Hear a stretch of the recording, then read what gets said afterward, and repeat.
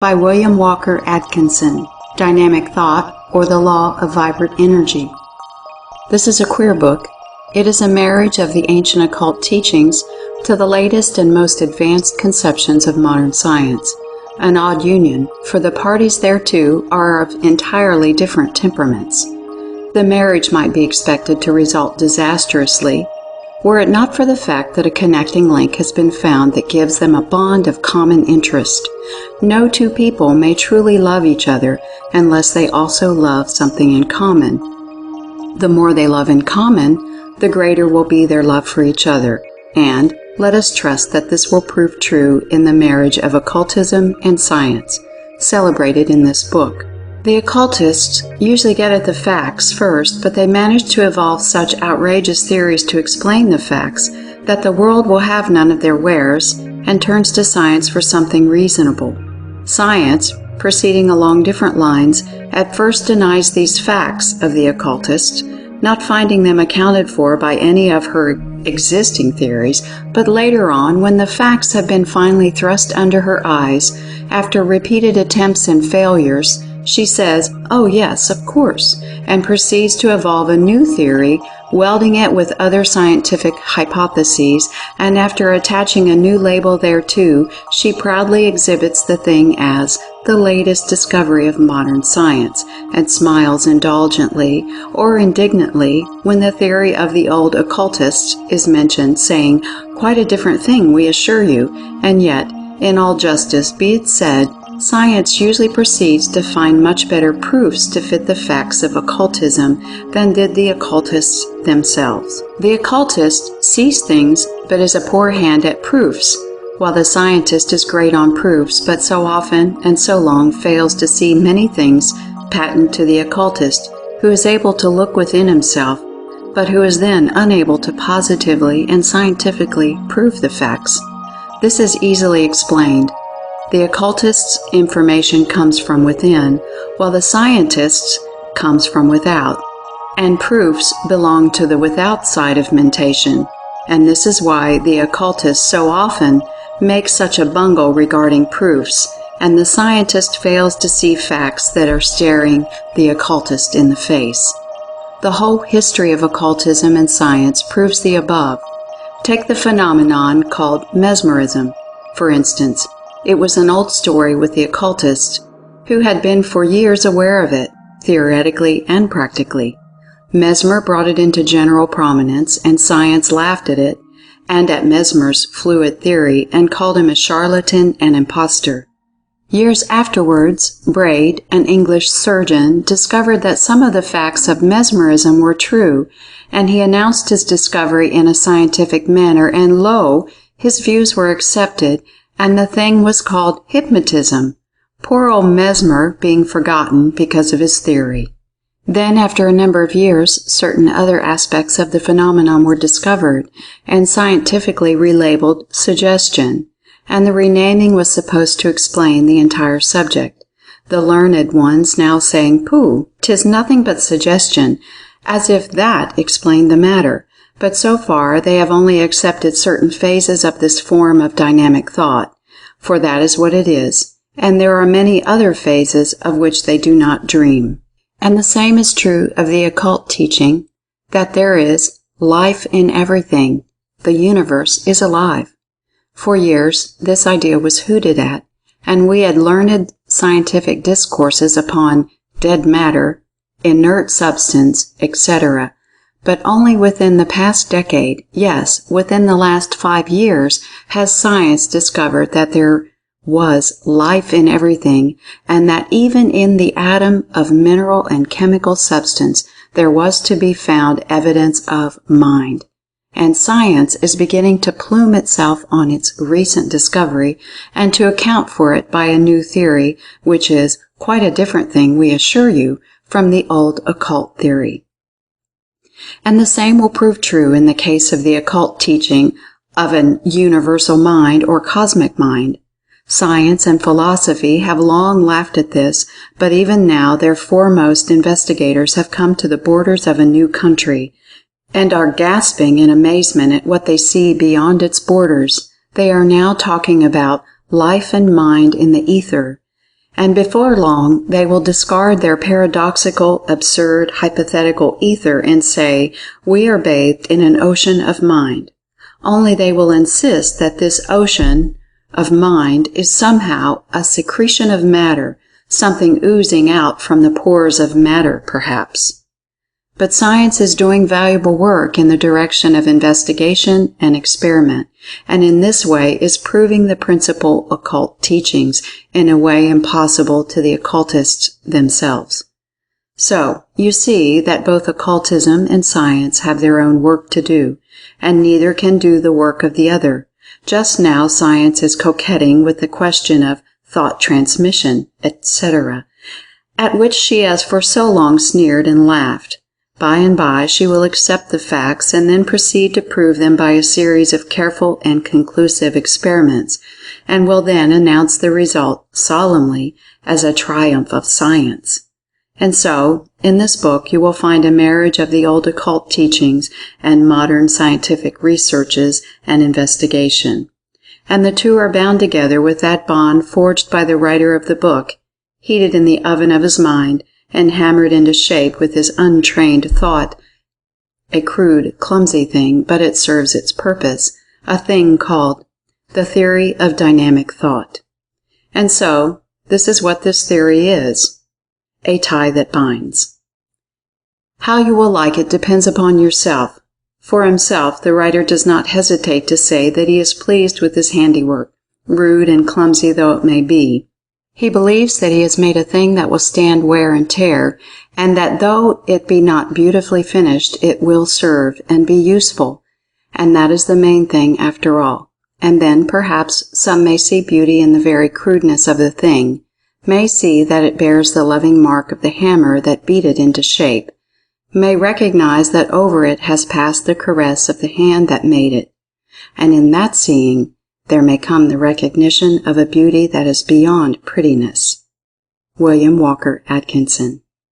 Los Angeles, California, February 16, 1906.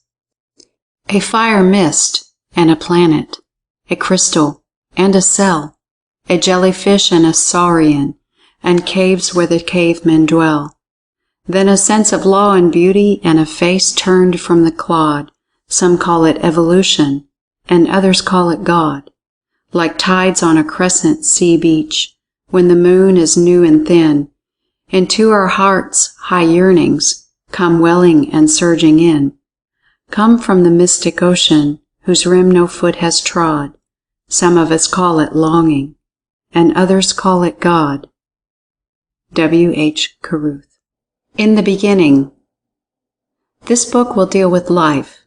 It holds that life is universal, that it is inherent in and manifest in different degrees in every part, particle, phase, aspect, condition, place, or relationship in the world of things that we call the universe.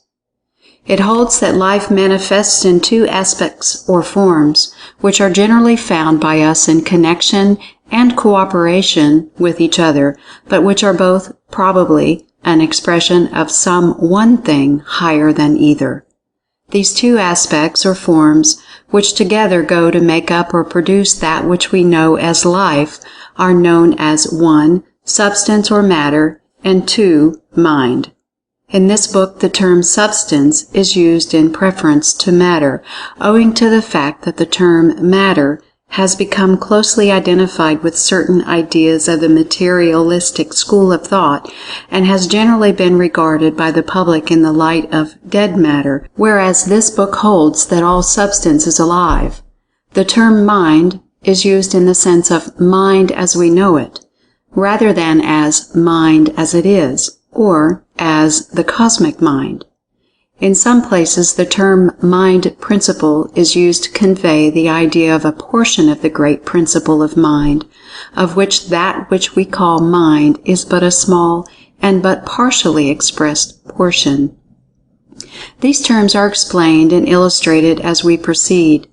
The aspect of energy or force is not treated as a separate aspect or form of life in this book, for the reason that it is regarded as merely a manifestation of mind, as will appear as we proceed.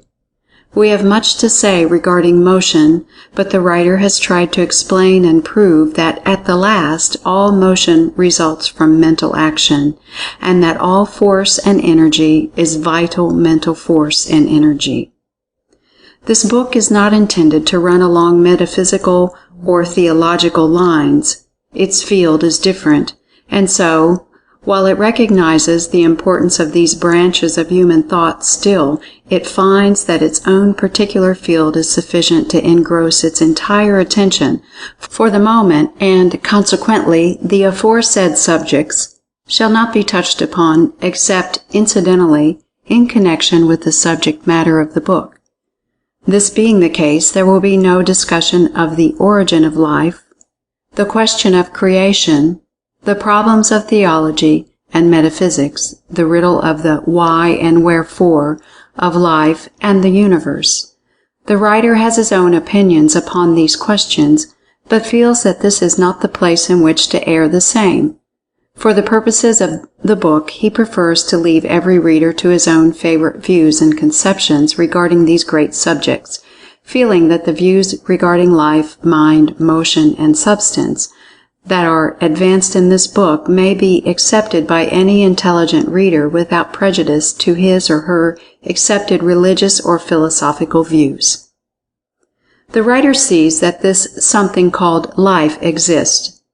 He finds it in evidence everywhere, and he sees it always in its aspects of substance and mind, and he feels justified in regarding life as always existing in and manifesting in these aspects, always in conjunction, at least, life as we know it.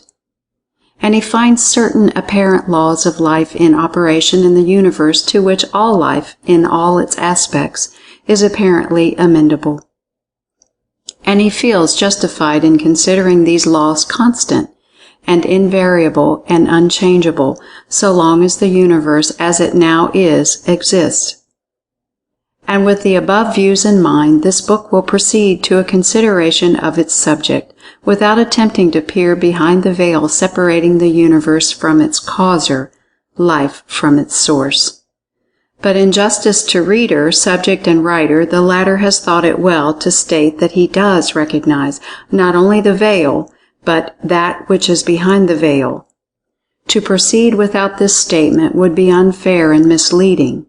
The writer wishes to be understood positively upon this point, even though the declaration may bring forth the derisive jeer of those who feel that they have outgrown this conception, or else the calm, superior, pitying smile of those who feel that the universe is its own cause and effect. By universe, the writer means the whole body of things, (Webster). His declaration means that he believes in that which is above things. The writer prefers not to attempt to define that which he calls the infinite. The word infinite means without limit in time, space, power, capacity, knowledge, or excellence, (Webster). And to define is to limit, mark the limits of, mark the end of, etc. The term define, as applied to the infinite, is ridiculous, an absurd paradox. The writer echoes Spinoza's statement. To define God is to deny him, and so there shall be no attempt at definition or limitation.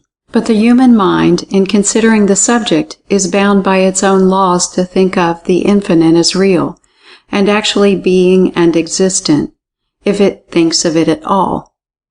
And if it thinks of it as infinite, it must, by its own laws, think of it as causeless, eternal, absolute, everywhere present, all-powerful, all-wise. The human mind is compelled to consider the infinite if it thinks of it at all. But even in so thinking of it as being these things, it is doing something like defining or limiting it, for the infinite must not only be those things, but it must be so much more, that those things are but as a grain of dust on the desert as compared to the real being of the infinite. For the things mentioned are but finite or defined things, things possessed by the finite things, and at the best can be but symbols of the attributes or qualities of the infinite, even the words attributes or qualities being an absurdity as applied to the infinite.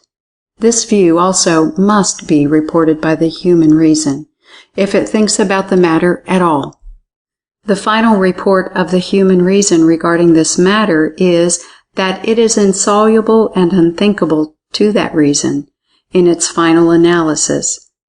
This because the human reason is compelled to use terms, concepts, etc., derived from its experience with finite things, and therefore has no tools, measurements, or other appliances with which to think of the infinite. All that it can do is report that it finds that it has limits itself, and that it finds beyond those limits that which it cannot define, but which it is justified in considering as infinite and superior to all finite conceptions, such as time, space, causation, and thought. The idea of thought being finite, equally with time, space, and causation, is not common, but the writer is compelled to place it in that category because it is clearly under the laws of time, space, and cause and effect, and must be considered as finite. The knowledge possessed by the infinite must be something far transcending that which we know as the result of mental operations or thinking. Certain fundamental truths seem to have been impressed upon the human intellect, and the reason is compelled to report in accordance therewith. But an analysis of these fundamental truths is futile, and the attempt only leads one into wild speculations. The only advantage that comes from the attempt is the strengthening of mental muscle of those who are able to stand the strain of the exercise, and the fact that by such attempt we are made aware that we do not know and cannot know by reasons of the nature of the intellect, and are thus prevented from harboring absurd and childish theories about the unknowable. To know that we do not know and cannot know is the next best thing to actually knowing. The writer does not wish to be understood that the limits of the human reason are unalterably fixed. On the contrary, he believes that additional fundamental portions of truth are superimposed upon the mind of the race from time to time, and he believes, yes, knows, that there are regions of the mind that give reports higher than those conveyed through the intellect. And he believes that there are phases of knowledge in store for man that will raise him as much higher than his present position, as that present position is superior to that of the earthworm. And he believes that there are beings in existence today, on planes of life as yet undreamed of by the average man, who far transcend man in power, wisdom, and nature. He believes that man is merely just entering into his kingdom and does not realize the grandeur of that which is his divine inheritance. It will be as well to mention here that the classification of mind with the aspects of life, in conjunction with substance and motion, does not mean that the ego, or man, is a material thing. The writer believes that the ego is a transcendent being, partaking in some wonderful way of the essence of the infinite, that it is a soul, immortal. He believes that, as Paul says, we are all children of God, but what we shall be does not as yet appear. These matters shall not be discussed in this book, but the writer wishes to make himself clear in order to prevent misunderstanding. Again, in this respect, he must fly in the face of materialism. But, although the writer expresses his belief in the existence of the infinite and bases his philosophy upon that basis, he does not wish to insist upon the identification of his conception with that of any other particular conception of the source of life, nor does he insist upon names or terms in connection with the conception.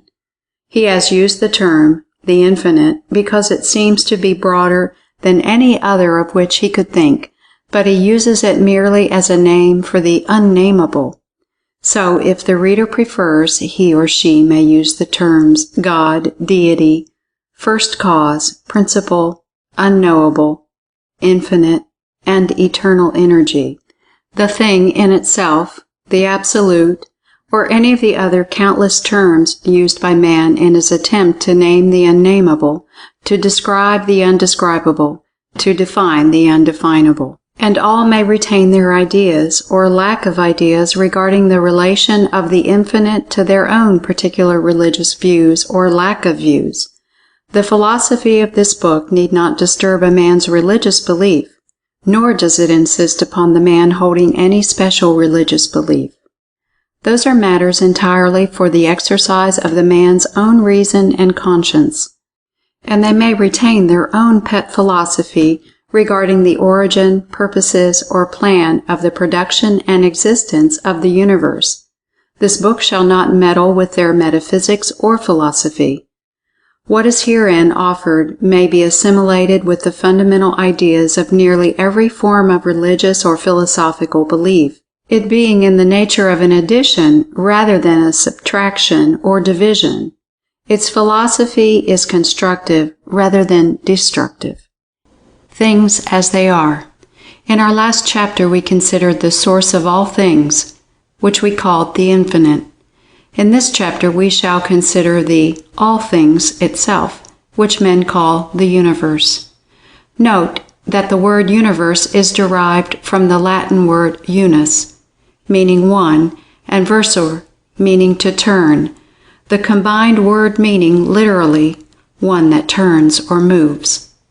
The Latin words indicate a close meaning, namely, one thing in motion, turning its several aspects and assuming many changes of appearance.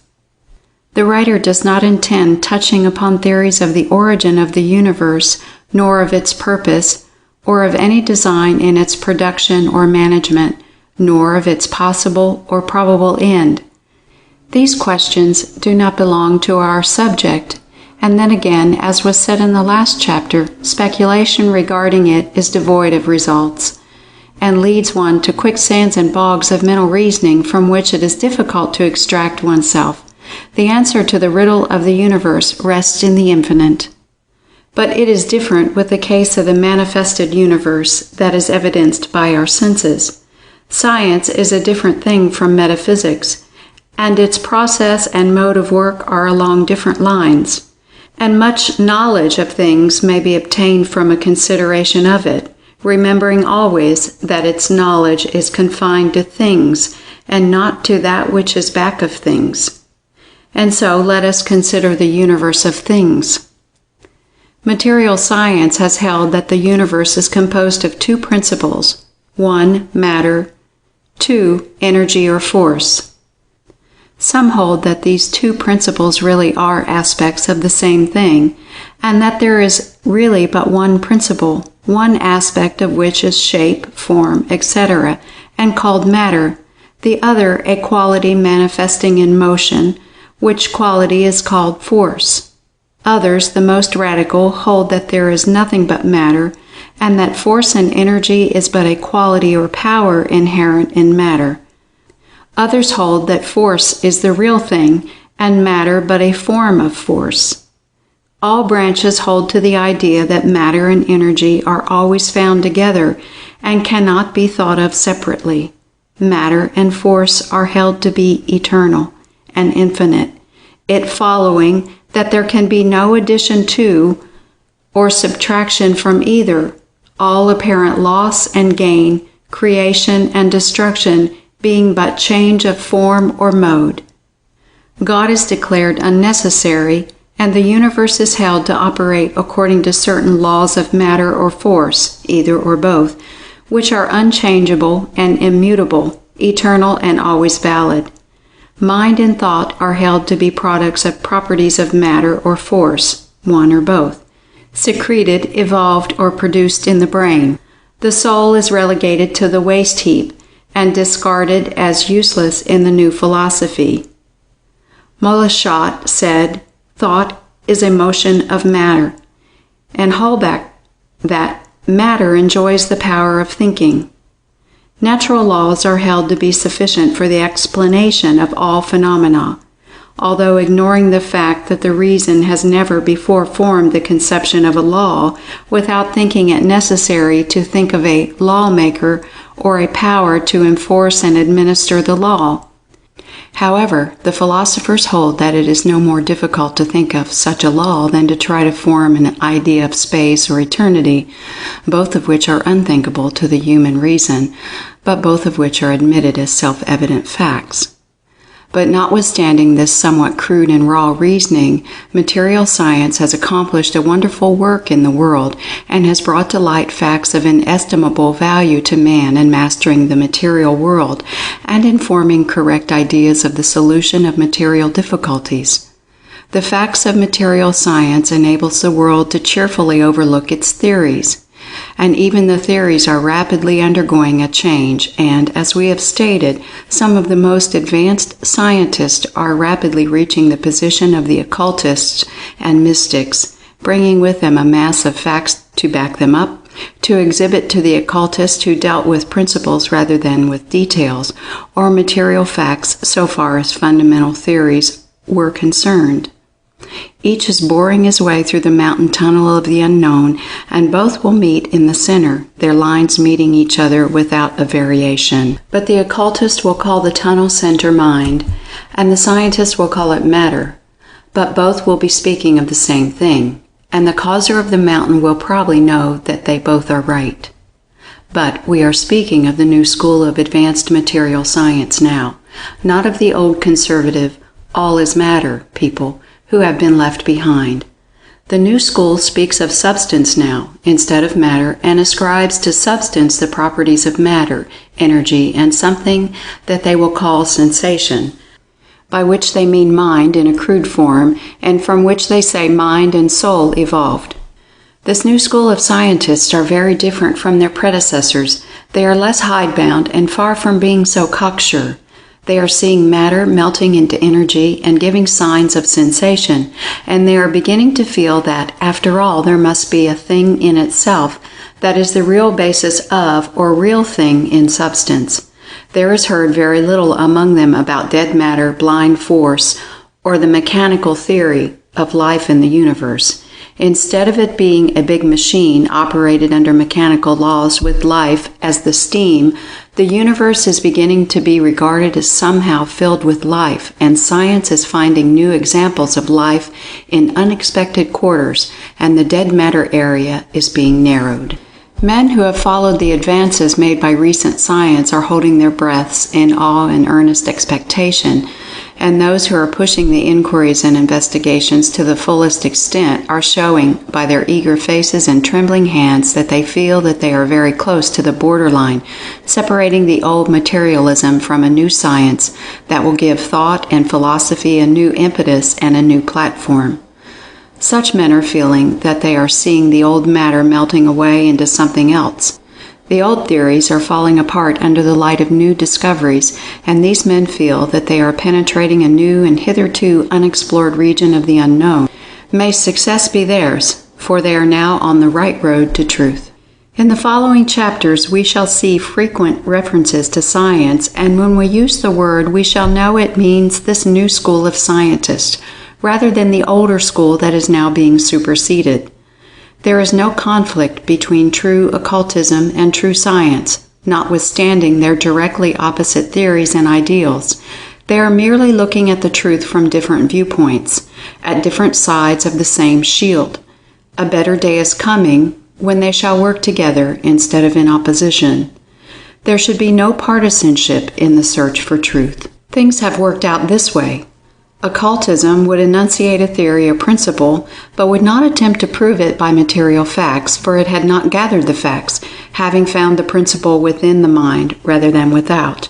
Then, after laughing at the occult theory or principle, science would search diligently for material facts to prove an opposite theory, and in doing so would unearth new facts that would support the occultist contention.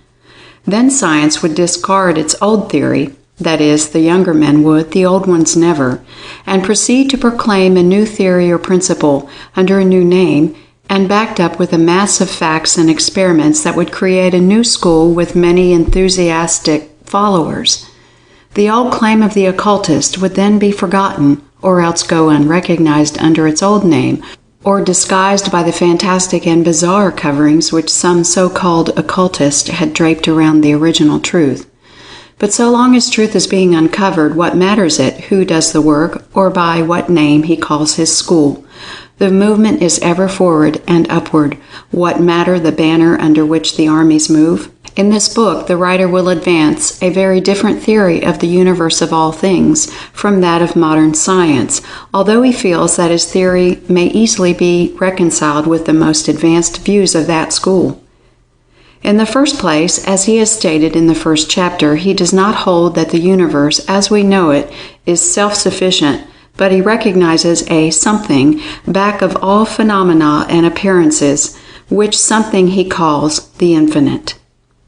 And he differs very materially from the views of those who claim that mind is but a property or quality or something proceeding from matter or force, or matter force, or force matter, according to the views of the respected schools.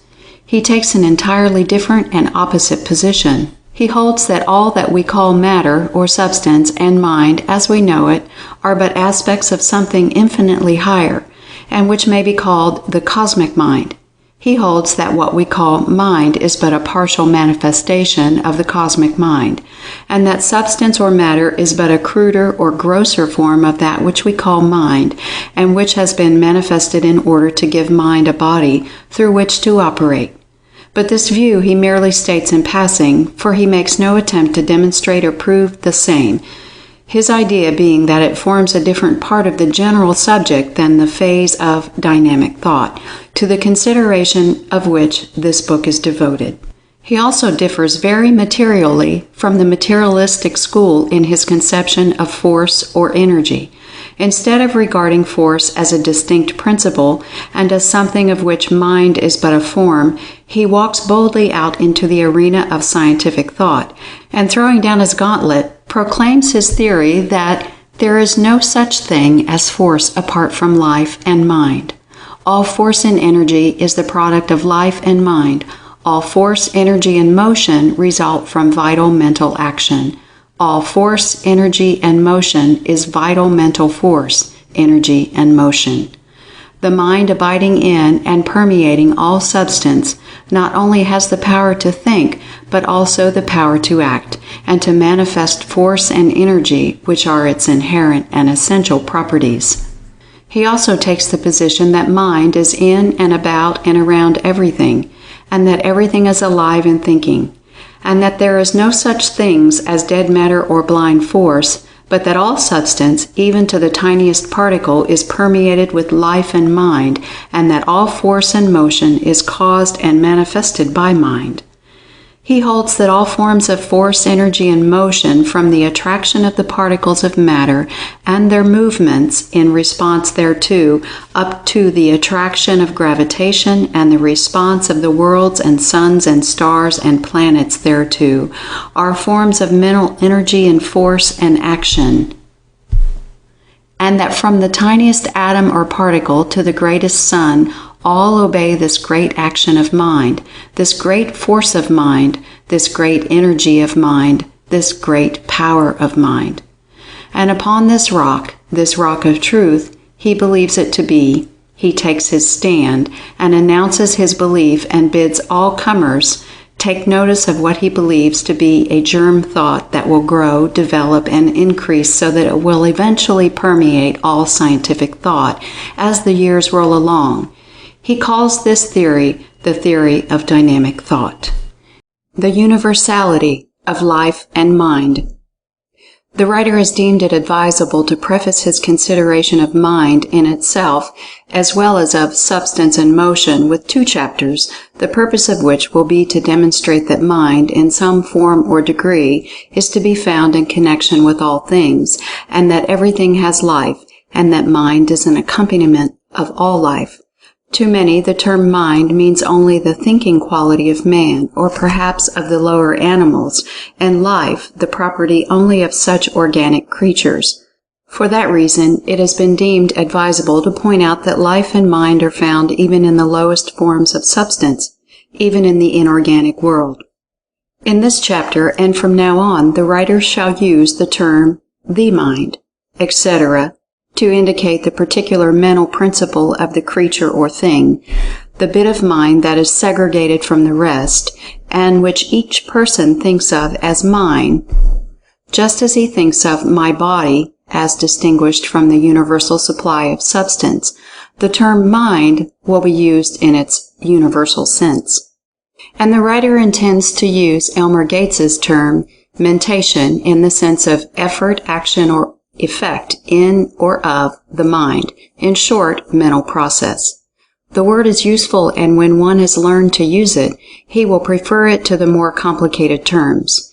Remember then, please, mentation means mental process. Mentation includes that which we call thought, as well as some more elementary forms of mental process that we are not in the habit of dignifying by the term thought, which latter we usually reserve for mental process of a higher order. So then mind is the something of which one's particular mind is composed. The mind is that something possessed by one, by and through which he thinks. Mentation is mental process, and thought is an advanced kind of mentation. At least the said words will be so employed in this book from now on.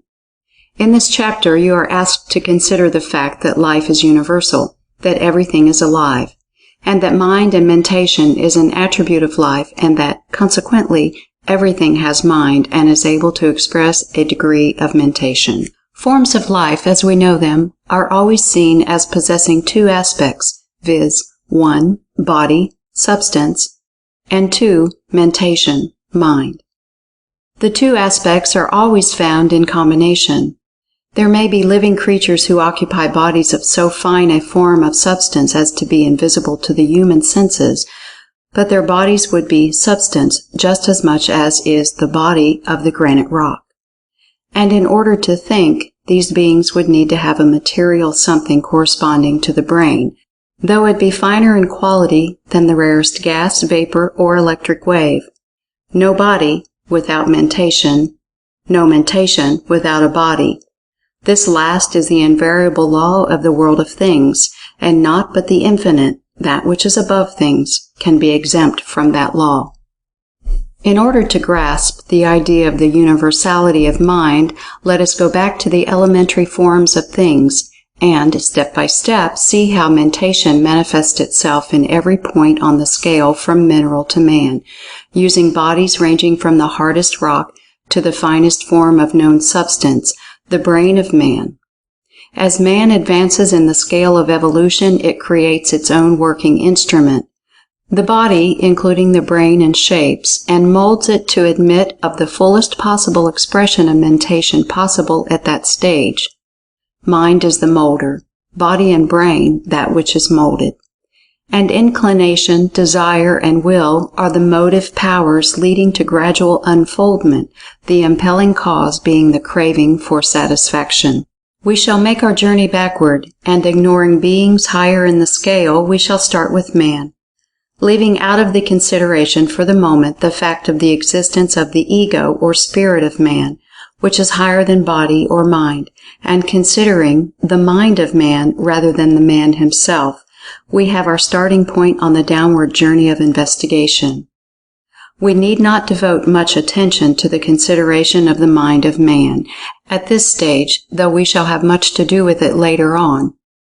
But we may undertake a brief consideration of the descending degrees of mentation as manifested by man as we pass down the scale in the human family, considering in turn the Newtons, Shakespeares, Emersons, Edisons, and their brothers in intellect in the field of mathematics, literature, music, art, invention, science, statesmanship, business, skilled workmanship, etc., respectively. From these high levels we pass down gradually through the strata of men of but a slightly lower degree of intellect, down through the strata of the average man, down through the strata of the ignorant man, down through the strata of the lowest type of our own race and time, down through the strata of the barbarian, then on to the savage, then on to the digger Indian, the bushman. What a difference from highest to lowest! A being from another world would doubt that they were all of the same family. Then we rapidly pass through the various strata of the lower animal kingdom, from the comparatively high degree of mentation of the horse, the dog, the elephant, etc., down through the descending scale of the mammals, the degree of mentation becoming less marked at each step of the journey, then on through the bird kingdom, then through the world of reptiles, then through the family of fishes, then through the millions of forms of insect life, including those wonderful creatures, the ant and the bee, then on through the shellfish family, then on through the community of sponges, polyps, and other low forms of life, then on to the vast empire of the microscopic creatures, whose name is Legion, then on to the plant life, the highest of which have sensitive cells that resemble brains and nerves, descending by stages to the lower plant life, then still lower to the world of bacteria, microbes, and infusoria, the groups of cells with a common life, the monera, the single cell. The mind that has followed us in this descent of life from the highest form to the cell-like thing merely existing in the slime at the bottom of the ocean has acquired a sense of awe and sublimity not dreamed of by the man on the street. The degrees of mentation in the lower animal kingdom are well known to all of us, therefore we need not devote much time to their consideration at this time. Although the degree of mentation in some of the lowly forms of animal life are scarcely above that of the plant life, in fact are inferior to that of the highest plants, still we have accustomed ourselves to the use of the word mind in connection with even the lowest animals, while we hesitate to apply the word to the plants. It is true that some of us do not like to think of the lower animals reasoning, so we use the word instinct to denote the degree of mentation of the lower animal. The writer does not object to the word. In fact, he shall use it for the sake of distinguishing between the several mental states. But remember, instinct is but a term used to denote a lesser form of reason, and the instinct of the horse or dog is a fine thing when we consider the reason of the bushman or digger Indian. However, we shall not quarrel about words. Both reason and instinct mean degrees or forms of mentation, the word we are using. The lower forms of animal life exhibit mentation along the lines of sex action, feeling and taste. Then by degrees come smell, hearing, and sight, and then something very like reasoning in the case of the dog, elephant, horse, etc. Mentation everywhere in the animal kingdom in some degree. No doubt about life and mentation there. But what about mentation and life in the plant life? All of you admit that there is life there, but about mentation, well, let us see. Some of you draw the line at the word mind in connection with plants, although you freely admit the existence of life there. Well, remember our axiom, no life without mentation. Let's try to apply it. A moment's reflection will give you instances of mentation among the plants. Science has called it appetency. Rather than admit mind, the word appetency being defined as an instinctive tendency on the part of low forms of organic life to perform certain acts necessary for their well-being, such as to select and absorb such particles of matter as serve to support and nourish them. Well, that looks like a degree of mentation, doesn't it? Many young animals evidence little or nothing more than appetency in suckling. We shall adopt the word appetency to designate the mentation in plant life. Remember this, please. Anyone who has raised trees or plants has noticed the instinctive efforts of the plant to reach the water and sunlight. Potatoes in dark cellars have been known to send forth shoots 20 feet in length in order to reach an opening in the wall. Plants have been known to bend over during the night and dip their leaves in a pot of water several inches away. The tendrils of climbing plants seek for the stake or support, and find it too, although it has been changed daily. The tendril will retwine itself after it has been untwisted and bent in another direction.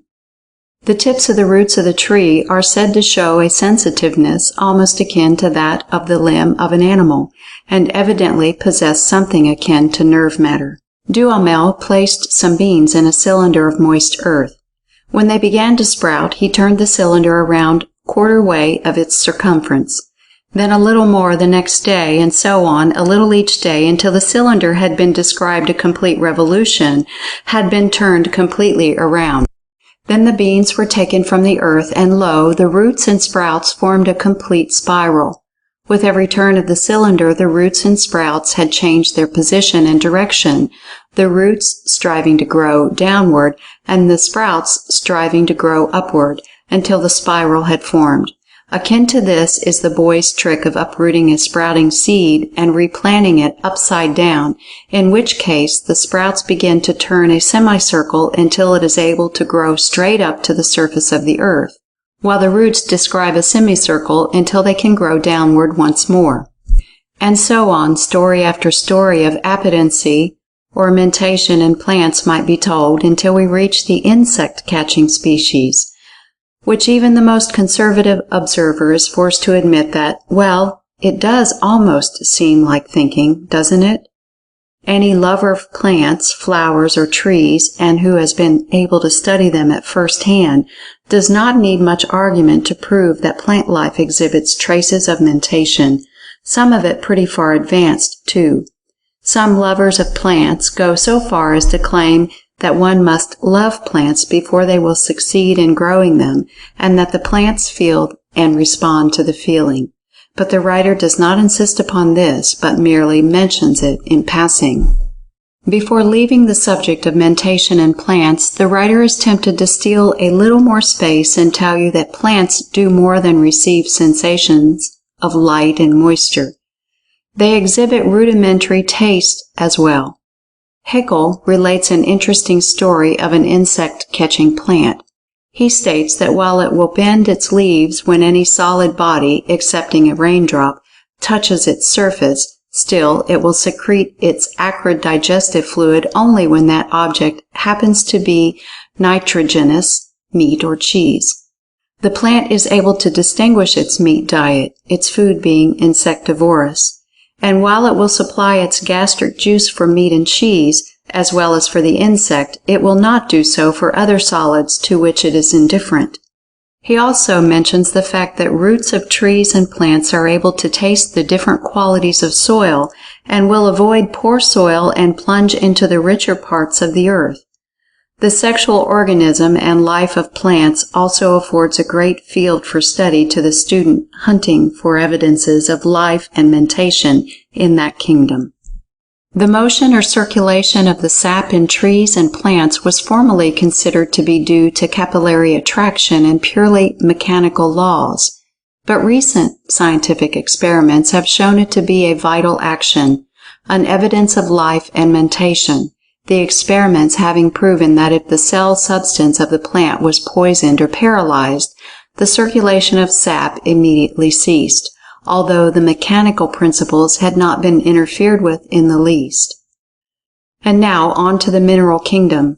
What, you may cry, mind and mentation in the mineral and chemical world? Surely not. Yes, even in these low planes may be found traces of mental action. There is life everywhere, even there. And where there is life, there is mind. Away back among the chemical principles and the minerals we may go in our search for life and mind.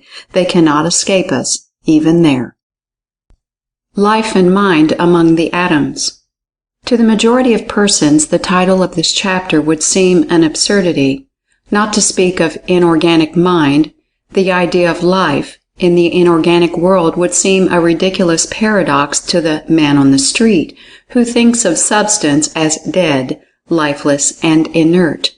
And to tell the truth, even science has held this view until a comparatively recent period, laughing to scorn the old occult teaching that the universe is alive and capable of thinking. But the recent discoveries of modern science have changed all this, and we no longer hear science speaking of dead matter or blind force. It recognizes that these terms are meaningless, and that the dreams of the old occultist are coming true. Science confronts a live and thinking universe. She is dazzled by the sight, and would shade her eyes, fearing to see that which she feels must present itself to her vision when her eyes become accustomed to the sight. But a few daring minds among the scientific investigators are dreaming wonderful dreams today, and they tell us in broken tones of the wonderful visions that are passing before their sight. They dare not tell it all, for they fear the ridicule of their fellows. Their visions are of life, universal life. In its investigations of the material, science has penetrated so far into the recesses of things that its most advanced thinkers and investigators now find themselves standing in the presence of the immaterial. Science today is proclaiming the new doctrine, that is the same as the old doctrine of the occultists, the doctrine of life everywhere, life even in the hardest rock. Before entering into our consideration of the evidence of mentation in the inorganic world, let us accustom ourselves to the idea of something like life being found there. It will be better for us to approach the subject by easy stages. Where there is life, there must be mind, so let us first look for evidences of life. The man on the street would require something more tangible than scientific explanations of sensation, attraction, etc. What can we offer him as an illustration? Let us see. Suppose we call the attention of the man to the fact that metals get tired after considerable work without periods of rest. Science calls this the fatigue of elasticity. When the metals are given rest, they recuperate and regain their former elasticity and health. The man may remember that his razor acts this way occasionally, and if he talks the matter over with his barber, his suspicions will be verified.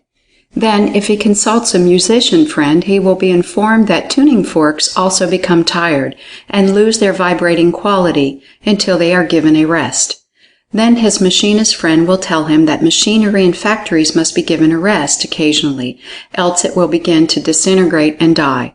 Machinery will go on a strike for a rest if it is overworked. Then metals contrast disease.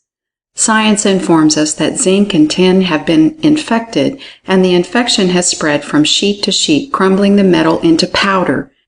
The spread of the infection resembling the spread of a plague among animals or plant life. Science has experimented with copper and iron and has found that these metals may be poisoned with chemicals and will remain in a weakened condition until antidotes are administered. Window glass workers declare that there is such a thing as glass disease that will ruin fine stained glass windows unless the infected panes are removed. The glass disease starts with one pane and spreads gradually to the entire window, and from there to other windows. Metallurgists have found that when metallic ores are put under certain forms of pressure, they seem to lose strength and become weak until the pressure is removed. Do these things mean anything to the man on the street? Another step in the consideration of life in the inorganic world is the realization of the fact that, after all, there is but the very finest line separating the higher forms of mineral life from the lower forms of vegetable life, or the life of those things which we may call either plants or animals. The lifeline is being pushed further back every day by scientific investigation, and the living thing of today was the inanimate thing of yesterday. We hear much talk in the newspapers about some scientist or another discovering life or creating life in some inanimate substance. Bless your hearts, you who are alarmed by these reports, no one can create life in anything, for it already exists there. The discovery is simply the realization of this fact. Science, by means of the microscope, has brought to light forms of living things resembling in appearance the fine dust of inorganic minerals. These low forms of life exhibit but the simplest vital processes, the same very closely resembling chemical processes, although just a shade higher in the scale. Living creatures have been found which could be dried and laid aside like dust for several years, and then revived by being immersed in water, when they would resume their vital process as if they had been awakened from a sleep. Forms of life called bacilli have been discovered that can pass through degrees of heat and cold that can be expressed only by vague symbols or figures, the heat and cold being so intense that the unscientific mind cannot imagine it. In appearance, the diatoms resemble the chemical crystals. These diatoms are minute, one-celled living things, having a hard but thin silicous covering or shell of extreme delicacy. They are what are known as microscopic creatures, that is, visible only through the microscope. Some of them are so small that it would take 1,000 or more to cover the head of a pin. But remember this, the microscope reveals them as living creatures, performing vital functions. They are found in the deep waters of the ocean. To the naked eye they appear like fine sand or dirt, but under the most powerful microscope they are seen to comprise many species and varieties, exhibiting many peculiar shapes and forms. In fact, they have been called living geometrical forms, their shapes and appearances almost exactly resembling those of the chemical and mineral crystals. Science informs us that these and similar microscopic creatures number thousands of families or species, and it is thought that the varieties of microscopic creatures outnumber the varieties of creatures visible to the unaided sight. And remember that there is probably a still greater world of submicroscopic creatures that is a world invisible even when the most powerful microscope is used. Who knows what wonders are to be found there, what forms of creatures live and move and have their being there. In passing by the subject of the resemblance between the outward forms of living things and the crystals, it is interesting to note how the crystals of frost and ice resemble the forms of leaves, branches, flowers, foliage, etc. The pane of glass covered with these frosty forms resembles a garden. The disk of saltpeter under the effect of polarized light very closely resembles the form of the orchid. Recent scientific experiments have shown that certain metallic salts, when subjected to a galvanic current, group themselves around one of the poles of the battery and assume a mushroom-like shape and appearance. At first they seem to be transparent, but gradually they assume color, the top becoming a bright red, with the underside showing a pale rose color, the stem being a pale straw color. The discoverers of these peculiar forms called them by the German equivalent for inorganic mushrooms, but even this term seems scarcely worthy of them, for they even show a trace of something like organs. Under the microscope they are seen to have fine canals or vein-like channels running through their stems from top to base, and through these veins the thing absorbed fresh material and actually grew like low forms of fungus life. Were these things merely minerals or chemical substances, or were they low forms of organic life? The lines between the inorganic and the organic are being wiped out rapidly. The supreme power that caused life to be, caused it to all, and did not divide its manifestations into dead things and live things, but breathed into all the breath of life. And the more clearly we see the actual evidence of this, the greater does that supreme power seem to us. A very low form of living creatures called the Monera is held by science to be the one of the strands of the connecting link between the organic and inorganic worlds. The Monera are the lowest and simplest form, at least so far known, of organic life. They may be said to be organic creatures without organs, being but little more than simple cells. Tiny globules of plasm surrounded by a thin membrane, their sole vital function being the absorption of nourishment through the pores of their covering, just as a piece of chalk would absorb water, and the consequent conversions of the nourishment into material for growth, the whole process resembling chemical action. The Monera reproduce their kind simply by cleavage or separation of the substance of the mother cell into two, and so on, being little more than the growth of crystals. The Monera are everywhere recognized without question as living creatures, but they exhibit merely a trace more of life than do certain forms of crystal. The difficulty in considering crystals as living things is partially due to the outward form and substance, so different from the form and substance of the higher living things.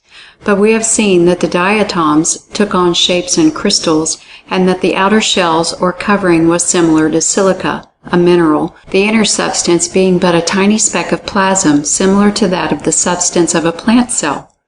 And then we may look to the tiny bit of chalk dust which was once the skeleton form of a living creature. The same is true of coral. In the very low forms of life, the skeleton or form is the thing most apparent, the plasm of living substance being still smaller and less apparent, and yet the skeleton or shell was formed by the vital processes of the creature and was a part of its body, just as is the skeleton or bony structure of the higher animals. And in the same sense it is living substance. And remember that there is but little difference between these bodies of the low forms of life and the bodies of crystals, and the chemical constituents of its plasmic inner body is but slightly different from that of the crystals, and its nature and vital process are by a shade higher in the scale than those of the crystals.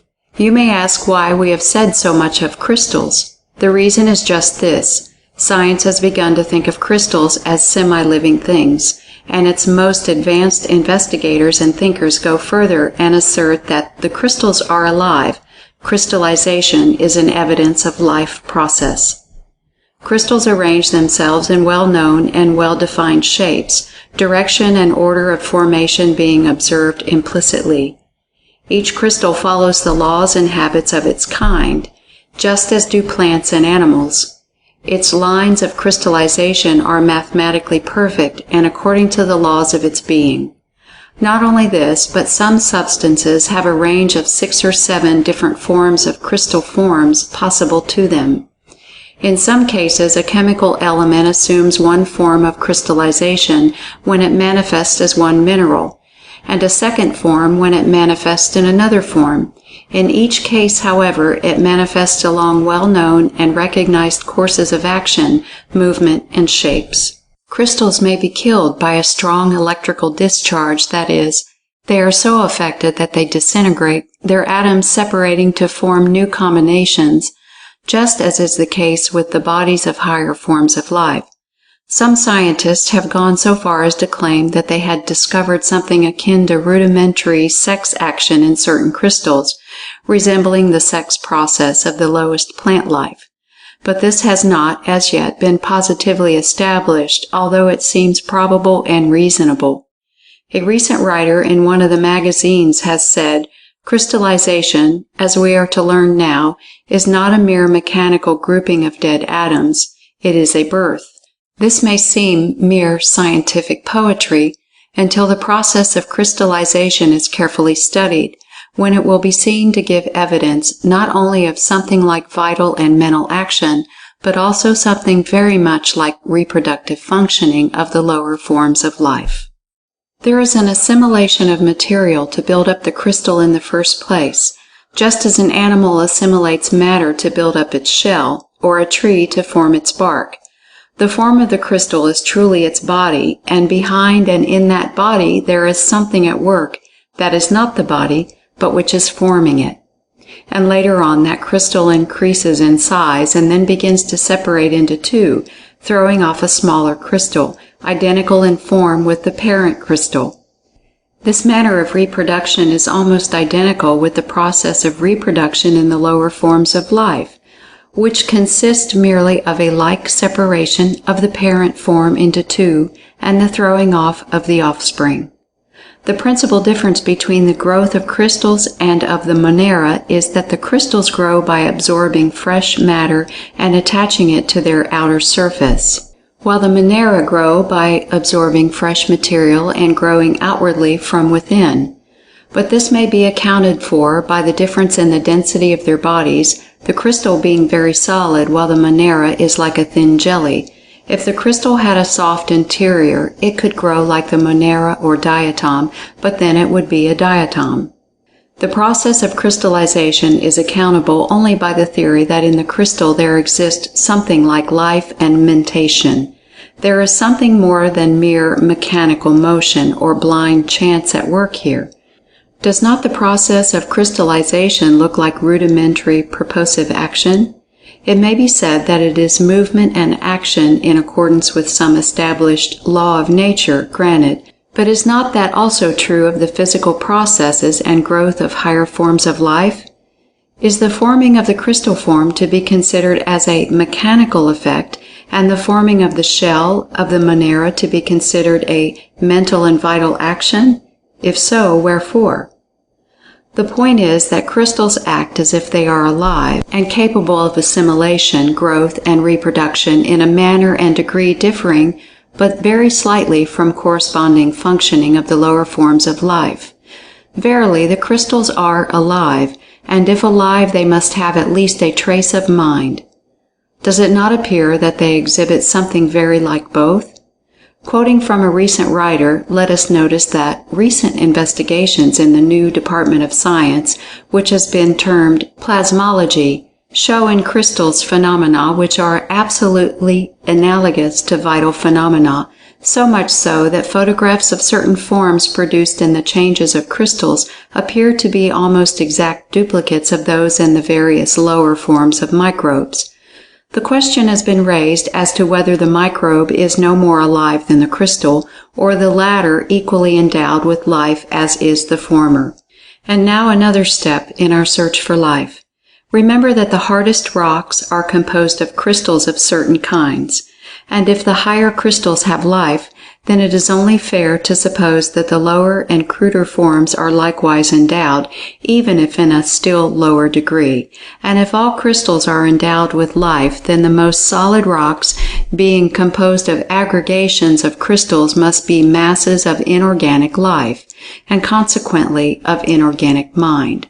A crystal, according to Webster, is the regular form bound by plane surfaces which a substance tends to assume in solidifying through the inherent powers of cohesive attraction. That definition of Webster tells the whole story, and we see that a crystal is merely a regular form of a substance, which the substance tends to assume in solidifying, that is, in reassuming a solid form after being in a liquid or melted state. And that is just what all the rocks of the earth did when they emerged from the melted state in which they existed in the early days of the world's history. And this tendency that caused them to solidify and assume certain crystal forms, and which must have existed potentially through the melted state, what of that? What is this tendency or force? The definition answers: the inherent powers of cohesive attraction. So here is cohesive attraction, that we shall consider fully in forthcoming chapters of this book. Inherent, too, the definition says. What is inherent? Let us see. Webster defines inherent as permanently existing, so this power of cohesive attraction permanently existed in the substance or else in connection with it. Let us take another look at cohesive attraction. Cohesive attraction is that form of universal attraction that causes the molecules of a body to draw together, that invisible power of the molecule by which it draws another molecule toward itself and itself toward the other, the manifestation of which power by several molecules tends to draw each of them together. We shall learn of these particles of substance called molecules before long. It is a primal cause of motion, this mutual attraction and drawing power. Now, is it reasonable to assume that this wonderful power is a mere blind force? Is it not more reasonable to think of it as a form of vital action, life action? Dead things could not manifest this force and action. And if this cohesive attraction is an evidence of life, then all substance must have life manifesting through it. Not only the rocks, but the soil and earth and dirt, for they are but crumbled rock. And when we thus consider substance as being the body through which life is manifesting, we must not lose sight of the molecules and atoms in our consideration of the mass. A bit of rock, crystal, or dirt is but an aggregation of countless molecules, grouped together in certain crystallized shapes and forms, each having characteristics of its own. These molecules cling together in accordance with their mutual attractive powers. And each of these molecules is composed of a number of atoms which cling together in accordance with chemical affinity or chemism, but which is but another name for attraction or cohesion, and which form a little family called a molecule. And these atoms are composed of corpuscles. We will waive the consideration of the corpuscle for the moment, but even if we consider it, we only carry this subject back a step farther. What we wish to say could be said even if there were 10 further divisions of substance, or 1,000,000 for that matter. The point we wish you to consider now is that we must separate the mass into its constituents, its molecules, atoms, and even corpuscles in our search for the life in the mineral and chemical world. If there is life in the mass, there must be life in the molecule, atom, and corpuscle. Now, do we find it there? Certainly, for the tiniest atom manifests its attractive power, and not only does it draw other atoms to itself by virtue thereof, but it even goes a step further and shows a preference, a degree of liking in its mutual relations with other atoms. We shall see in future chapters that there is desire, love, marriage, and divorce among the chemical atoms. We shall consider the flirtations and love affairs of certain atoms. We shall see how an atom will leave another and fly to a new charmer. We shall have many evidences of the atom's power to receive sensations and to respond to the same. Nothing dead about this, is there? The atom is very much alive.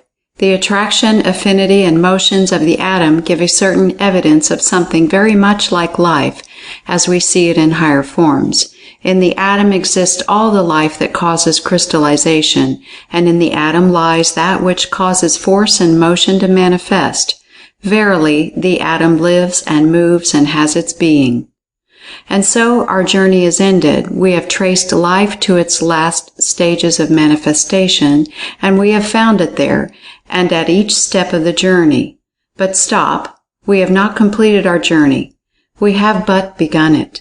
Why, some of us may cry, how can we go back of the atom or electron? The answer is into the ether.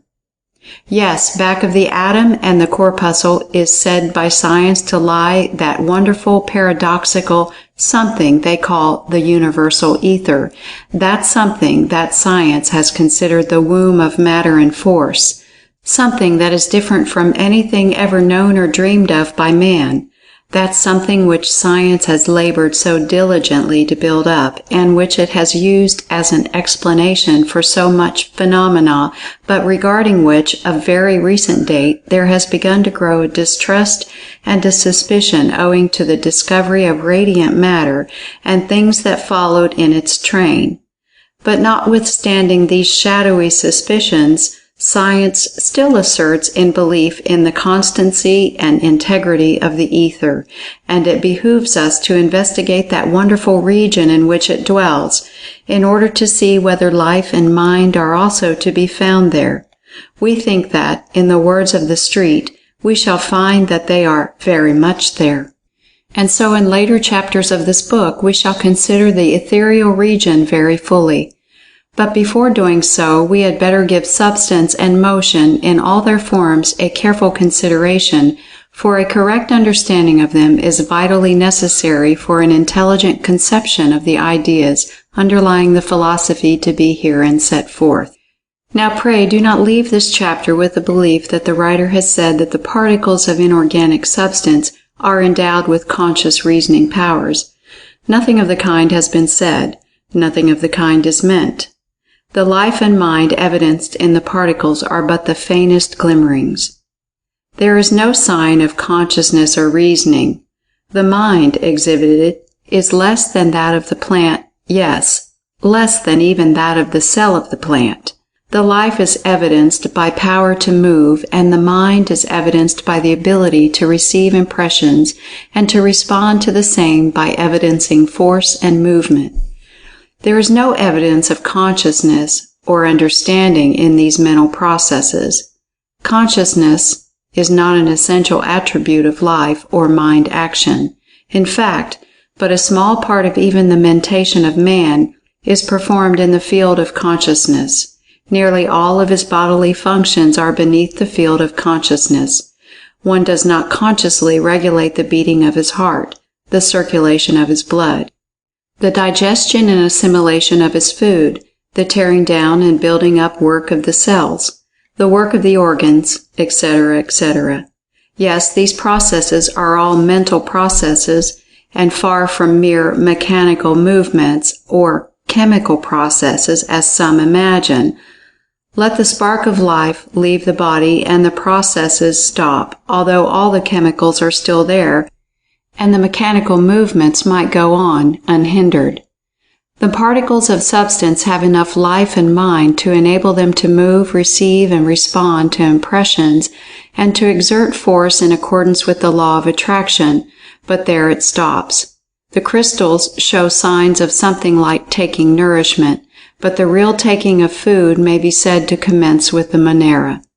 Not until high degrees of life and mind are attained do creatures begin to exhibit consciousness, and that which is called understanding is still higher in the scale, and not until man is reached does the faculty of turning the mental searchlight inward manifest itself. These matters are mentioned here merely to prevent misunderstanding and misapprehension. But still, do not forget, the particles of substance receive impressions and respond thereto. They act and exert force and energy. They manifest life and mentation. The story of substance. As we stated in a former chapter, there are two aspects of all things, viz. 1. Substance, 2. Mind. In this and the following two chapters we shall consider the first one, substance, which science calls matter. Perhaps it would be as well to begin by asking ourselves the question, what is substance? The answer seems to be anything that takes up room, the body aspect of things, matter occupying space, etc. Some writers have spoken of substance as something tangible that can be felt, but this definition will not do, for there are forms of substance too fine to be felt, and so perhaps the definition, the body of things, is as good a definition as any, taken in connection with the thought that it takes up room.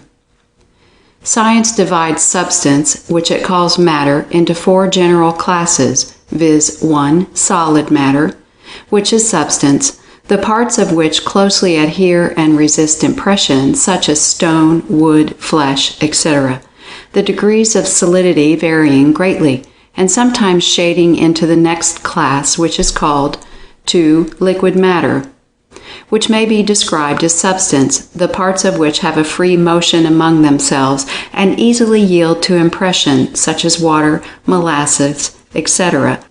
The degree of fluidity ranging from some liquids that flow very slowly, such as hot pitch, up to others that flow very freely, such as water, wine, etc., the property of fluidity being also shared by the next higher class, which is called 3. Aeriform matter, which is substance in the form of elastic fluid such as air, gas, vapor, etc., and radiant matter, which is of recent recognition and which is an ultra-gaseous form of substance utterly unlike anything ever before known, consisting of the tiniest particles of corpuscles of substance finer and more subtle than the rarest form of atomic substance known to science. The three classes are well represented by 1. Earth, solid, 2. Water, liquid, 3. Air, aeriform, 4. The corpuscles or electrons or particles of electrified substance, first noticed in connection with the X-rays, radium, etc. But it must be remembered that these four classes of substance are not fixed or permanent. On the contrary, they are changeable either under pressure when subjected to heat or under the influence of electricity, etc. In fact, the word condition is more applicable than the term class. The condition or class of a particle of substance may be changed into another class or condition by the application of the agencies above named. The same substance may exist in 2 or 3 classes under different circumstances. Solids may be changed into liquids and liquids into gases, and vice versa. Metals may be melted, then changed into gas, according to the degree of heat applied. Liquids may be changed into vapor by the application of heat, or into solids by the withdrawal of heat. For an example, we may turn to water, which is a solid in the condition of ice, a liquid in the condition of water, and steam in the condition of vapor. Quicksilver is a metal which is in a liquid condition in our ordinary temperature, but which becomes a solid when subjected to a very low degree of temperature, and may be transformed into a gas under a high degree of heat. Air is a vapor in our ordinary temperature, but has been transformed into liquid air under tremendous pressure. which produced a very low degree of temperature, and theoretically it may be transformed into a solid under a sufficiently low degree of temperature, although so far science has not been able to produce a degree of cold sufficient to freeze the liquid air. It is all a matter of freeze, melt, and evaporate in all forms of substance, and any substance, at least theoretically, is capable of being subjected to any of the three conditions just named, and being manifested in the respective conditions of solid, liquid, and aeriform.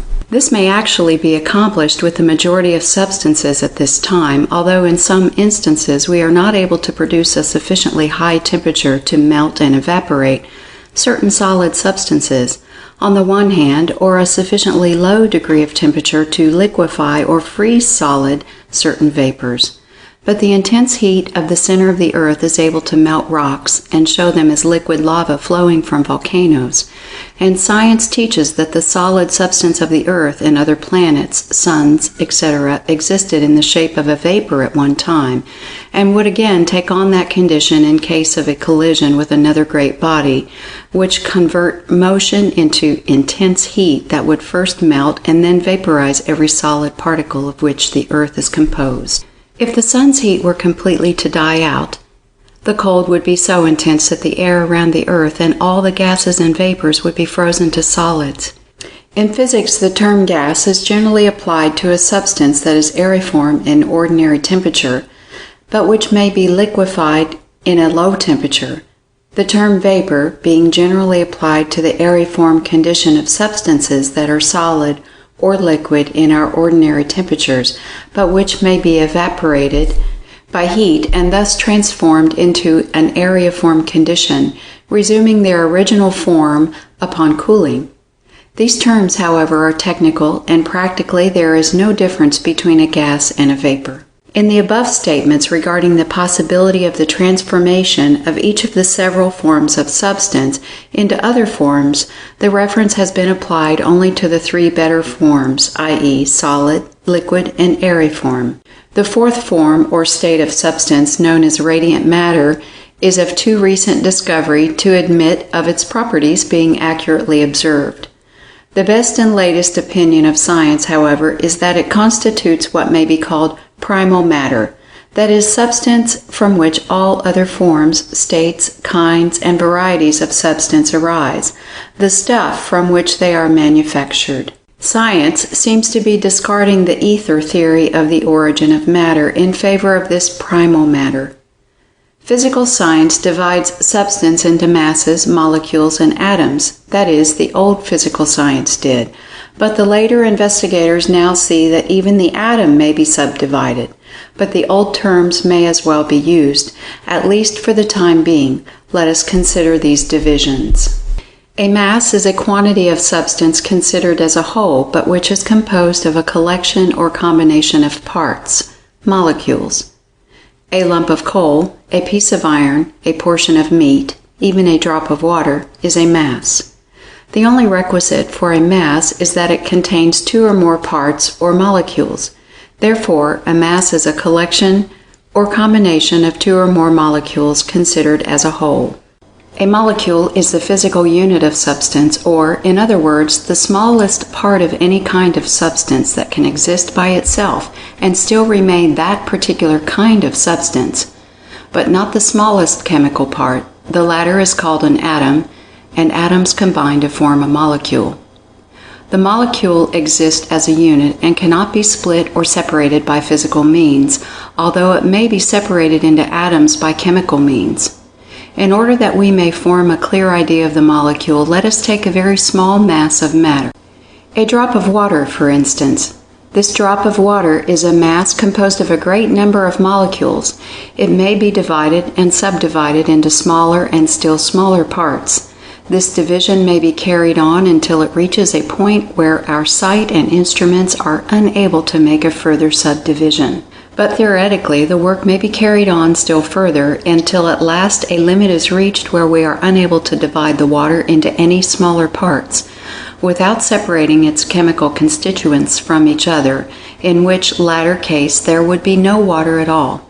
its chemical constituents, or atoms, having separated and now appearing as 2 atoms of hydrogen and 1 atom of oxygen, separated and apart and no longer forming a molecule of water.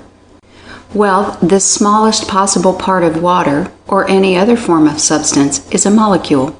Remember, the molecule is the smallest part of that kind of substance that can be produced by division and subdivision without destroying the kind of the substance.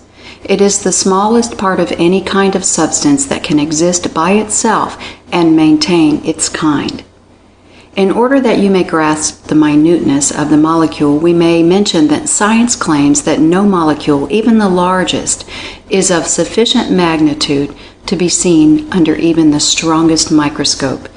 It has been calculated that if a drop of water as large as a pea were magnified to the size of the earth, the molecules would then appear no larger than the original drop. The space between the molecules is believed to be considerably larger than the molecules themselves. The figures that are necessary to use in connection with molecular substance are likely to stagger the imagination.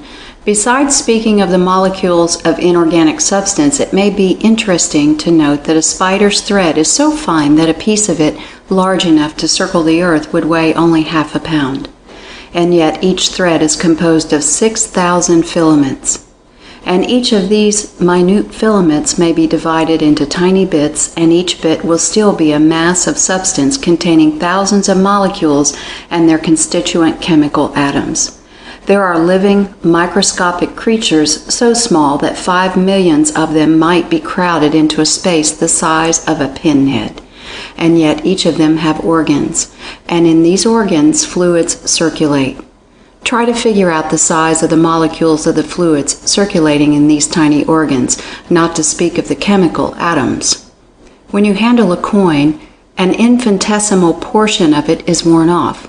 Can you figure the size of the molecules composing that part? When a rose throws off its perfume, it emanates tiny particles of itself. Can you measure or weigh the molecules composing that odor? The human mind is compelled to realize the finiteness when it considers these things. But we have only just begun to consider the smallness of things.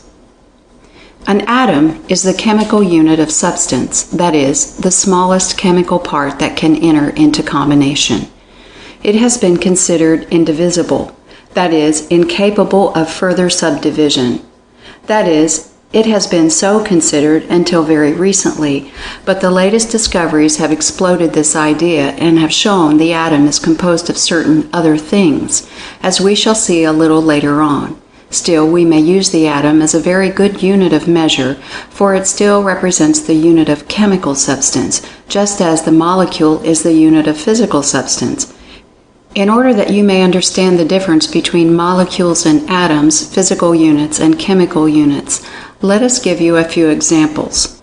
Take a molecule of water, the physical unit, you remember.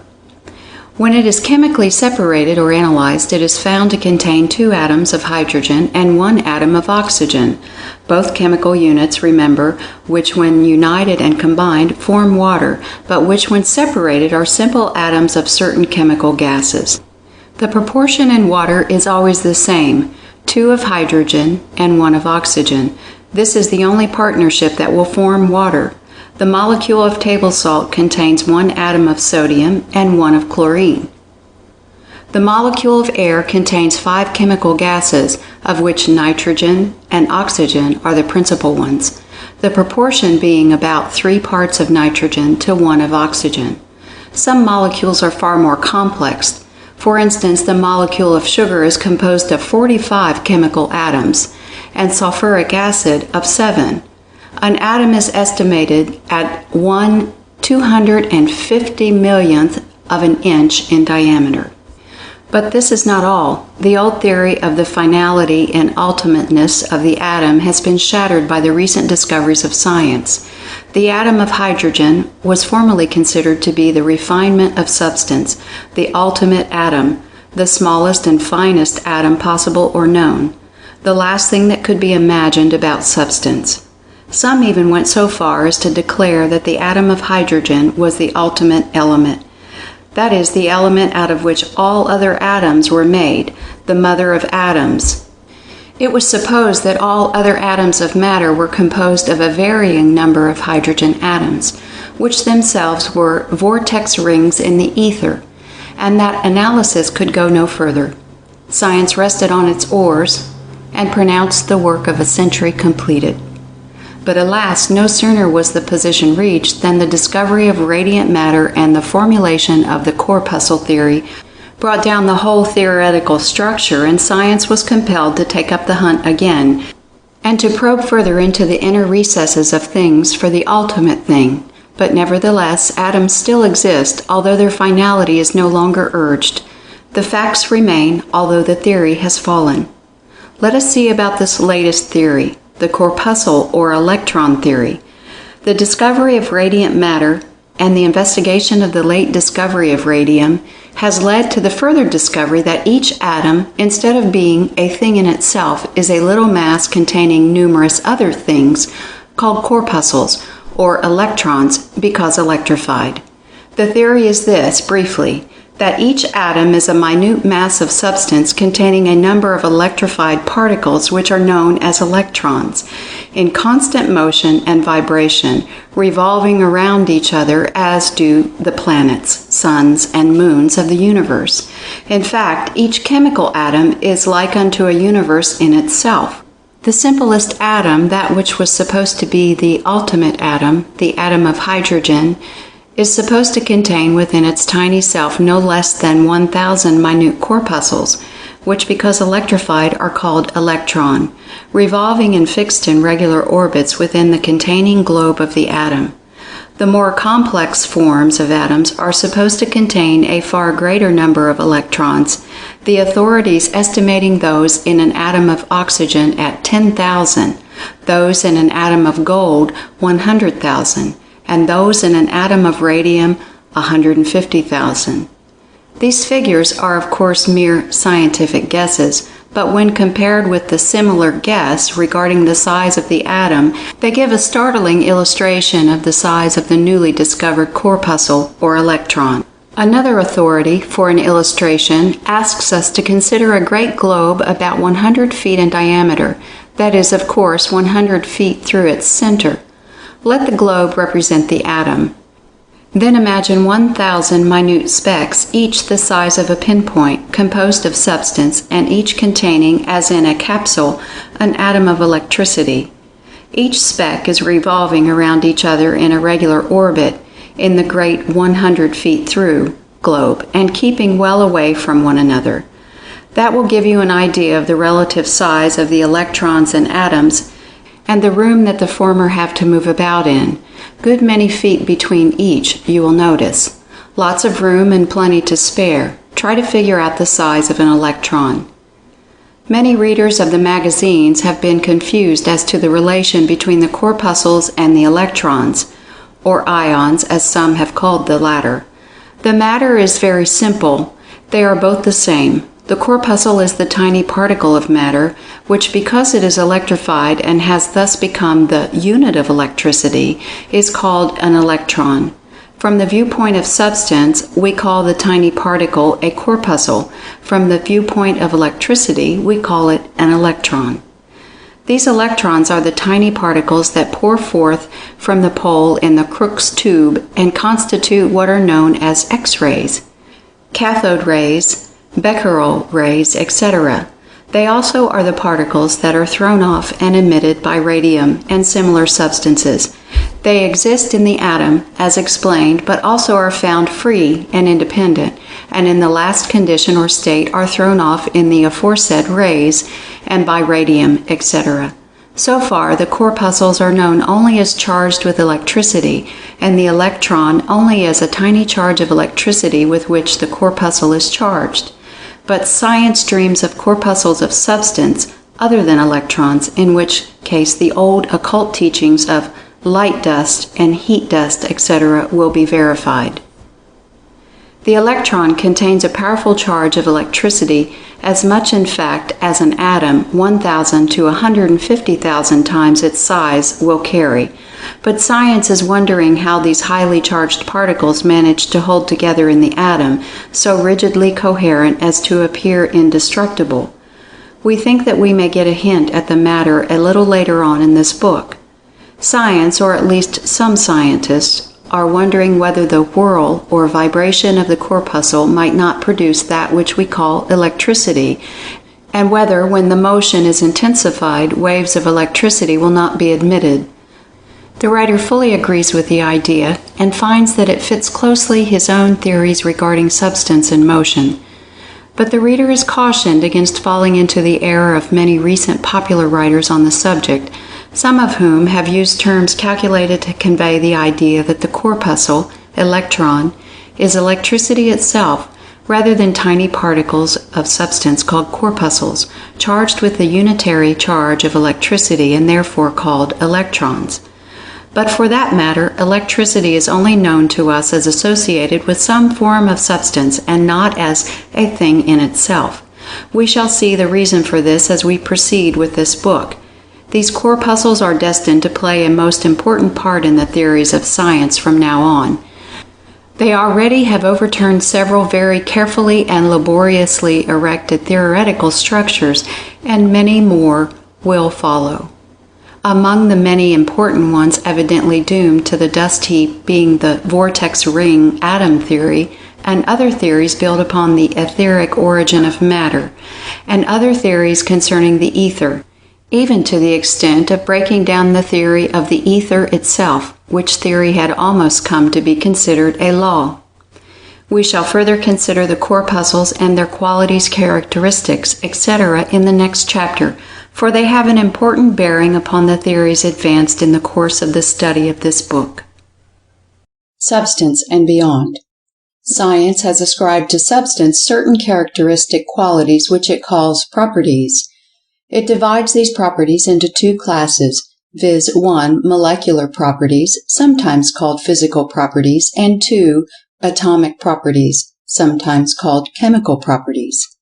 Molecular properties are those which may be manifested by substance without disturbing the molecules and consequently without affecting the kind of substance. Atomic properties are those which concern the atoms when free from molecular combination and which consequently cannot be manifested without changing the kind of substance. Science before long is likely to add a third class of properties, namely corpuscular properties, relating to the corpuscles or particles of radiant matter, but so far it has not had the opportunity to sufficiently observe these qualities except in a general way. There are certain general properties that seem possessed by both mass, molecules, and atoms, and probably by corpuscles. These general properties are as follows. Shape, that property whereby substance takes up room. This property manifests in three directions, called dimensions of space, namely length, breadth, and thickness. Weight, that property whereby substance responds to gravity. Weight is simply the measure of the attraction. Impenetrability, that property whereby two bodies of substance are prevented from occupying the same space at the same time. A nail driven into a piece of wood simply pushes aside the molecules and occupies the space between them. Substance is never actually invaded or its actual territory occupied by other substance. Indestructibility, that property whereby substance is prevented from being destroyed or annihilated. Although the forms of substance may be changed or transformed into other forms, still, substance in itself is not destroyed and cannot be under the existing laws of the universe. Mobility, that property whereby substance responds to imparted motion. We shall notice this property in our consideration of motion. In addition to the motion of the mass and the movements of molecules and atoms in response to its attraction, there is another form of motion constantly going on, without reference to the attraction or impressed motion of the mass. The molecules of all bodies are always in a state of rapid motion, called vibration. In solids, this vibration is short, being restrained by the close cohesive position of the molecules. But in liquids, the molecules being further separated, the vibration is far more rapid and they move around and slide over each other with comparatively little resistance. In gases and vapors, the molecules have a splendid field for motion and consequently vibrate in wide fields and orbits and dash around with the greatest velocity. The atoms also are believed to vibrate rapidly in accordance with their own laws of vibration, and the corpuscles are believed to far excel the last two mentioned particles in intensity, rapidity, and complexity of their vibrations, as we shall see a little later on in the book. All substance is in constant motion and vibration. There is no rest in substance. Inertia. That property whereby substance may not move unless in response to imparted motion, nor terminate its motion when it is once imparted, except in response to some other manifestation of impressed force. Science holds that this impressed force or imparted motion must come from without, but the writer holds that force may also be expressed from within, as may be seen by reference to subsequent chapters of this book. Attraction. That property whereby particles or bodies of substance 1. Draw other particles or bodies toward themselves, or 2. Move toward other particles or bodies, or 3. Are mutually drawn together. This property manifests in 4 forms, generally referred to as separate and distinct from each other, but which the writer believes to be but forms of the same attractive power, and which he believes to be a mental process at the last analysis, a revolutionary claim which will be supported by argument in later chapters of the book. These 3 forms of attraction are known as 1. Gravitation, 2. Cohesion, 3. Adhesion, and 4. Chemical affinity, or chemism. We are invited to consider them briefly at this point, further investigation being reserved for our chapters on motion and dynamic thought. Gravitation. This term is usually applied to the attraction between masses of substance, such as the sun, the earth, and masses of substance on or about the earth's surface. However, Newton, who discovered the facts of gravitation, states the law as every particle of matter in the universe attracts every other particle, etc. Cohesion. This term is used to indicate the attraction between molecules by which they are combined into masses or bodies. Cohesion causes the molecules to unite and cling together, thus forming the mass. Adhesion. This term is used to indicate the attraction between masses which causes them to stick together without a cohesion of their molecules. Adhesion operates through the adjacent surfaces of the 2 masses. It may be considered as a lesser form of cohesion. Chemical affinity, sometimes called chemism or atomic attraction.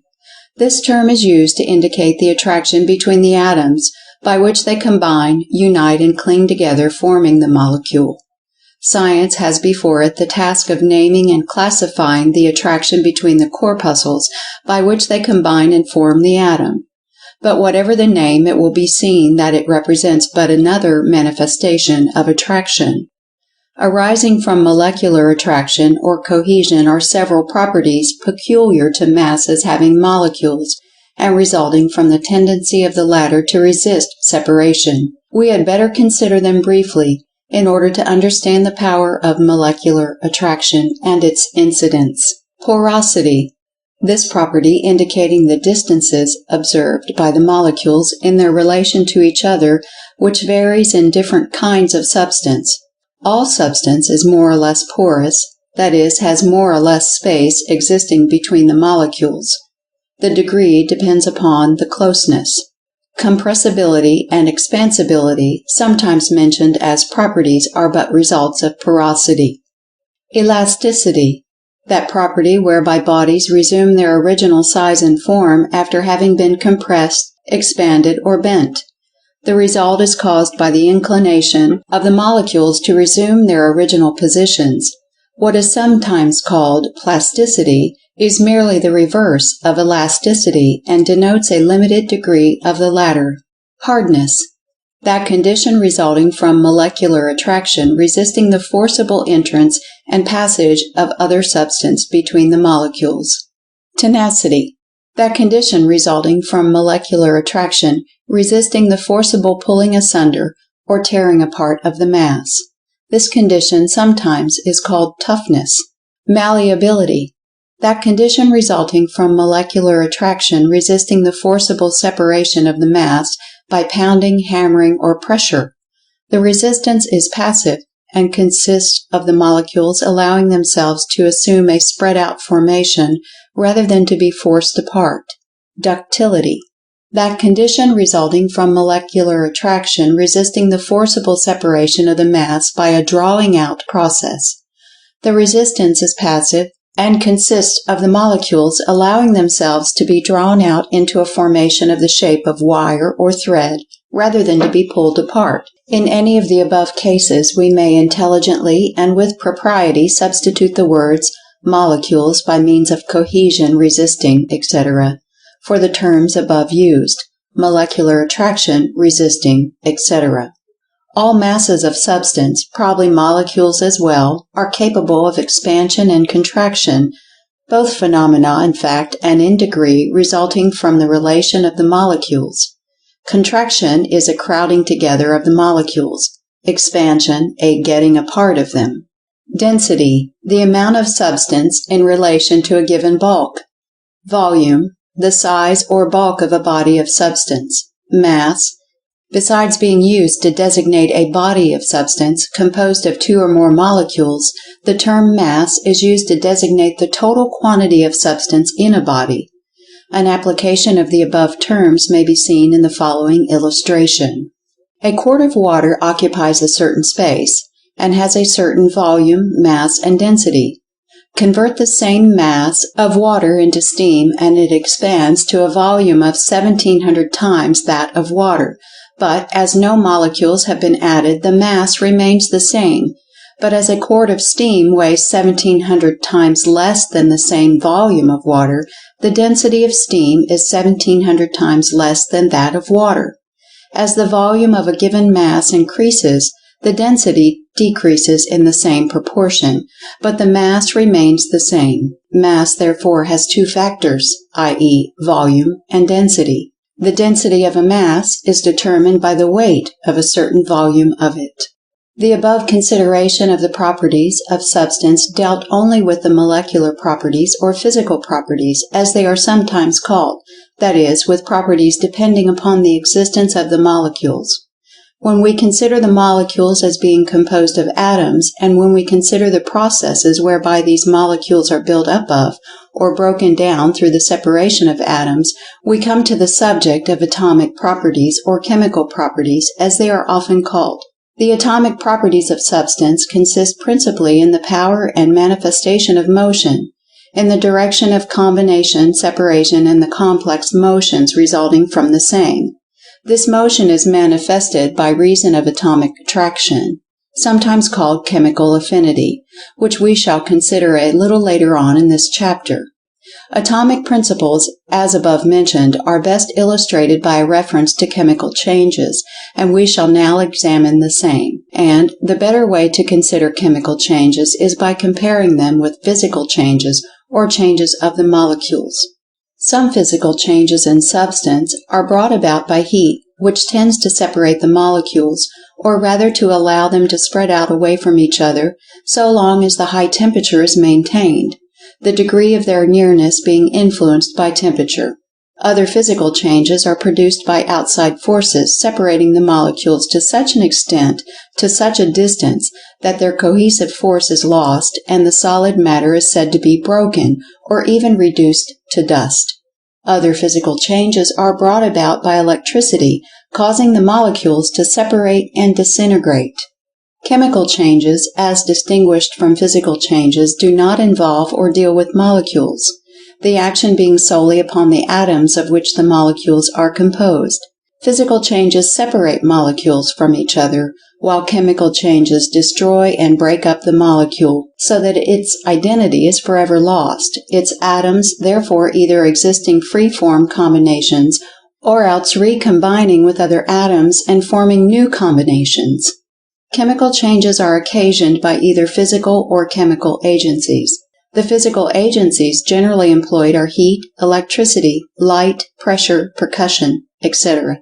The principle of chemical changes is that the atoms are possessed of and subject to what is called atomic attraction or chemical affinity, which may be defined as an attraction or love existing in varying degrees between atoms. This affinity causes atoms of one element to seek out and ally themselves to atoms of another element, the element of choice or preference being strikingly in evidence.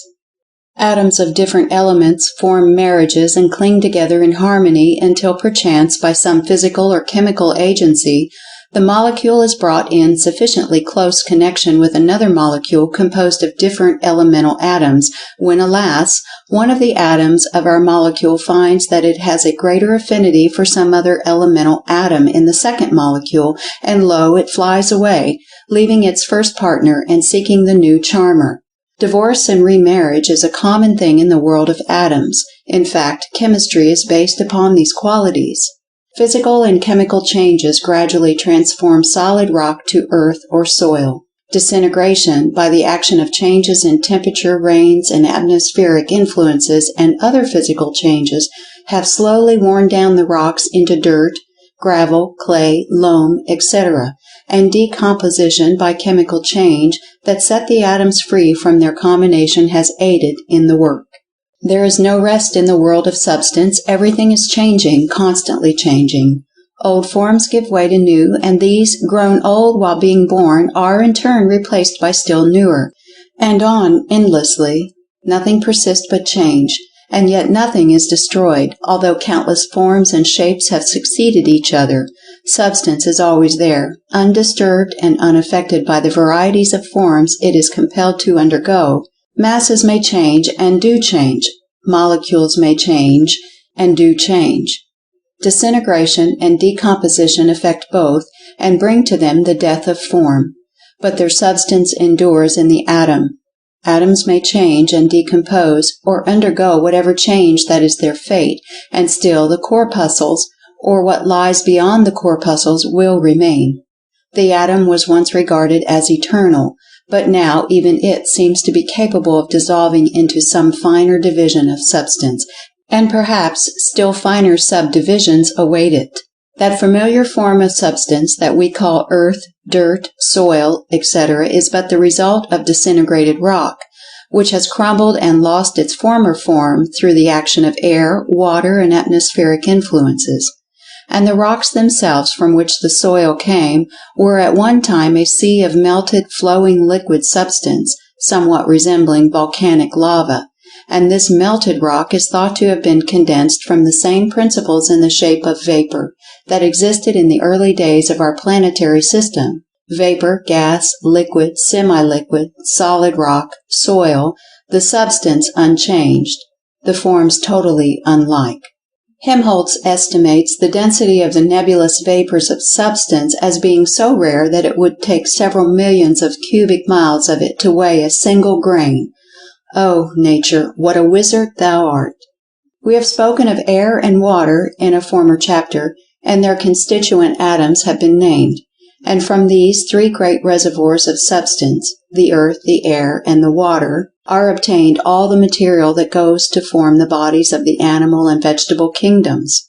The plant draws its nourishment from the soil, the air, and water, and in its wonderful chemical laboratory is able to transform the elements so drawn from these sources into a substance called plasm, which consists principally of carbon, oxygen, nitrogen, and hydrogen, being nearly identical in composition to the white of an egg, and which constitutes the basis of animal and plant bodily structures.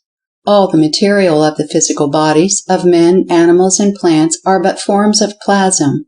The animals and man obtain their nourishment directly or indirectly from the plant body, and so at the last we are seen to draw from the soil, air, and water all our bodily nourishment, which we convert into bodily structure, bone, muscle, flesh, blood, veins, tissue, cells, etc. And the chemical atoms of our bodies are identical with those in the rock, the air, the water. And so you see the universality of substance and its countless forms and appearances. Chemistry resolves substance back into about 75 simple substances, of which atoms are the units, which simple substances are called elements.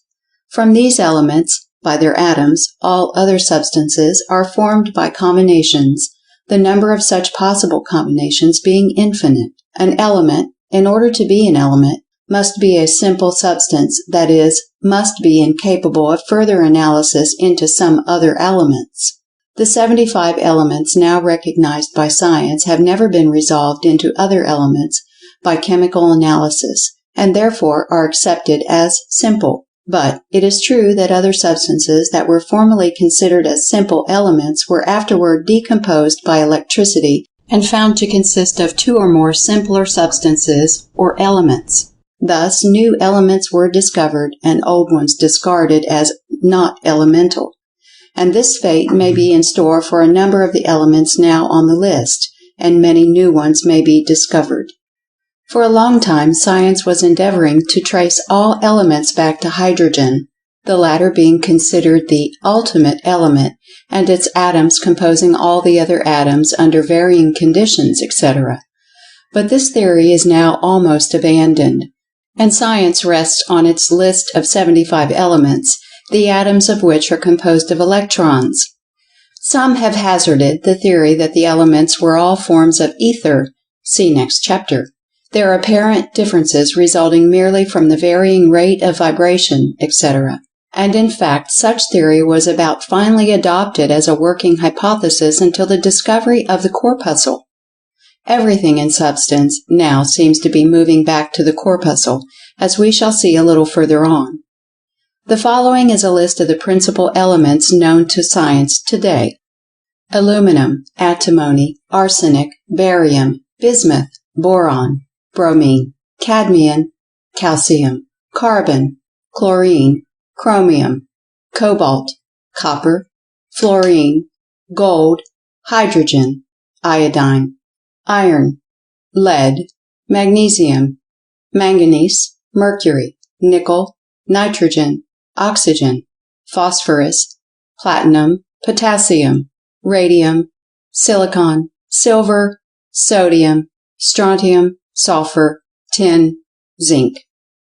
Of the above, hydrogen is by far the lightest in weight.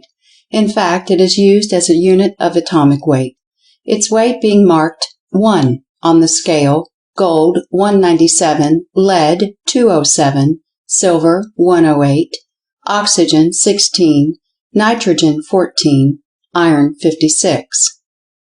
The discovery of the corpuscle or electron rudely shattered the vortex ring theory of the origin of the atom, and now, instead of the atom being regarded as a vortex ring in that hypothetical, paradoxical absurdity, the ether, it is believed to be composed of a vast number of tiny particles called corpuscles, as we saw stated in our last chapter. These corpuscles seem to be the last thing in substance, its last known state of refinement, and already it is being proclaimed as the last sought for primal matter or ultimate substance. Whether or not a still finer state of substance will be discovered, science is unable to say, but thinks it unlikely. But we must not overlook the old occult teaching indicating a state of substance so fine that it is imperceptible and only recognizable as apparently free force, its covering or vehicle of substance not being evident. This would seem to indicate a still further refinement of substance, although perhaps the corpuscle or electron will answer to fill the bill in the case. As to the corpuscle being primal substance, it must be admitted that its advocates have presented a very strong case. One of their most important points is that although molecules differ very materially from each other according to their kinds, and while atoms likewise manifest very plainly their kind, the corpuscle seems to possess only one kind, no matter from what form or kind of substance it is thrown off. Just think what this means. It means that the finest particles of gold, silver, iron, hydrogen, oxygen, and all the rest of the elements are composed of identically the same material and exhibit no differences in kind. The elements are no longer simple, all substances one at the last analysis. The corpuscles seem to possess the same mass, to carry the same charge of electricity, to act precisely the same, irrespective of their source. No difference in size, mass, or character, as in the case of the atom. All are identical, save in the rate of their vibration at the time of observation, which is simply a matter of more or less motion. Space seems to be flooded with these tiny particles, these units of substance. They stream from the sun, the stars, and every body highly heated. Likewise, they stream from the bodies of highly electrified substance. Groups of these corpuscles, absolutely identical in nature, size, mass, etc., constitute the atoms of the 75 elements, the kind of element seemingly being dependent upon the number and arrangement of the corpuscles and possibly their rate of vibration. Every atom is like a great beehive with a swarm of corpuscles vibrating, moving around each other and upon their own centers. And if by the action of intense heat transmitted or caused by interrupted motion, or if by a strong electric charge some of these corpuscles are detached from the atoms, or possibly an atom broken up, they fly off through space at a marvelous speed of many thousand miles an hour. So we see that these wonderful corpuscles look very much like primal matter or ultimate substance, the stuff out of which substance is made. And taking you back to the chapter on the universality of life and mind, the writer would remind you that in their motions and evident attraction, etc., these corpuscles evidence the same life and mind that we observed in the molecules and atoms. It must be so, for what is in the manufactured article must be in the material of which the article is made, and so, even here, life and mind have not escaped us, nor will it in the ether. And speaking of the corpuscles as manufactured articles, we are reminded of Herschel's thought about the atoms, when they were regarded as primal matter and likely to be uniform and, at the end, of one primal substance. Although Herschel's conception does not now apply to the atoms, it may be transferred to the corpuscles.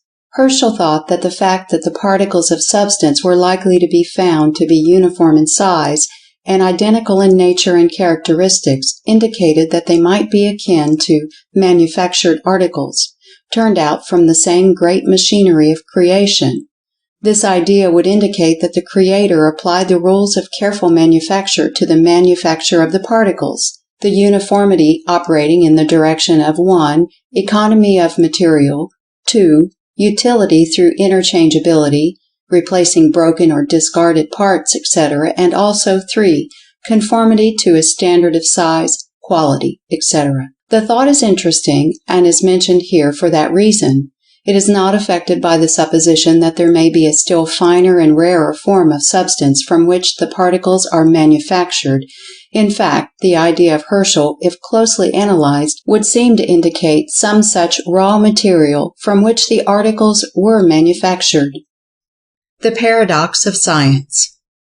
In the days of the ancients, when the philosophers found themselves unable to account for any particular class of phenomena, they bundled it together and referred it to a supposititious something that they called the ether. Finding this an easy way to get rid of vexatious questions, they fell into the custom, and the habit grew upon them. Soon there were a dozen or more different kind of ethers in vogue, each explaining something else, the something else, by the way, being things that science now feels that it understands pretty well. These ethers grew to be like the various vapors of the ancients, a dignified term for "we don't know," a respectable road for retreat under the semblance of an advance. These ethers became a scientific scandal and caused a lax mode of thinking among students of those times, and so they were finally abolished and relegated to the scrap pile of science, where they lay for many centuries until a comparatively recent period, when at least one of them was hauled forth, dusted, freshened up a little, and placed upon its old pedestal. This revamped ether referred to was the ether of Aristotle. Aristotle, as we know, was a famous Greek philosopher who lived about 350 BC, about 2,250 years ago. He was a good man and a celebrated philosopher, but was somewhat deficient in scientific knowledge. Although he knew many things and uttered many wise thoughts, he was under the impression that the breath of man entered the heart instead of the lungs, that the back part of the skull was empty, and so on. He was without the advantages of a modern training, which was not his fault, however. Well, Aristotle conceived the idea of a universal ether, which he thought pervaded all space, and with which he accounted for the passage of light from the sun and stars, the movements of the planets, and various other physical phenomena. It is not known whether Aristotle really believed in this ether, or whether he merely used it as a speculative hypothesis, following the ether habit of his contemporaries. At any rate, his theory served its purpose, lived, flourished, declined, and died, at least seemed to be dead. But its corpse was resurrected in modern times and used to account for diverse things. This does not mean that modern thinkers really believe in the universal ether. They merely assume it as a working hypothesis until something better is offered. Its principal modern use is to account for the transmission of light from the sun and stars to the earth. It was held that a thing could not act where it was not, and so it became necessary to account for the transmission either by the theory that small particles of substance were thrown off from the sun and traveled to the earth, or else that there was some medium of communication by means of vibrations, etc.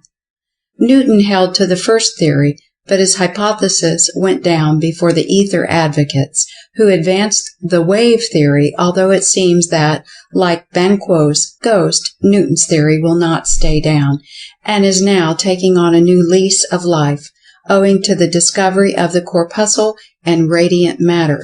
The wave theory philosophers asserted that the light and heat of the sun were thrown off in the shape of force or energy, and transformed into waves, in and of a hypothetical ether, Aristotle's own, which waves were carried to the earth, where meeting substance they were again transformed into heat and light. It was known that light and heat traveled at the rate of 184,000 miles per second, and therefore the waves of the ether were considered to have that speed. The wave theory seemed to fit the facts of the case better than the Newtonian theory of corpuscles, although the latter has always been considered as better explaining certain phenomena than the new theory, and so the ether wave became generally accepted and remains so today, although recent discoveries are causing a disturbance in the scientific camp regarding the question. Later, it was discovered that the electricity traveled at the same rate as light and heat, and the wave of the ether theory was thus thought to have additional verification, and electricity came under the law and remained there until the electron discovery, which is causing much disturbance among those interested in the study of electricity. Briefly stated, the theory of the universal ether is this: that pervading all space in the universe, not only between planets, stars, and suns, but also, filling in the cracks, between molecules and atoms as well, there is a subtle substance in and through which the waves of light, heat, electricity, and magnetism travel at the rate of 184,000 miles per second. This substance is said to be matter that is not matter. In fact, science does not venture to say just what it is, although it freely states just what some of its properties must be, and alas, these properties are most contradictory and opposite to each other, as we shall see as we proceed. The universal ether is purely hypothetical. It has been called a necessity of science, something assumed for the purpose of explaining or accounting for certain phenomena. It is undemonstrated and unproved. In fact, may truthfully be said to be undemonstratable and unprovable. Some have gone so far as to say that its claimed properties and qualities render it unthinkable as well. And yet, science finds itself compelled to assume that the ether, or something like it, exists, or else cease speculating about it. It belongs to the realm of pure theory, and yet many writers treat it as if it were a positively demonstrated and proven fact. let us examine into the nature of science's problem and her attempted solution and the trouble arising therefrom. Light travels at the rate of 184,000 miles a second. Remember that light and heat are that which we call by those names only when considered in connection with substance.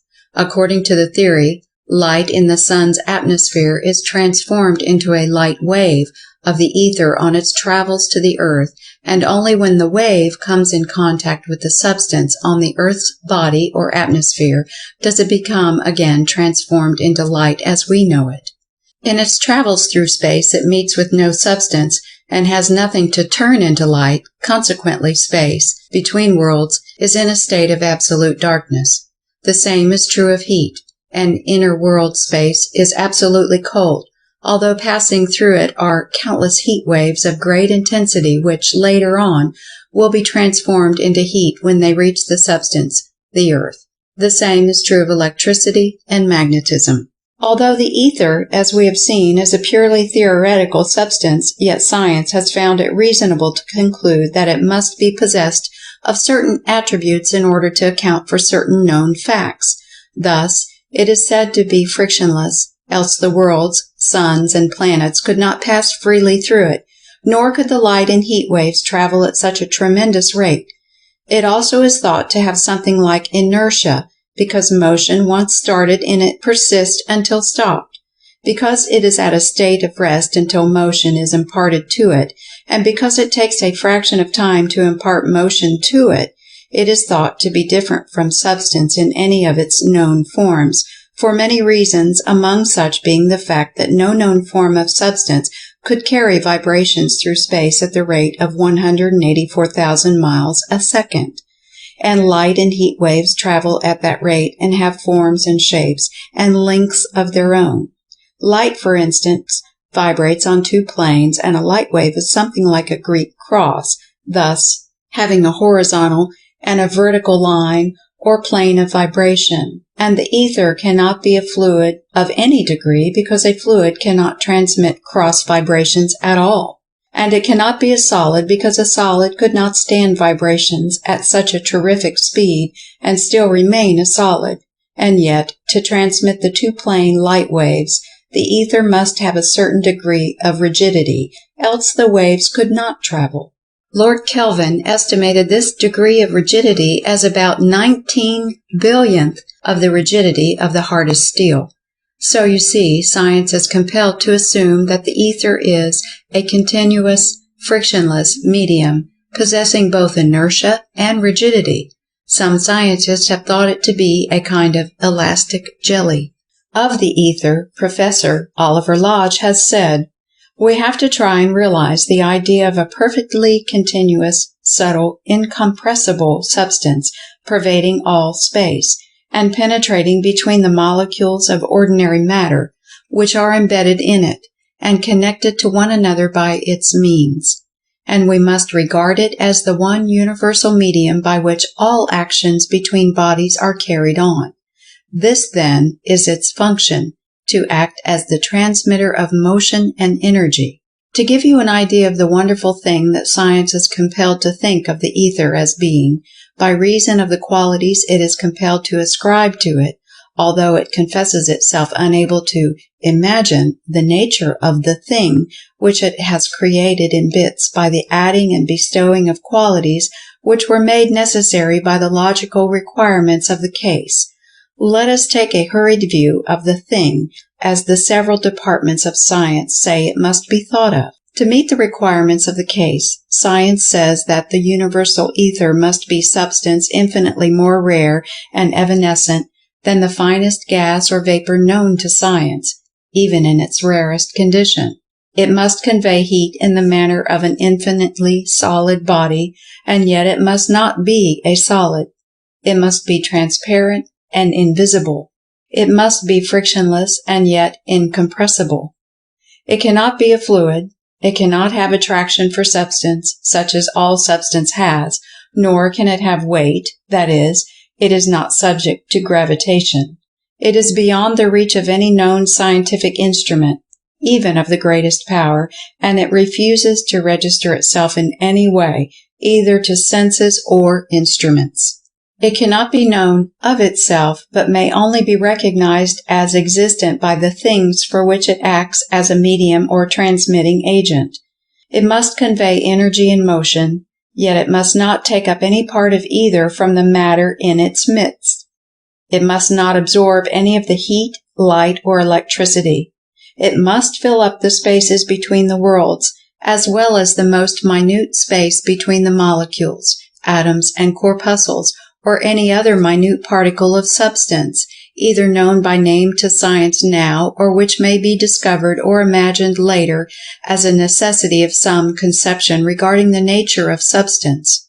In short, the universal ether, in order to do the things attributed to it, must be more solid than solids, more vapor-like and gas-like than vapor or gas, more fluid than fluids, infinitely less rigid than steel, and yet infinitely stronger than the strongest steel. It must be a substance having the qualities of a vacuum. It must be continuous and not composed of particles, atoms, or molecules. It must be an everything in some respects, and yet a nothing in others. It must not be substance, and yet it must carry substance within its ocean of dimensions, and besides interpenetrate the most minute space between the particles of substance. It must not be energy or force, and yet science has been considering energy and force as but interruptions of rest or agitations within and of itself. So you see that this mysterious, wonderful, universal ether, in order to be at all, must be a something possessing certain qualities or properties of substance, many of the properties of qualities being exactly contradictory and opposed to each other, and yet it cannot be substance as we know it. It is a paradoxical thing. It could only belong to another and an entirely different order of existence from that of substance as we know it. It must possess characteristics and properties of an order as yet unknown to us by name, for which the material world contains no analogy, for which substance has no analogues. It must be a far more complex thing than is even the most complex thing we call matter, or that which we call force or energy. And yet it has been claimed that it would explain both, yes, contain within itself the possibility of both. And yet, in face of what has just been said, the writer must confess, humbly and with a full realization of the enormity of the offense, that he supposes advancing a theory a little further on in this book that will attempt to identify this something, this universal ether, with a something else that we know, although not through the senses or by means of instruments.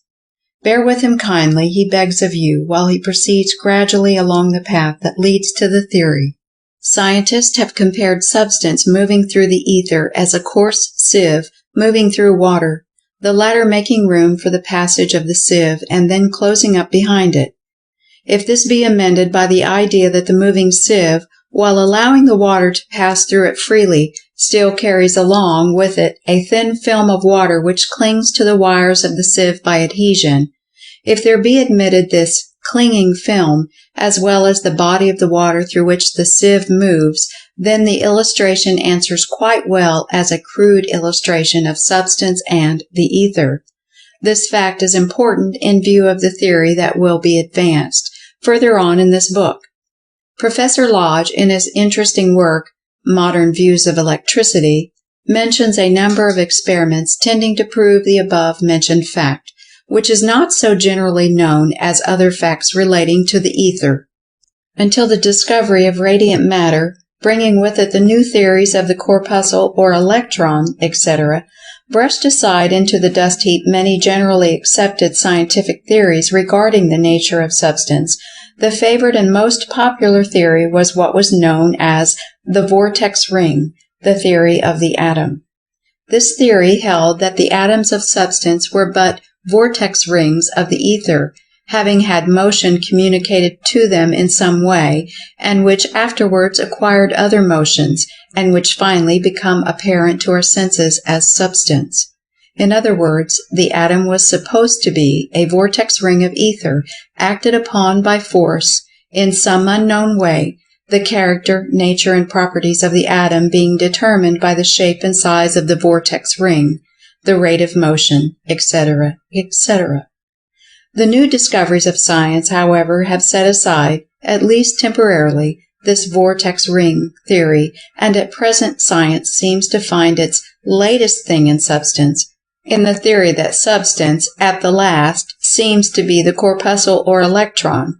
In other words, after many years of fancied security and a settled theory regarding the nature of substance, science once more finds itself compelled to take up the search for the origin of things. But the theory of the ether remains, and is likely to, although the names applied to it will change.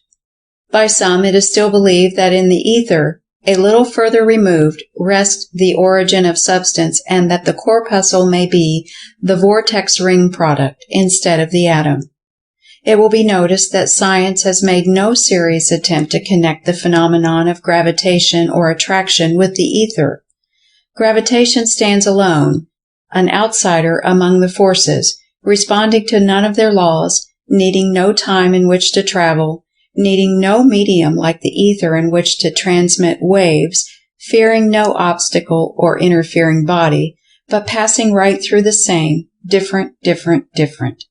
And we shall see why this difference when we reach the point where our theory brings us to the point where we must substitute something else for that great paradoxical general solvent of modern science, the ether of Aristotle.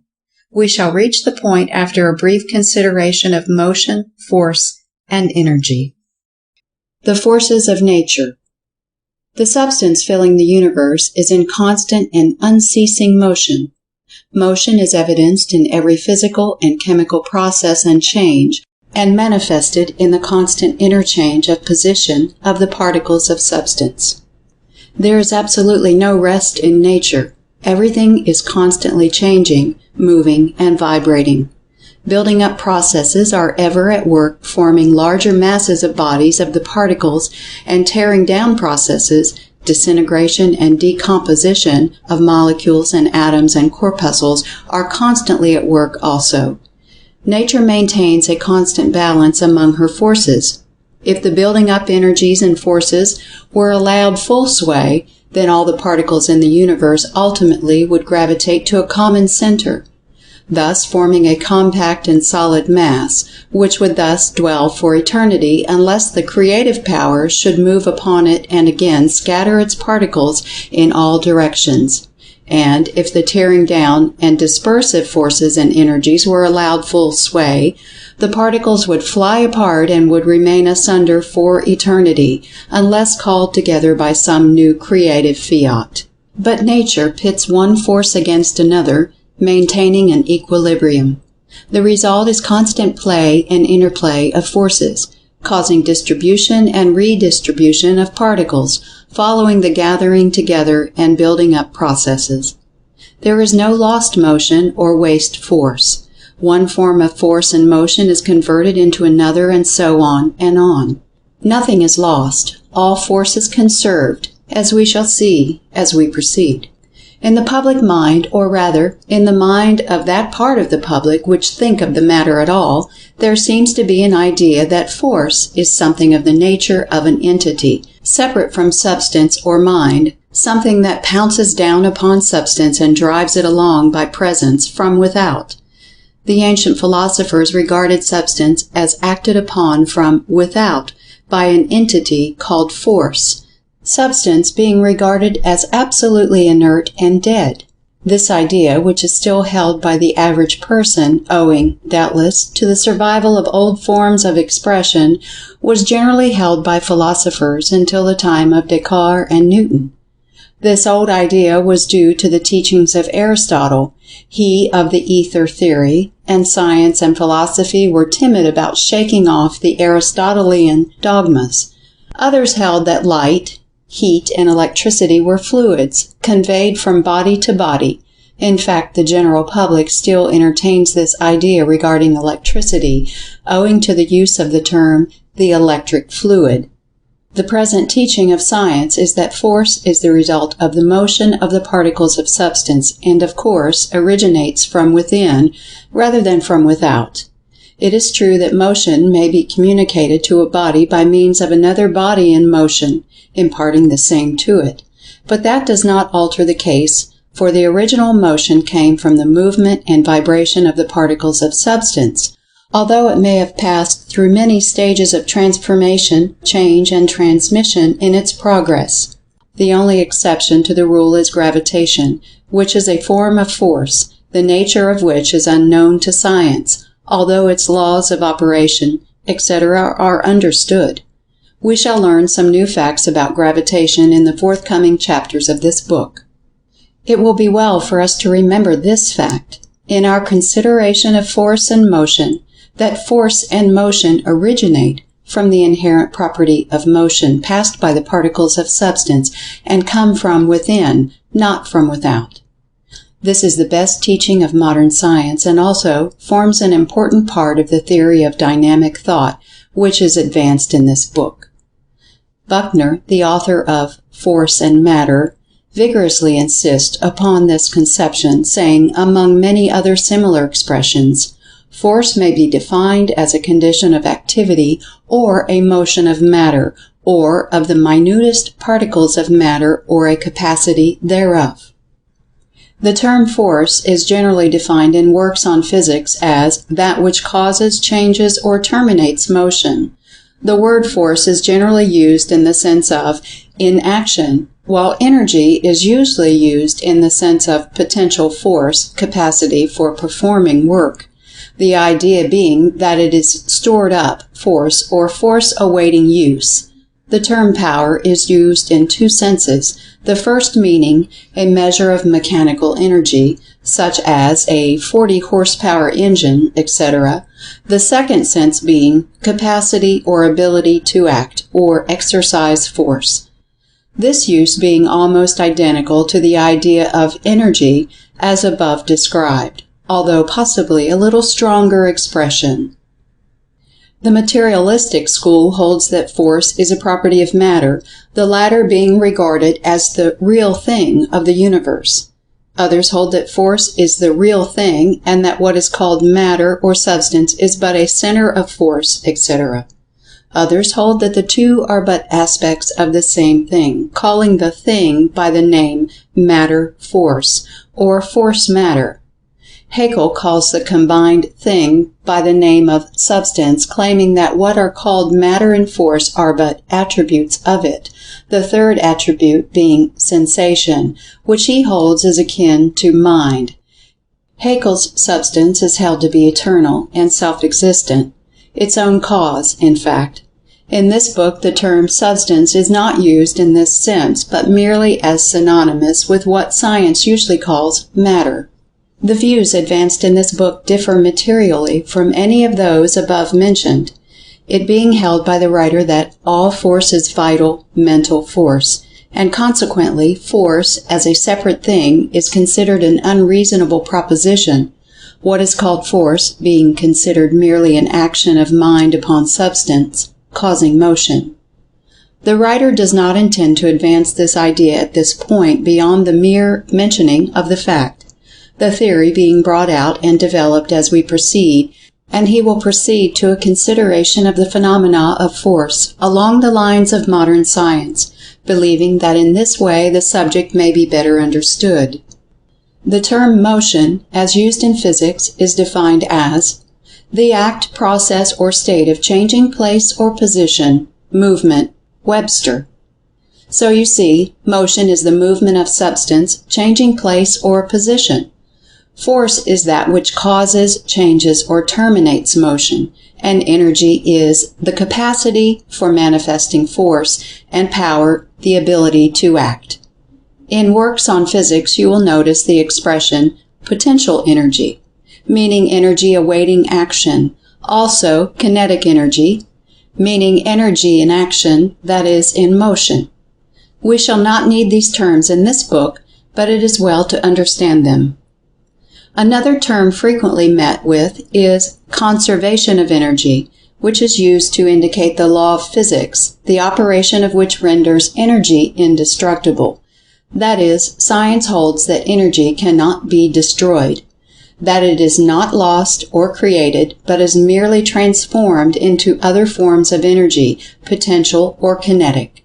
Therefore, after energy is used, it either passes into a state of potential energy or rest, awaiting a future call to activity, or else is immediately transformed into another form of kinetic energy, or energy in action. The theory holds that the quantity or amount of energy in the universe is fixed in its totality. None may be created or destroyed. There can be no addition to or subtraction from the totality of energy, that all energy used has been previously stored up, or else has been immediately transmitted or transformed. It is also held that when energy manifests as the result of work performed, it is always found that it is at the expense of some previously manifested form of energy, that the agency by which the work is performed always parts with its stock of energy, and that the thing worked upon always acquires or gains the amount of energy lost by the aforesaid agent or worker, and yet there is no actual loss or gain, but merely transformation. The above theory is mentioned as of interest in the general subject, although it does not play a prominent part in the subject of this book, for the writer holds that all energy resides in mind, and emerges therefrom, and in the end returns thereto.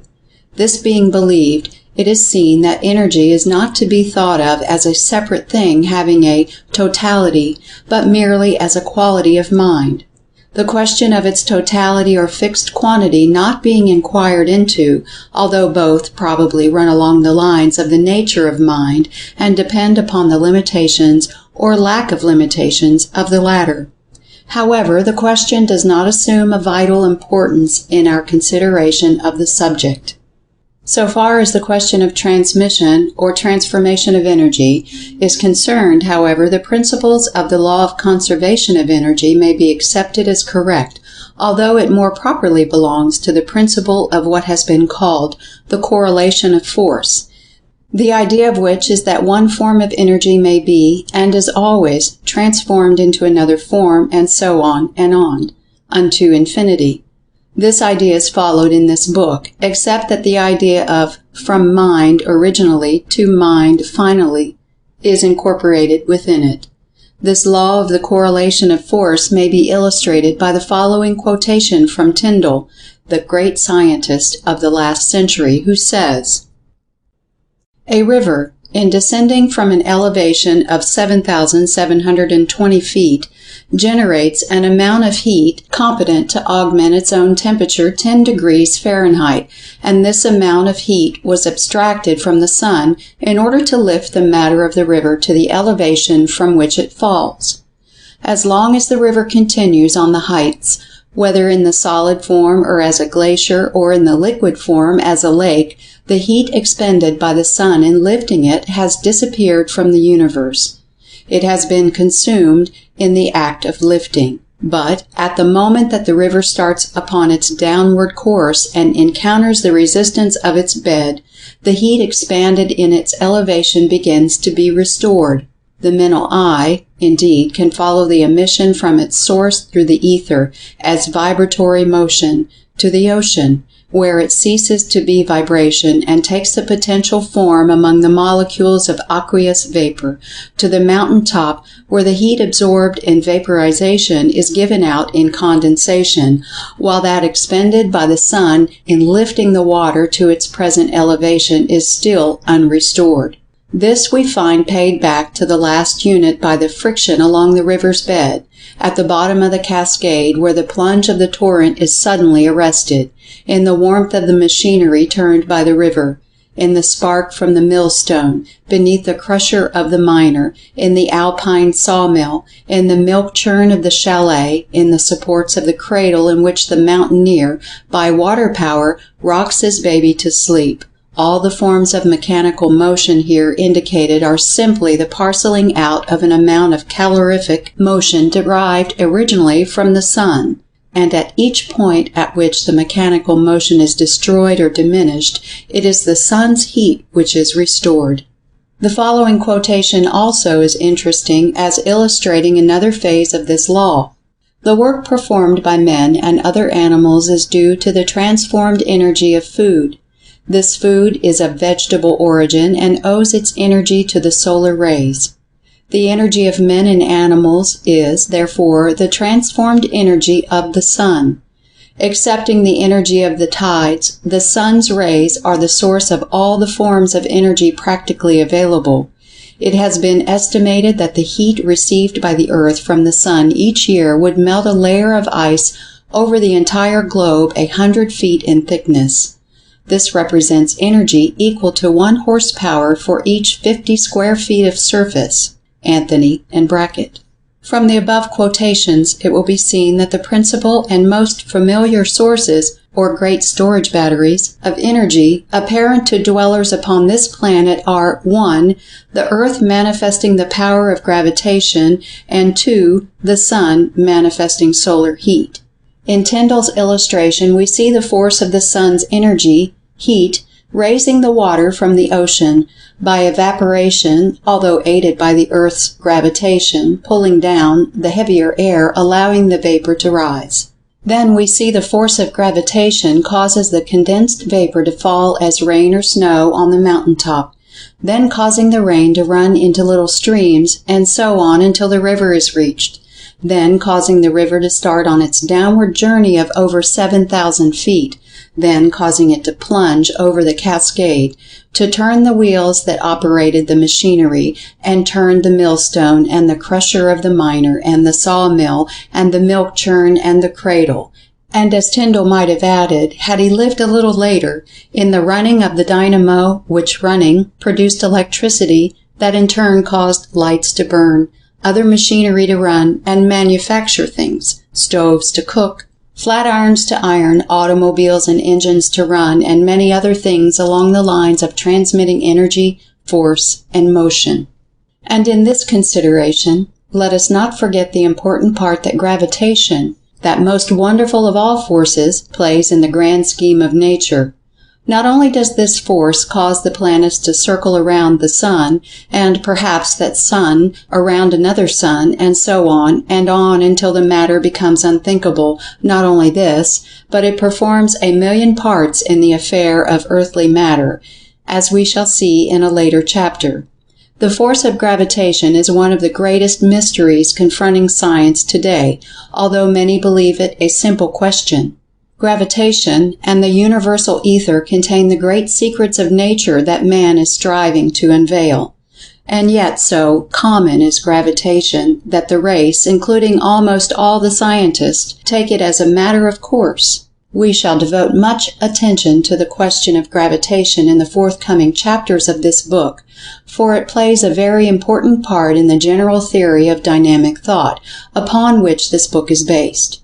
We shall have a special chapter devoted to it a little later on, and the matter will also come up for explanation further on in the book. But in the meantime, let us consider the other forms of energy, viz., heat, light, magnetism, and electricity, which with gravitation and attraction of other kinds form the forces of nature. Radiant energy. The kinds of energy are very few, although the methods of using, applying, and manifesting same are innumerable. Let us begin with one of the best-known forms of energy, namely heat. Heat was formerly regarded as a very fine fluid or substance called caloric, which was supposed to enter into substance and then manifest the phenomenon of heat. This idea has long been relegated to the scrap pile of science. The present theory, which is supported by a mass of evidence obtained through investigation and experimentation, is that heat is a form of energy arising from the vibratory motions of the particles of substance, a mode of motion. The degrees of heat are termed temperature. Temperature depends upon the rate of the heat vibrations of the particles of substance, either arising from the original motion of the particles or else from vibrations or motion aroused in them by transmission from particles of other bodies of substance, these vibrations being contagious. Temperature then means the measure of the vibrations of the particles. All bodies of substance have some degree of temperature, some degree of heat vibration of its particles. Science has a pleasant scientific friction of an absolute zero at the degree of 491 below zero Fahrenheit. But this is merely an imaginary something with which the grown-up children of science amuse themselves. When two bodies are brought near each other, the nearness being comparative, and in some cases meaning a distance of millions of miles, heat is transmitted from the warmer to the cooler body until the temperatures are equalized. That is until the two bodies vibrate in unison. In physics, we are taught that the transmission of heat may be accomplished in three ways, although the writer is of the opinion that the three ways are but three forms of one way. The first form is called conduction, whereby the vibration or heat is conveyed along a body of substance from its warmer to its cooler parts, for instance, an iron poker with one end in the fire. The second form is called convection, whereby the visible motion of heated substance moving along the air, for instance, hot air, hot water, steam, etc., either by means of pipes or by allowing them to pass freely through the air.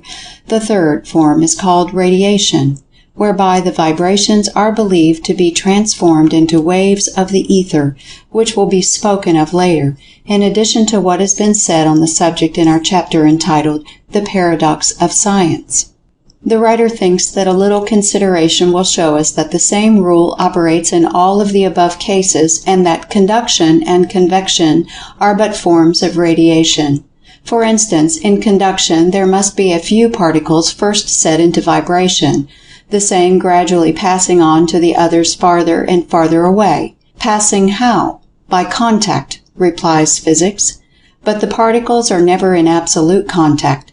There always is plenty of space between them, and so there must be some kind of waves passing through the space between them, which space is not filled with air or other form of substance, but only with the ether or something that takes its place. So that, after all, conduction is but a form of radiation, and the same rule will apply in the case of convection. Heat arises from several causes, all of which, however, manifest through the vibration of the particles of the body evidencing the heat. These causes may be stated as 1. Original motion of the particles of a body of substance arising from some workings of the law of attraction, and including motion arising from chemical action, combustion, etc. 2. From transmission or contagion from some other body of substance, the particles of which are vibrating at the rate of heat. 3. From interrupted motion, including friction, both of the moving body with the air or other substance and the friction of a current or electricity passing through the body. In each of the above cases, the actual and immediate cause of the heat is the vibration of the particles of the substance manifesting the heat, although the transmitted vibratory waves, or the interrupted motion, friction, current, etc., may have been the instigator or provoker of such vibration. The interrupted motion, friction, or wave does not produce the heat, but merely arouses or provokes the increased vibration of the particles that really manifest the heat. At the least, remember, the heat is in the particles of the body that feels or experiences it. The vibrations of heat seem to have the properties of causing the molecules to draw further apart and to manifest less attraction or more repulsion, whichever way one cares to express it.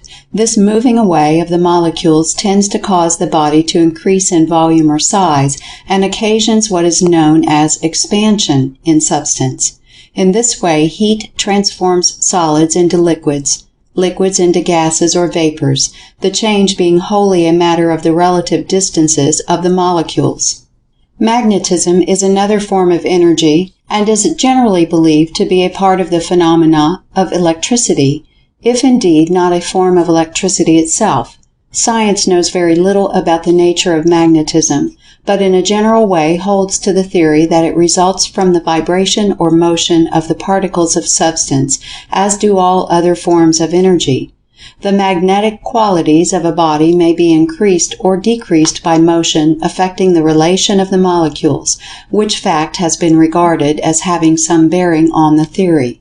Electricity is a form of energy that science regards as also arising from the vibration or motion of the particles of substance.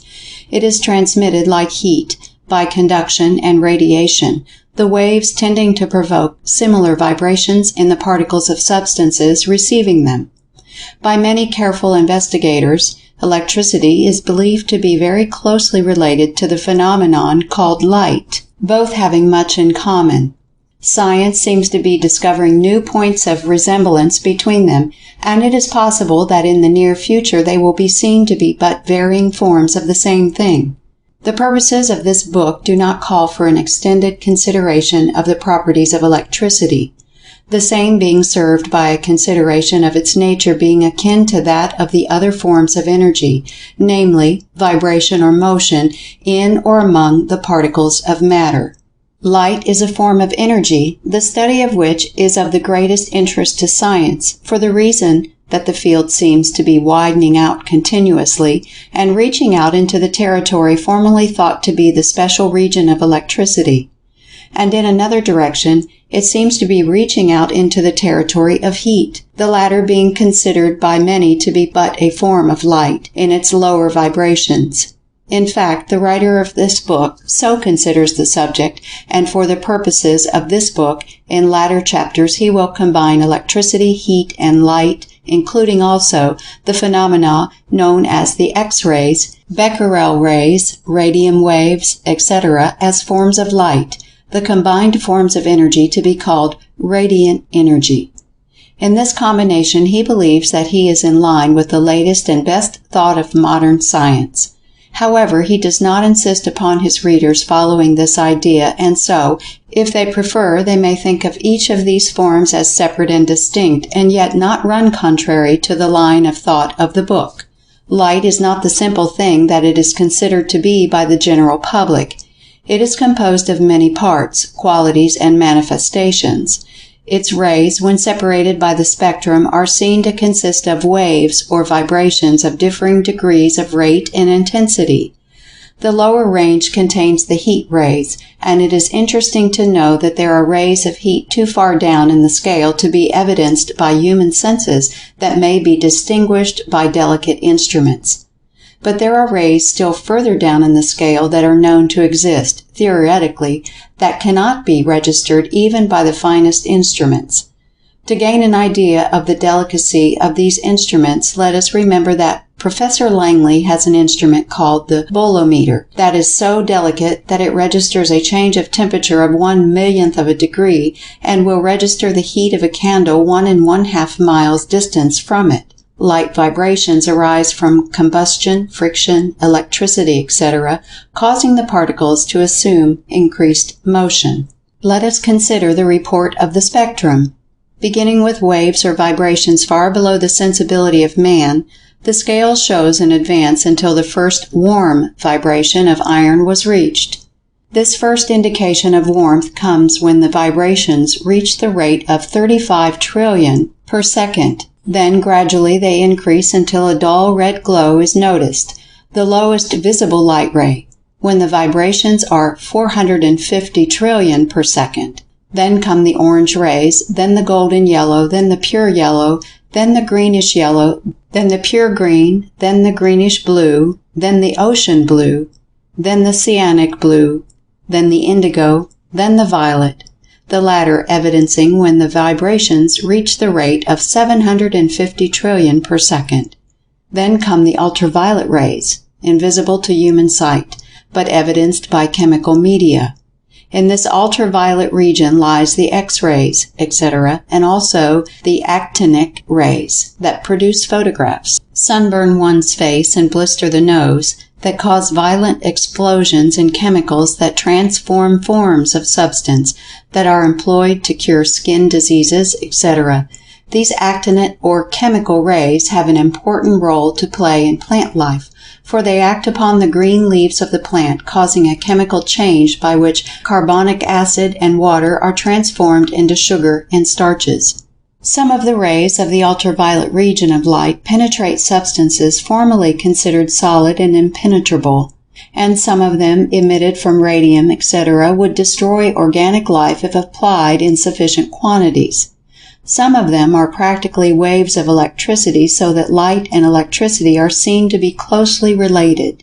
To give one an idea of the differences produced by different rates of vibration, let us imagine a mass of iron shaped like a great top, capable of being impelled to spin at a constantly increasing rate of speed by some mighty will.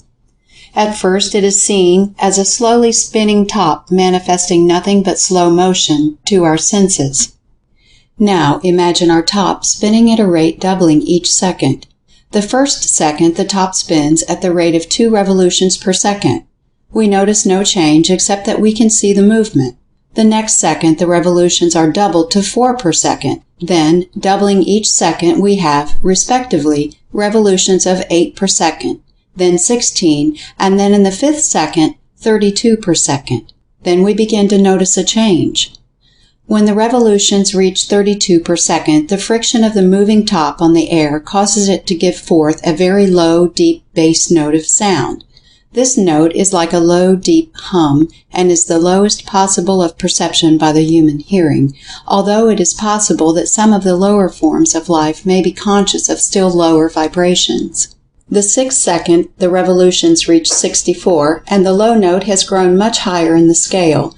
The 7th second records a rate of 128, and the note has correspondingly increased. Then, as the seconds pass, we have successively 256, 512, 1024, 2048, 4096, 8192, 16384, 32,768, the latter in the 15th second and representing the highest note recognizable by the human ear, although it is believed that some of the lower animals may recognize sounds too acute for our sense of hearing. During this increase in revolutions from the 5th second to the 15th, the sound note has risen rapidly in the scale from the low sullen hum on through the notes of the musical scale and beyond the range of instruments until the shrillness becomes so intense as to be almost unbearable, and finally terminating in a shrill, piercing shriek like the squeak of the bat, only long drawn out.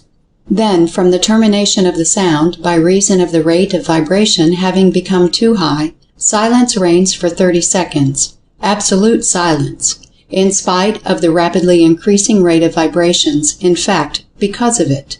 When the 45th second is reached and the revolutions have reached the rate of 35,184,372,088,832 per second, our top begins to emit heat rays increasing each second. Then a little later a dull, dim glow may be noticed. Then, as the seconds fly, the dull glow manifests a deep dark red color, such as one notices in the iron of the blacksmith's shop soon after it begins to glow. Then, on and on, as the seconds fly, the deep red grows lighter and brighter, gradually changing into orange, then into yellow, then into green, then into blue, then into indigo, then into violet, and then into the color of white heat. Then this white heat changes into a still more dazzling white, and then a white impossible to describe appears, so bright, clear, and brilliant that the eye cannot bear the sight. Then, suddenly, the intense brightness is succeeded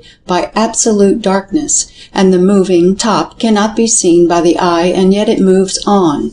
The highest recorded chemical rays of light are estimated to equal a rate of vibration of 1,875 trillion per second. The vibration of the lowest shade of red light is estimated at 450 trillion, and the highest of violet at 750 trillion per second. So we may imagine what the highest line on the spectrum is like. Still vibrating, our top, which has become now a mass of vaporized iron, rapidly tending toward still more ethereal forms, it has passed out from the region of light waves into another unknown region of vibrations, in which region, however, exist the vibrations known to us as the X-rays, etc.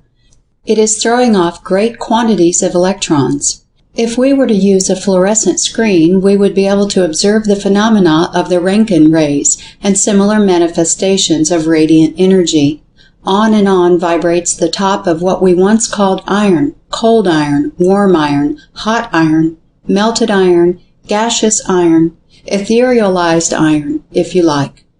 What it is like now, the imagination of man cannot conceive. Still the revolutions continue, doubling each second. What is being produced? The imagination cannot conceive of what this state of substance, now being reached, is like. By a scientific form of poetry, we might think of it as melting into energy, pure energy, if there were such a thing. Long since it has been resolved into its original particles, its corpuscles, and perhaps into the stuff from which particles are made. But we must let the curtain drop. The wildest fancy cannot follow the dance of substance any further. The theory of the transmission of vibrations of radiant energy by means of waves in the ether, or something that takes the place of the ether, has been mentioned in other parts of the book. Referring again to it, the writer would say that he thinks it's probable that the waves coming in contact with the countless corpuscles in the Earth's atmosphere communicate a high rate of motion to them, the result being that they take on the vibrations immediately and pass along with the wave current. The result being that much that we consider as waves of light, heat, and electricity are but streams of these corpuscles in which vibrations have been awakened by the waves. This idea will help to explain some of the phenomena of light which seemed more understandable under the old light corpuscle theory of Newton than under the wave theory of recent years. The idea is advanced merely for the purpose of setting down the thought, for it plays no important part in the theory of the book. Another matter that should not be overlooked in connection with light and heat and electricity is that particles absorb or catch the vibrations in different degrees, their receptivity depending upon their particular vibratory mode or custom of their kind. If unable to absorb the vibrations, they reflect them. Substance of any particular kind absorb heat in the degree of its atomic weight. In the next chapter, we shall learn something of the law of attraction, that wonderful law that makes possible any motion or radiant energy. The law of attraction. In the previous chapters, we have seen that all forms of radiant energy, viz., light, heat, electricity, and magnetism, arose from the motion of the particles of substance. It now becomes important to learn just what caused this motion of the particles. Science is somewhat hazy and foggy on this subject, but in a general way decides that it is caused by the mutual relations and positions of the particles arising from their respective attractive qualities, as a recent writer has expressed it. Well, this is better than the old way of seeking refuge and retreat in a mere volume of dense words. It is, indeed, the only logical conclusion, this one, that the operations of the law of attraction are manifested in the motion of the particles. The great law of attraction is the greatest law in nature. It operates on all planes of life. It is always in evidence. Let us consider it. Let us begin by considering the most magnificent and constant exhibition of that law, gravitation. Gravitation is the riddle of the universe, and the one form of energy that balks science, so much a mystery that science does not even hazard a guess at its nature. No theory of the origin and nature of gravitation is to be found in the books. Let us see what gravitation is.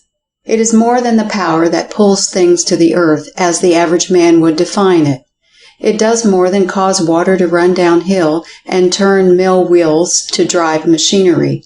Water power results from gravitation, but even the energy of Niagara Falls is insignificant when compared to the other manifestations of the mother of energy, gravitation. Webster defines gravitation as that attraction or force by which all bodies or particles in the universe tend toward each other. Following that definition, let us add that every particle of substance has an attraction for every other particle. In view of our belief that this attraction is a form of mental effort, let us regard the term attraction as being a form of what we call desire or even love in the mental world. If you will think of it in this way, you will be better able to fall in with our lines of thought. And in addition to every particle of substance having an attraction, love, or desire for every other particle, it has the means and power to draw that other particle toward itself and to move toward that other particle at the same time. Webster gives a very clear idea of this when he defines attraction as an invisible power in a body by which it draws anything to itself, the power in nature acting mutually between bodies, or ultimate particles tending to draw them together or to produce their cohesion or combination, and conversely resisting separation. The majority of persons, when thinking of gravitation, are satisfied with the idea that it is a power that pulls things down to the ground, and do not think of it as a force that pulls things other ways besides down, and which is possessed and exercised by the speck of dust as well as by the whole earth, by the molecule as well as by the mass. The reason of this is that this power is so slight in small bodies of substance that it is unnoticed, and that only when the mass is sufficiently large to make the pull strong does one perceive and appreciate that the force exists. The lack of information on the part of the average person regarding this subject is amazing, particularly when the importance of the knowledge is understood. The attraction that holds the molecules of substance together is gravitation. The attraction that pulls a piece of substance to the earth is gravitation. The action that keeps the suns and planets in their orbits is gravitation. Let us see the operations of the law. In astronomy, you may learn that the movements of the planets around the sun and the moons around their planets, their regular and constant relative positions, are caused by the force of gravitation. If it were not for this attraction by the sun, the planets would fly out into space like a stone from a sling. The attraction of gravitation acts on the planets just as does the string of the whirling sling that keeps the stone from flying away during the whirling until the string is released. Some astronomers think that our sun revolves around some greater sun, and this again around a greater, and so on to infinity. If this be so, then the attraction of gravitation is that which holds them all in their orbits and places in spite of their motion.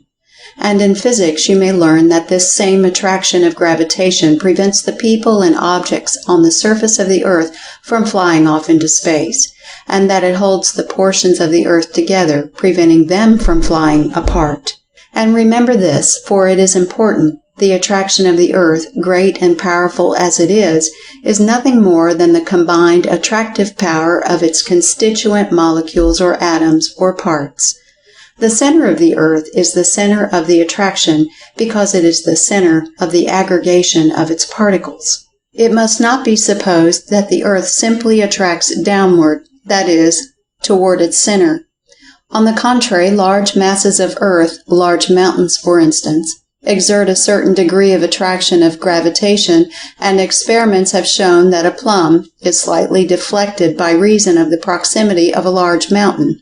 And the reason that bodies lose weight as they descend from the surface of the earth is because they leave above them a certain large portion of the molecules composing the earth, which mass of molecules exert an attraction proportionate to their mass, which attraction balances the attraction of the mass of earth beneath them. Science teaches that if the earth were hollow in the center, the weight there would be zero, or nothing at all, and that a body would float in the space at the center of the earth, just as does a balloon in the air, the reason thereof being that the attraction would be equalized, equal attraction from every direction counterbalancing each other. Considering the Earth's radius to be 4,000 miles, a body that weighed 100 pounds on the surface would weigh but 75 pounds at the depth of 1,000 miles, but 50 pounds at a depth of 2,000 miles, but 25 pounds at a depth of 3,000 miles, and nothing or zero at a depth of 4,000 miles, which would be the center of the earth. This, of course, supposes that the substance of which the earth is composed is of uniform density from surface to center.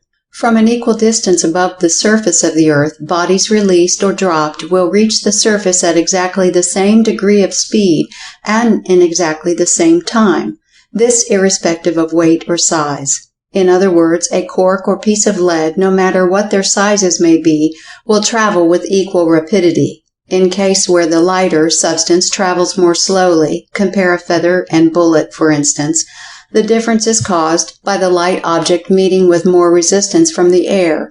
The apparent exception has been explained away by the experiment of dropping the bullet and the feather in a vacuum tube, in which there is no resistance from air, the consequence being that both descended precisely at the same instant. Another similar experiment is to place the feather upon a piece of iron whereby the resistance of the air is prevented, and the feather will maintain its position during the drop and will reach the ground resting on top of the iron, just as it started. And remember this, please, that the small object attracted by the earth exerts an attraction on its own account. If the two were of the same size, they would exert an equal attracting power. But as one is similar, its attracting power is very slight compared with that of the large mass. But it is true that the particle of dust attracts the earth precisely as the earth attracts the particle of dust, the difference being solely a matter of degree depending upon the mass of the body. The amount or degree of the combined attracting power is determined by the combined total of the two masses. Distance lessens the degree of attraction. Thus, as bodies are lifted above the earth, the weight decreases very gradually and by very slight degrees, but constantly and invariably. The poles of the earth are flattened, and consequently, the weight of an object slightly increases as it is carried from equator to pole. Concluding our consideration of gravitation, it will be well to call your attention to the fact that gravitation differs from the forms of radiant energy known as heat, light, electricity, and magnetism in several very important particulars, which seems to go far in the direction of proof that the latter are by incidents or consequences of the former. In the first place, gravitation, so far as is known, is not dependent upon, caused by, or maintained by any other force or form of energy, nor does it seem to be derived from some great reservoir, from which it obtains its supply of energy. On the contrary, it seems to be a thing in itself, self-supporting, self-existing, an intrinsic thing, in fact. It does not seem to be lost to bodies by radiation, and consequently there seems to be no need of a body replenishing its supply, as there is no loss. Gravitation seems to be a constant something, remaining always with bodies and neither being lost or acquired. It exists between the atoms, molecules, masses, all in the same way. In fact, one is tempted to think of the planets and worlds in space as molecules of some greater mass held together by gravitation, just as are the molecules held together. Remember that the molecules and atoms are not in absolute contact, but there is always a space between them, although the space or distance may be insensible to us. As above, so below, says the old occult aphorism, and it seems to be so. Then again, gravitation is believed to act instantaneously and does not require time to pass between bodies, as does light, heat, electricity, magnetism, radiant energy. Light travels through the ether as light waves at the rate of 184,000 miles a second. The same is true of heat and of electricity, but gravitation travels instantaneously. For instance, if a new star were to spring into existence at some inconceivable distance from the earth, it would require thousands of years for its light to reach us. But its attraction of gravitation would be felt instantly. Do you realize what this means? It means that gravitation is in some way connected with the ether or conveying medium, that an impulse communicated at some point of space, trillions of miles away, is felt at once at our point in space, and vice versa. There is some awful mystery here, and the laws of substance and force, as generally understood, do not account for it, and the theories regarding the ether do not throw light upon it. But wait a bit. But more than this, science holds that gravitation does not require a medium, that it seems to be its own medium, needing no ether or other medium to transmit its influence. In this respect also, gravitation differs from the form of radiant energy, and more, it is not cut off or interfered with by any intervening body, for its force operates through such intervening bodies. For instance, in an eclipse of the sun, the moon passes between the earth and the sun, but the gravitation is not affected in the slightest, for the bodies would evidence such changes immediately were it to occur. So gravitation acts instantaneously, is its own medium, and may not be interfered with by an intervening body. It, indeed, is in a different class from light, heat, and electricity. And now let us consider the other forms of attraction. In the previous chapters we saw that the form of attraction called cohesion caused the molecules to tend to each other and to remain in more or less close contact, the differing degrees of cohesion determining the density, etc. of the body. Were the attractive force of cohesion suddenly removed, the most solid bodies as well as the lightest ones would instantly fly into very fine powder, thus being resolved into their constituent molecules. The separation of the molecules, that is, the setting further apart, occasioned by heat, is spoken of by physicists as repulsion. But the writer holds that repulsion is an entirely different thing, and that the heat merely causes the molecules to lose a portion of their attractive power for each other. Until the heat being withdrawn, the molecules respond to the uninterrupted attraction. The molecules are like lovers who are attracted toward each other and remain attached unless separated violently or by some fading of attraction. Consider heat as a disturbing element, a misunderstanding between the molecular lovers, who under its influence draw somewhat apart and are only reunited when the obstacle is removed and harmony again manifested. As we have shown you in a previous chapter, the so-called properties of matter, i.e. hardness, tenacity, malleability, ductility, etc., are simply evidence of a persistent cohesiveness of the molecules, a strong love or desire for each other that caused them to adopt every possible means in their power to resist and prevent the separation of the molecules forming the mass. It was like a desperate attempt to prevent the breaking up of the family. Each so-called special physical property of matter is seen to be but the action of the molecule resisting separation, in obedience to that law of its being called attraction, or gravitation, or cohesion, or adhesion, but which might as fitly be called desire or love. And remember that this law does not seem to be merely one of self-preservation of the molecule, for it remains intact even after the separation from its companions or family. Each so-called special physical property of matter is seen to be but the action of the molecule resisting separation, in obedience to that law of its being called attraction or gravitation or cohesion or adhesion, but which might as fitly be called desire or love. And remember that this law does not seem to be merely one of self-preservation of the molecule, for it remains intact even after the separation from its companions or family. It is more, for it is a law that causes it to bend all its energies in remaining within molecular distance or close companionship with its family and resisting disintegration. It is like the social instinct in man, if one may be pardoned from using the figure. Now for the attraction of the atoms, chemical affinity, or chemism, as it is called. An atom, you know, is the chemical unit of matter, and the smallest particle of matter that can enter into combination, leaving the corpuscle out of the consideration for the moment. These atoms exhibit and manifest an attraction for each other that causes them to form combinations or marriages, and thus to combine, forming a molecule. But remember always that when atoms combine, they do not merge their identities, they simply marry and nothing more. Each atom maintains its own identity and is found intact if the marriage is destroyed by chemical process, which might be called the termination of the molecular marriage by divorce, that is, by one atom forsaking its mate and seeking a new affinity in the shape of some more attractive or attracting atom. For alas, the atoms are more or less fickle and often leave their life partners for some other fascinating particle.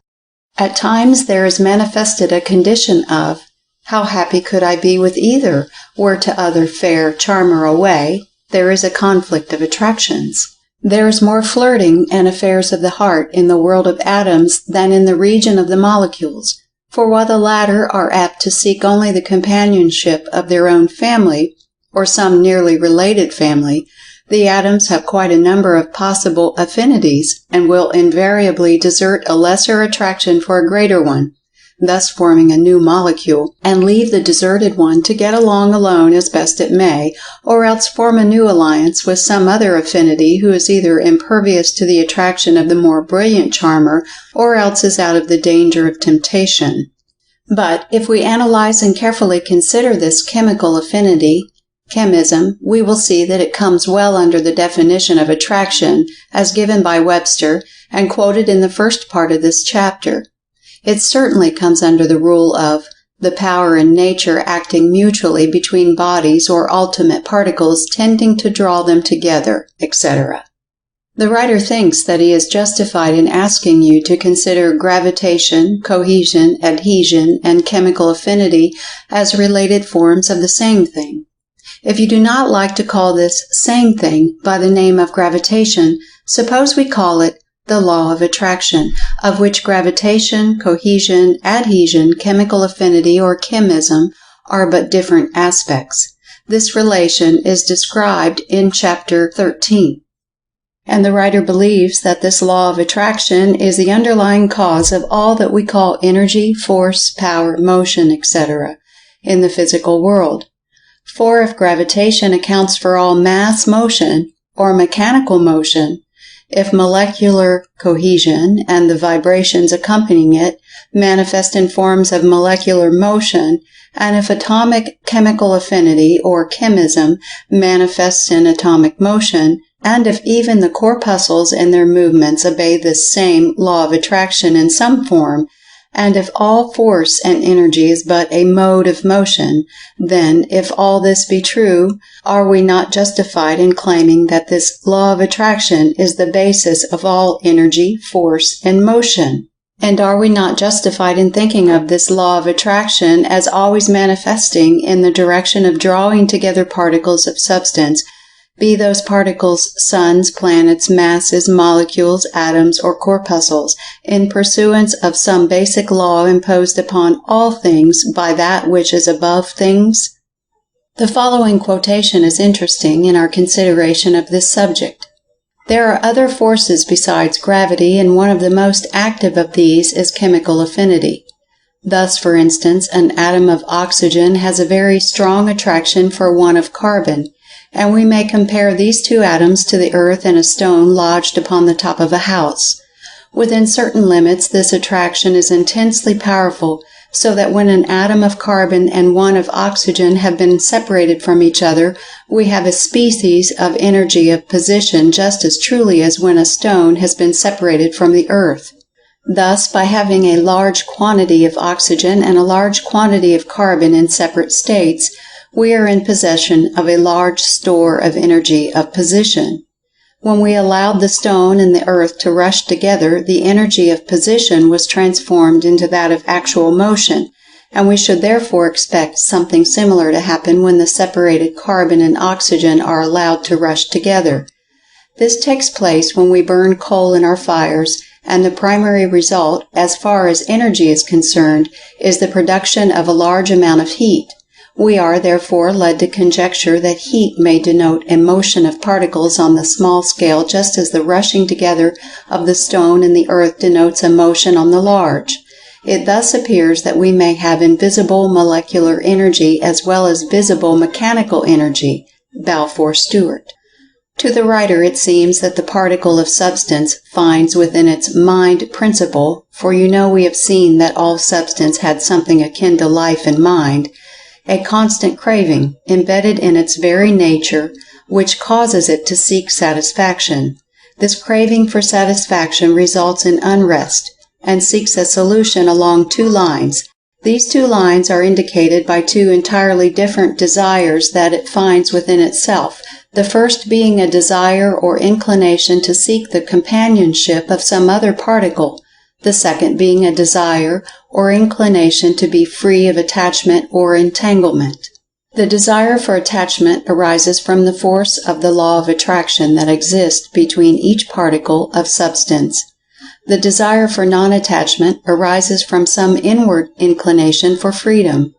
These two desires or inclinations may be called the desire for impression and the desire for expression. The desire for impression, or pressing in, manifests along lines of action tending toward attachment, moreness, companionship, combination. The desire for expression, or pressing out, manifests along the lines of action tending toward individuality, freedom, independence, unattachment, etc. And both are strong cravings, and both tend to produce unrest, which results in motion. The pull of the desire of impression exists always and is always modified and counteracted by the push of the desire for expression. And resulting from the play of these two desires or forces result activity, motion, and change. Like the two conflicting angels in the Persian mythology, Ahriman and Ormuzd, these two desires wrestle with each other in the theater of the universe, constant motion and change being the results. And if the writer may be pardoned for dropping into mysticism for the moment, may it not be that these conflicting desires for separateness and unity, respectively, are but different forms of the desire for satisfaction through oneness? Impression seeks oneness by combination with other separated particles, but finds it not. Expression seeks oneness by drawing apart and endeavoring to realize it in that way, but finds it not. But both are but different aspects of the same desire for satisfaction, and only when the mind recognizes oneness in diversity does satisfaction come, and thus the lesson of the particle becomes the lesson of the man. These conflicting desires of inclinations of the particles, the one urging it along the lines of attraction, the other along the lines of separation, produce the dance of the atoms, the motion of the particles. When the particle manifests along the lines of expression, it pushes itself away from the other particle and, consequently, also pushes the other particle away. When it manifests along the lines of impression, it pulls itself toward the other particle and at the same time pulls the other particle toward itself. In both cases, the medium of the pulling extends over the space separating them, as will be described in future chapters. This pulling and pushing is called by chemistry attraction and repulsion of the particles. It is perhaps unnecessary to state that the force of the attraction of cohesion or of chemical affinity is much stronger than that of gravitation in the case of the same particles. Otherwise, if one picked up a piece of iron, the attraction of gravitation would cause its particles to separate and fall to the ground, whereas the attraction of cohesion and that of chemical affinity enable the particles to counteract the pull of gravitation and thus remain intact. Compared with cohesion or chemical affinity, the pull of gravitation is incomparably weak. The force which holds together two atoms of water represents a high degree of dynamic power, and the shock of forcible separation of chemical atoms produces something akin to an explosion. So we see that the attraction of the particles, while of the same nature as gravitation, is much higher in intensity. But notwithstanding the power of the attraction, it seems to be a matter inherent in the nature of the particle and to represent a something like will in response to desire. The varying push and pull, or the two desires, would necessarily cause a revolution of each particle on its own axis, and a revolution around each other, besides many instances of rushing together and away from each other. In these forms of motion is to be found the cause of the vibrations producing radiant energy known as light, heat, electricity, and magnetism. The theory of dynamic thought. From the preceding chapters we have learned that 1. The forms of force or radiant energy known as light, heat, magnetism, and electricity are modes of motion, arising from the original motion of the particles of substance, molecules, atoms, corpuscles, or electrons, and that such original motions of the particles arises from the operation of the law of attraction. 2. That the forms of attractive force or energy known as gravitation, cohesion, adhesion, atomic attraction, chemical affinity or chemism, and corpuscular attraction also arise from the operation of the law of attraction. 3.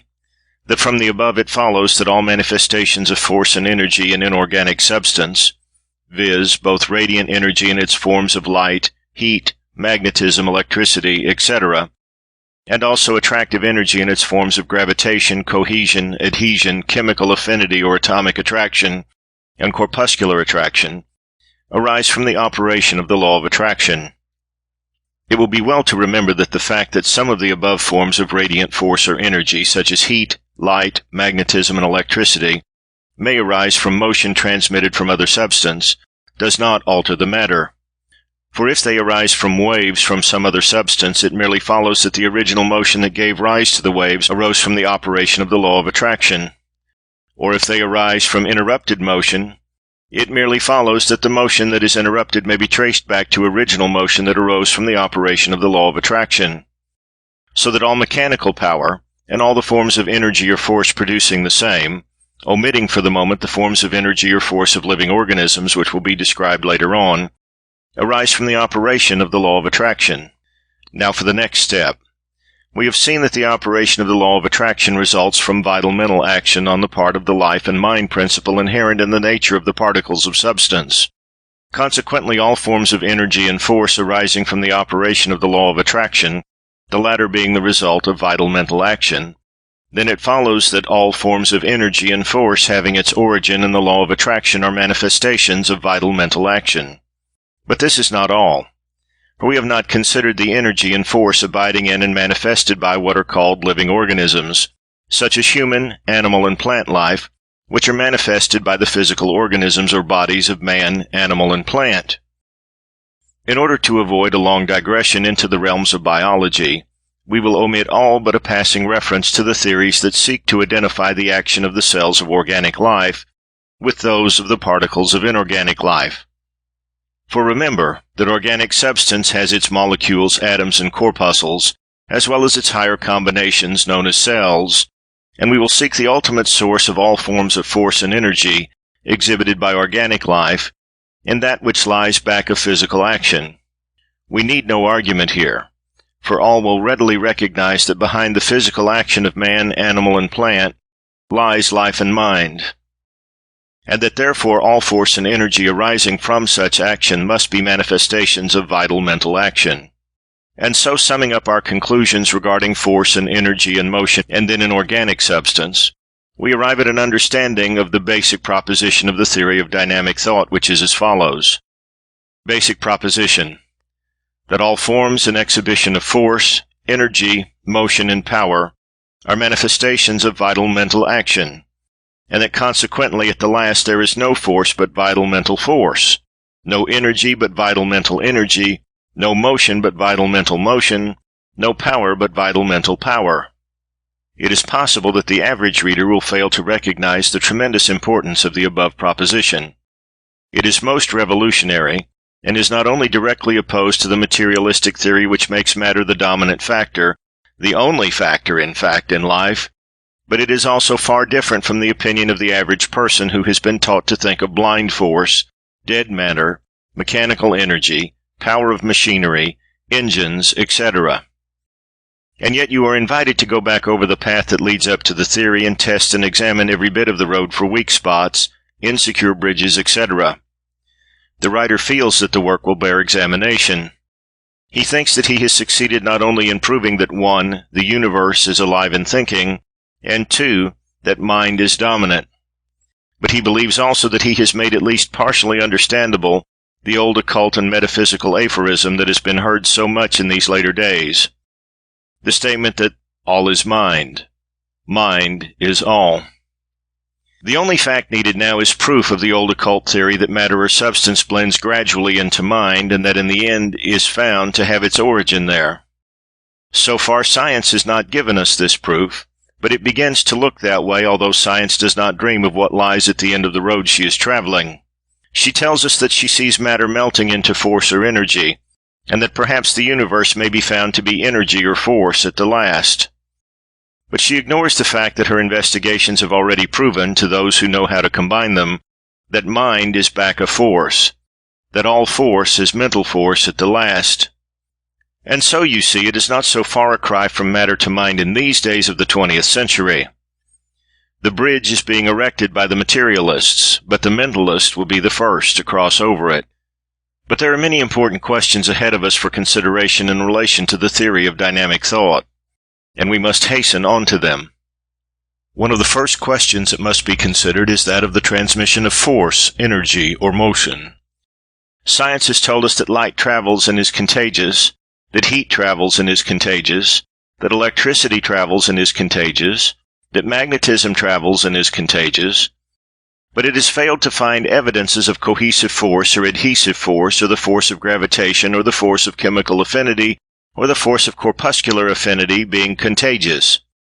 And although it recognizes that they must travel beyond the limits of the bodies manifesting them, yet it has hazarded no theory or hypothesis worthy of the name to account for the phenomenon. It informs us that light, heat, magnetism, and electricity travel via waves of the ether at the rate of 184,000 miles per second, and that when they reach their destination, the ether waves set up similar vibrations in the substance with which they come in contact. The only explanation of the method or medium of travel is the Aristotle's ether theory, which, while generally accepted as a working hypothesis, nevertheless brings a broad smile to the face of any thoughtful scientist who considers it in detail. As for the medium of the transmission of gravitation, cohesion, chemical affinity, and molecular affinity, science is mute. All that she says is that gravitation is believed to travel instantaneously over distances, that it takes light traveling at the rate of 184,000 miles per second, over 2,000 years to travel. Verily, gravitation defies scientific theories and estimates and laughs at the ether. Let us see if the dynamic thought theory throws any light on the subject. The first step in the solution of the problem of the transferring and communication of energy is the remembrance of the fact that the energy is purely mental, be it gravitation, affinity, or attraction on the one hand, or light, heat, magnetism, or electricity on the other. It is all mental force. Attraction in all of its forms has been recognized as mental action, and the vibrations that cause light, heat, magnetism, and electricity have been seen to result from the law of attraction, and therefore are mental. This being the case, would it not be wise for us to look for a solution of the transmission of force and energy in the region from which it originated, the mental region? Does not this seem reasonable? Should not the explanation for mental effects be sought in a mental cause? And should not the medium between mind and mind be looked for in the mental region? Taking the liberty of peeping into some of the succeeding chapters of this book, getting a little ahead of the story, as it were, let us consider the operation of mind in the higher forms of life. Without argument or proof at this point, let us remember the well-founded statements of fact, and the old occult teachings as well, that the mind is not confined to the limits of the body, but extends as an aura for some distance beyond its physical form. Let us also remember that the phenomena grouped together under the general subject of thought transference, thought transmission, telepathy, or the best term of all, telesthesia, meaning literally far-off sensation. The writer imagines that he hears the yell of derision go up at this point from the materialistic personage or the man on the street, who has been induced to read this book by some well-meaning friend. Thought transference, fiddlesticks, we may hear him cry in imagination. But let this reader remember, fiddlesticks or no fiddlesticks, that thought transmission is a proven fact, and that thousands of people know it to be so absolutely from their own experience. It is too late in the day for sneers at the mention of the term. Well then, since force is mental and we are looking for a mental explanation for the phenomenon of transmission of force, does it not seem natural to consider thought transmission in that connection? Answering a possible objection of some critical reader to the effect that before a sensation may be received the receiver must have sense organs, a very good objection, but one that is answered by science itself, let us read on. Haeckel, the distinguished scientist, in his endeavor to prove that man's senses are but a development of something in inorganic life, has called our attention to the fact that molecules and atoms are capable of receiving sensations and responding thereto. He makes quite a point of this in his latest works and remarks, among many other things, showing his positive view on the subject of sensation in the inorganic world. I cannot imagine the simplest chemical and physical process without attributing the movements of the material particles to unconscious sensation. And again, the idea of chemical affinity consists in the fact that the various chemical elements perceive the qualitative differences in other elements, experience pleasure or revulsion at contact with them, and execute specific movements on this ground. He also quotes approvingly the remarks of Nageli, who said, "If the molecules possess something that is related, however distantly, to sensation, it must be comfortable to be able to follow their attractions and repulsions, uncomfortable when they are forced to do otherwise." Haeckel also says that in his opinion the sensations in animal and plant life are connected by a long series of evolutionary stages with the simpler forms of sensation that we find in the inorganic elements, and that reveal themselves in chemical affinity. Is not this strong enough? Perhaps we may now be permitted at least to assume that even the atoms, molecules, and corpuscles have something like sensation. Someone may now object that Haeckel speaks of contact between the particles, and that sensation by contact even in an atom is far different from the sensation without contact at a short distance. Quite right. But if the objector will take the trouble to review the teaching of science regarding the relation of the particles, he will see that the particles are never exactly in contact except in moments of collision, which, by the way, they carefully avoid. The corpuscles, as we have shown, have plenty of room in which to move about, but they move in orbits around each other. The atoms combine, but there is always room between them, as may be seen by reference to the teachings regarding the ether, which fills up the cracks according to the theory. And the molecules also have plenty of room, as may be seen by reference to that part of the subject, particularly to the comparison of the drop of water magnified to the size of the earth, in which the molecules would appear about the size of the original drop, with more room between each than their own size. In fact, as we have been shown in a previous chapter, the particles are attracted only to a certain distance, at which they resist the impulse or attraction and stand off a bit. They will not be forced too near without creating disturbances and manifestations of force, and if they are separate beyond a certain distance, the attractive power ceases to operate. But there is always some room between them, and they bridge over that room and exert and receive the attractive power in some way. This is true not only of the particles, but of the great bodies, like the Earth and planets, that are attracted and attract over great distances. Now for the question: how do they exert sense and attractive power over the great comparative distance, great comparatively as well in atom as in planet and sun?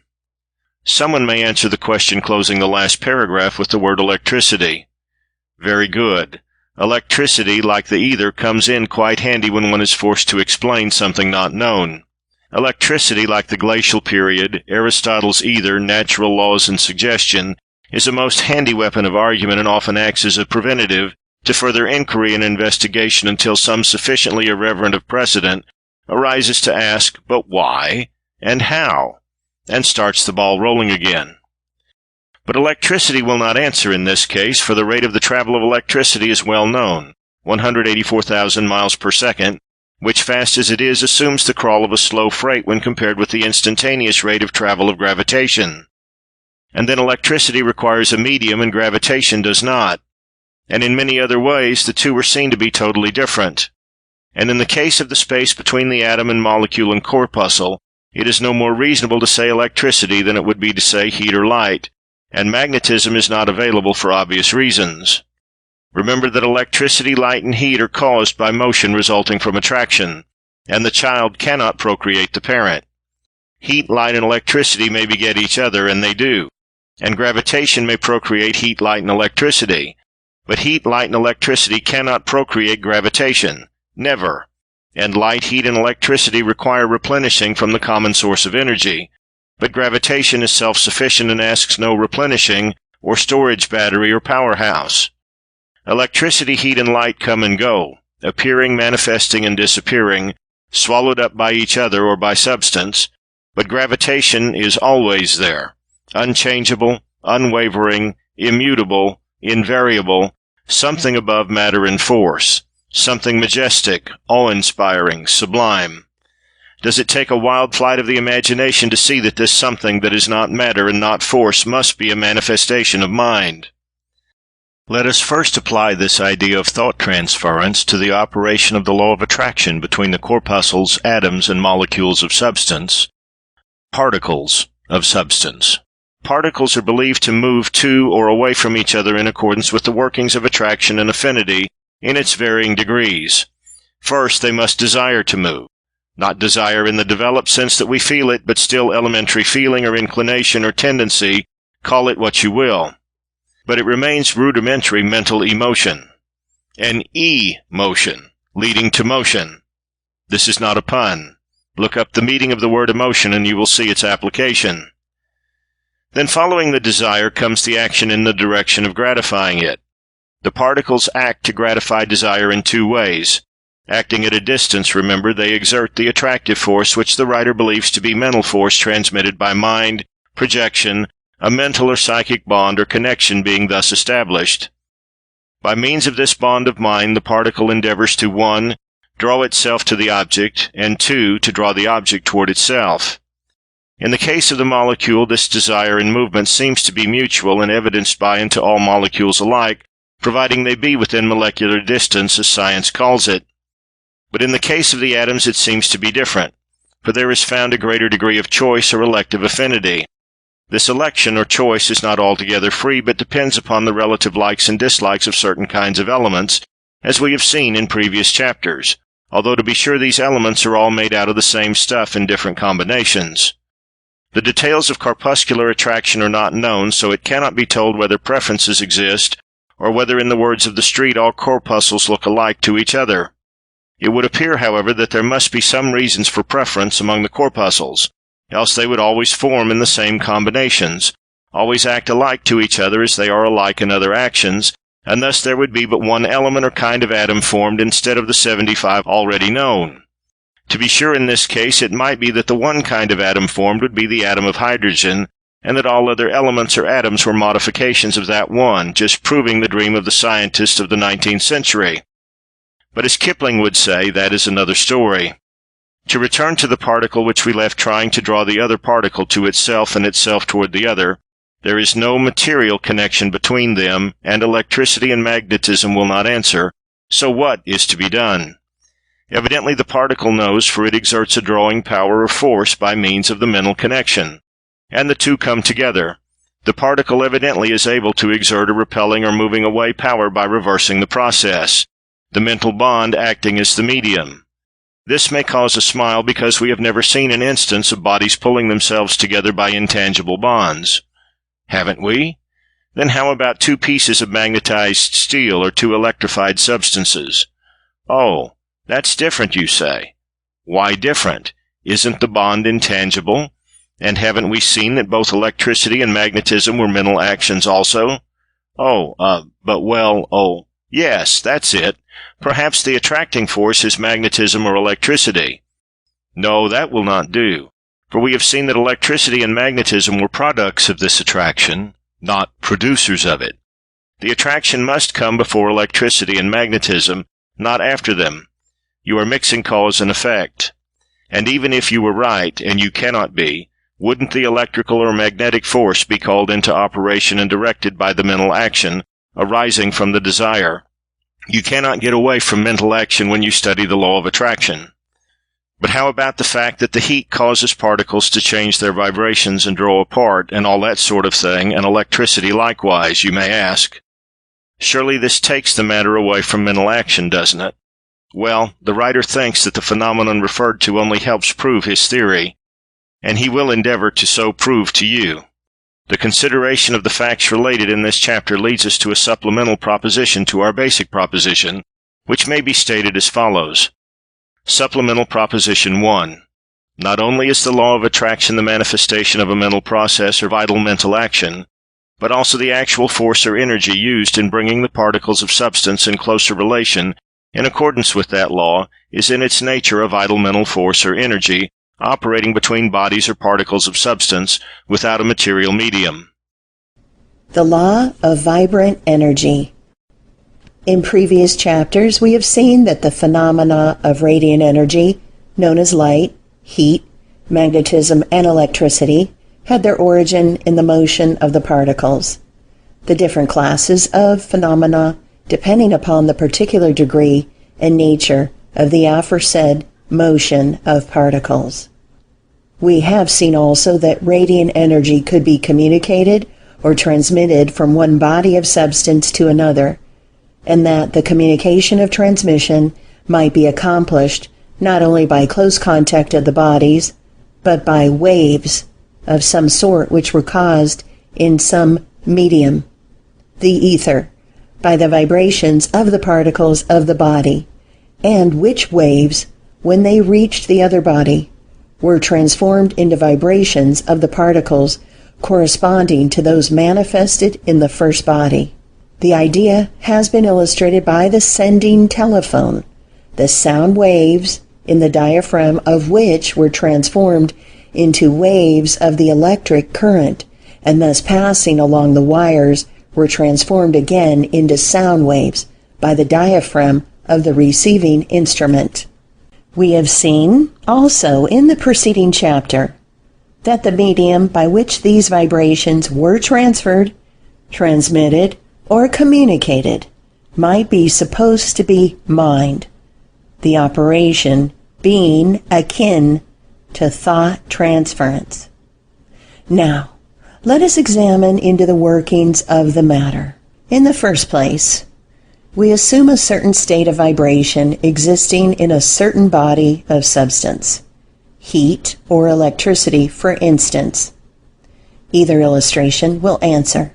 Another body of substance is brought in close contact with the first body, and the vibrations of energy pass on to the second, not by waves, but by a seeming actual passing of vibrations without the need of intervening waves.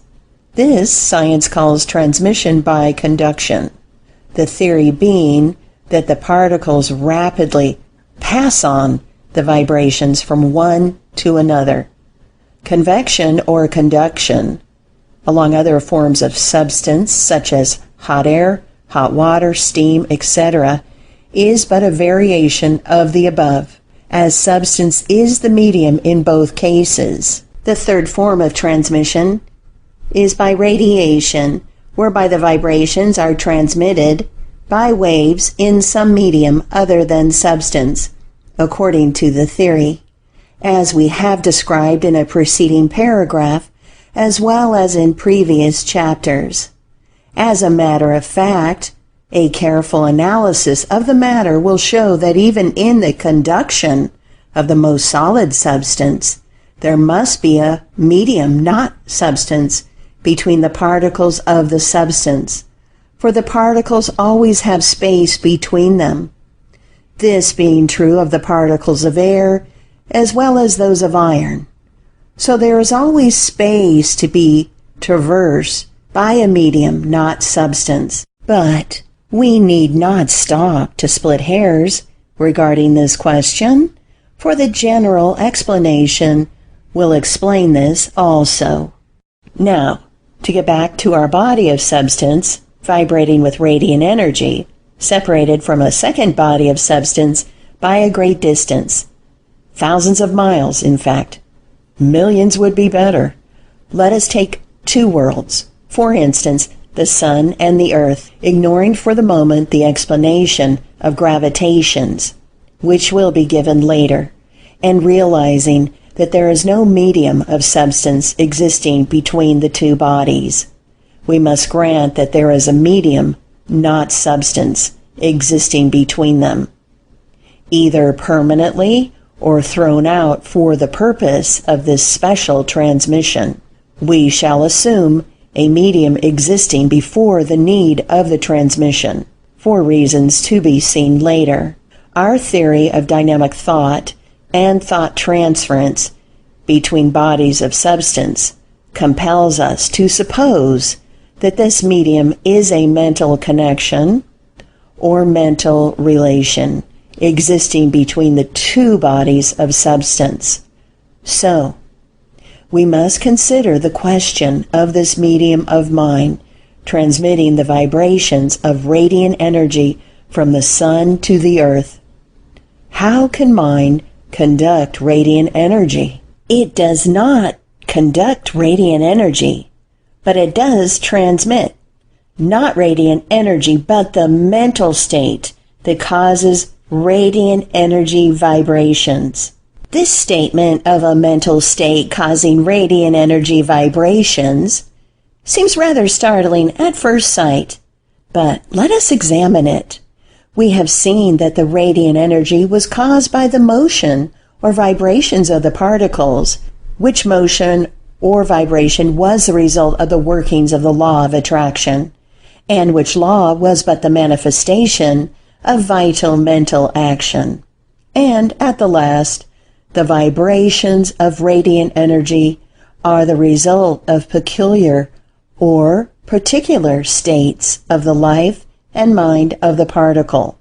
The word state is derived from the Latin word status, meaning position, standing, and is used generally in the sense of condition. This mental state of the particle may be described as a state of emotional excitement. Let us pause a moment to consider the meaning of these words. It often helps us to understand a subject if we examine the real meaning of the words defining it.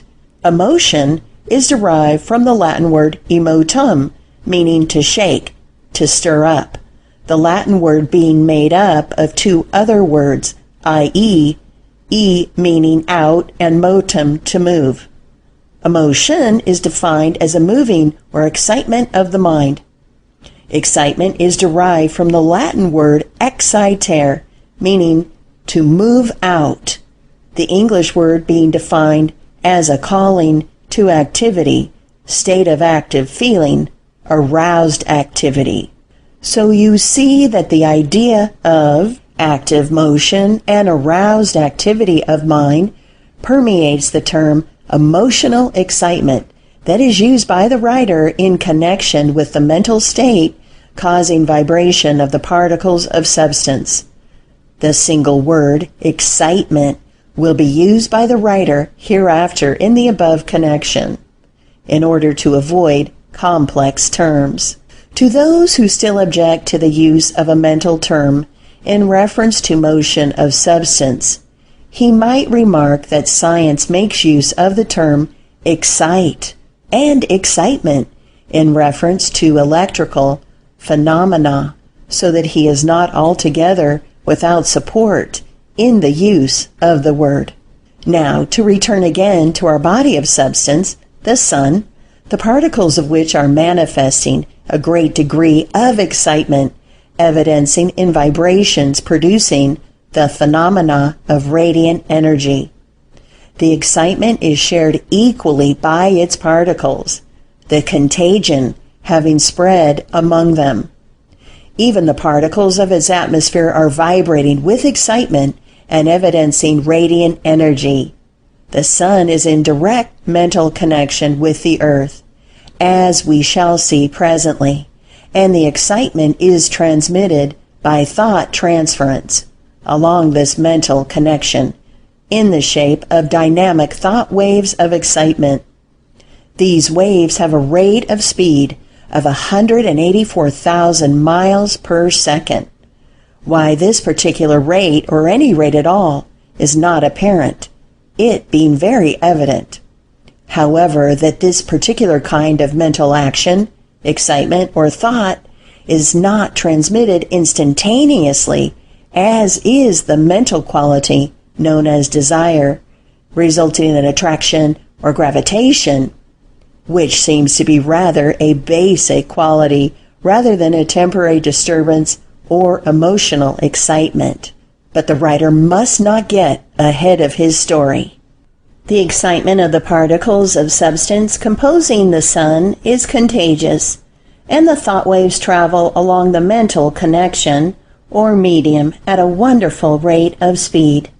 Soon they come in contact with the mental atmosphere of the earth, and the excitement becomes manifest in action. the emotional excitement being reproduced by the particles of the Earth's substance nearest the surface, which vibrate and manifest the radiant energy in spite of themselves, for the tendency among particles is to settle down and remain calm rather than to participate in emotional excitement. They have acquired a normal and fixed rate of vibration or mental state after many years, gradually changing from a high state of excitement to a comparative calm state, and their tendency and inclination is conservative, and they are disposed to resent and repel radical states of excitement or disturbance coming from other less conservative bodies. The above fact partially explains why the communicated excitement manifests itself more strongly on the surface of the body, exposed to the contagion of excitement. The conservative influence is always at work and manages to absorb and equally distribute the energy that is beating down upon it without allowing it to penetrate very far. The energy is used up or absorbed and neutralized by the lower vibrations of the mass. The effort of the energy coming from the sending body is to bring up the vibrations of the receiving body to the rate of the sender, while the effort of the receiving body is to resist this effort and to reduce and bring down the transmitted increased rate of vibration of the particles immediately exposed to the contagion. In both cases, the effort is toward equalization of the rate of vibrations. This working of the law may be observed plainly in the case of heat vibrations, the energy seeming to wish to bring up the vibrations or temperature of the second body, while the latter resists this effort and strives to bring down the vibrations or temperature of those particles of itself that have caught the motion. The energy is like a radical agitator who wishes to stir up an excitement leading to a change, while the body is like the conservative element that prefers to let well enough alone and resists the stirring up process and exerts itself to restore quiet and to maintain accustomed conditions. The explanation of the phenomenon given in any work on physics or natural philosophy will answer fairly well in the consideration of this theory of dynamic thought. The only important change being required being the substitution of thought waves for waves of the ether of science. Science has described the working operations as might be expected from her years of careful study and examination. She has erred only in the theory or hypothesis advanced to account for the facts. Her ether, handed down by Aristotle, is admitted by her to be paradoxical and unthinkable, but she has had none other to substitute for it. She will probably sneer at the dynamic thought and thought transference theory advanced in this book, if indeed she takes the trouble to examine it.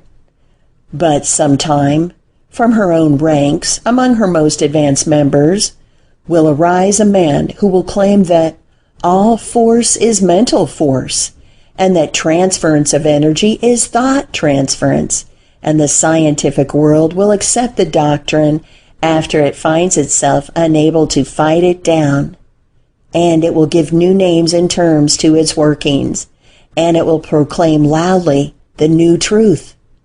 And this little book and its writer will be ignored, but its work will go on. The writer, although probably doomed to have himself and his theory laughed at by the masses of people whose children will accept the teachings of this book, does not feel discouraged by the prospect. He cares nothing for personal credit, the truth being the important thing. Like Galvini, whose words appear on the title page of this book, he may cry, "I am attacked by two very opposite sects, The scientists and the know-nothings both laugh at me, calling me the frog's dancing master, but I know that I have discovered one of the greatest forces in nature. The illustration given above of the transmission of the excitement of the particles of the sun to the particles of the earth will answer equally well in the case of light, heat, magnetism, and electricity, and it will answer in the case of the transmission of these forces between atoms, molecules, and masses, as well as between worlds and solar systems. Any body subject to the law of attraction may, and do, so transmit vibrations. In our consideration of the riddle of the Sphinx, which forms the subject of the next chapter, we shall obtain further particulars of the workings of the law. The consideration of the facts and principles stated in this chapter brings us to a second supplemental proposition, which may be stated as follows. Supplemental Proposition 2. The rates of vibration of the particles of substance may be likened to mental states, and a high degree of the same may be called an excitement. This excitement may be, and is, communicated from the particles of the body manifesting it to the particles of other bodies, the medium of such communication being a mental connection or mental relation existing between the two bodies of substance, without the employment of any material medium, and which excitement, so communicated, reproduces in the second body the vibrations manifested in the first body, subject always to the counteracting efforts of the second body to maintain its accustomed and former rate of vibration and mental state. The riddle of the Sphinx. It is with no light emotion or jaunty air that the writer approaches this part of his subject. On the contrary, he feels something like awe when he contemplates the nature of that great something which he is called upon to attempt to explain in a few pages. He feels, in only a lighter degree, the emotion that one experiences when, in occasional moments, his mind leads to a contemplation of the infinite. He feels that which men mean when they say gravitation and the ether are but symbols and feeble concepts of something so far above human experience that the mind of man may grasp only its lowest shadings. The greater and higher part of it, like the higher rays of the spectrum, being hidden from the experience of man. In his endeavour to pass on to you his ideas regarding the something that explains both gravitation and the ether, he must ask you to endeavour to form a mental picture of a something. This something must fill all space within the limits of the universe, or cosmos, if limits it has. It must be an expression of the first of the attributes of the infinite, the one called omnipresence, or presence everywhere, and yet it must not be the infinite presence. It also must be an expression of the second of the attributes of the infinite, the one called omnipotence, or all-power, and yet it must not be the infinite power. It also must be an expression of the third attribute of the infinite. It's the one called omniscience, or all-knowing, and yet it must not be the infinite wisdom. It must be an expression of all the attributes that we think of as belonging to the infinite, and yet through them all we may see the infinite itself in the backgrounds, viewing its expressions. The something that you are asked to think of is that something regarding which the mystics have dreamed, the philosophers have speculated, the scientists have sneered and smiled, that something that men have thought of as the universal mind, or the cosmic mind. You are asked to think of this something as a great ocean of pure mind, permeating all space, between solar systems, between worlds, between masses of substance, between the molecules, atoms, and corpuscles, in and about and around everything, yes, even in everything, in the very essence of the corpuscle, It is, in truth, it is that essence itself. Bound up in the bosom of that mighty ocean of mind must reside all knowledge of the universe, of all this side of God. For that all knowledge is but a knowing of its own region. Latent within itself must be locked up all energy, all capacity for force or motion, for all force or energy is mental. In its presence, it exemplifies the capacity of filling all space, omnipresent, omnipotent, omniscient. All the attributes of the infinite are manifested in it, and yet it is but the outward expression of that behind the veil, which is the causeless cause of all. In that great ocean of universal or cosmic mind, bodies of substance are but as floating specks of dust, or even bubbles formed of the substance of that ocean itself. On the surface of that ocean there may arise waves, currents, ripples, eddies, whirlpools, storms, hurricanes, tempests.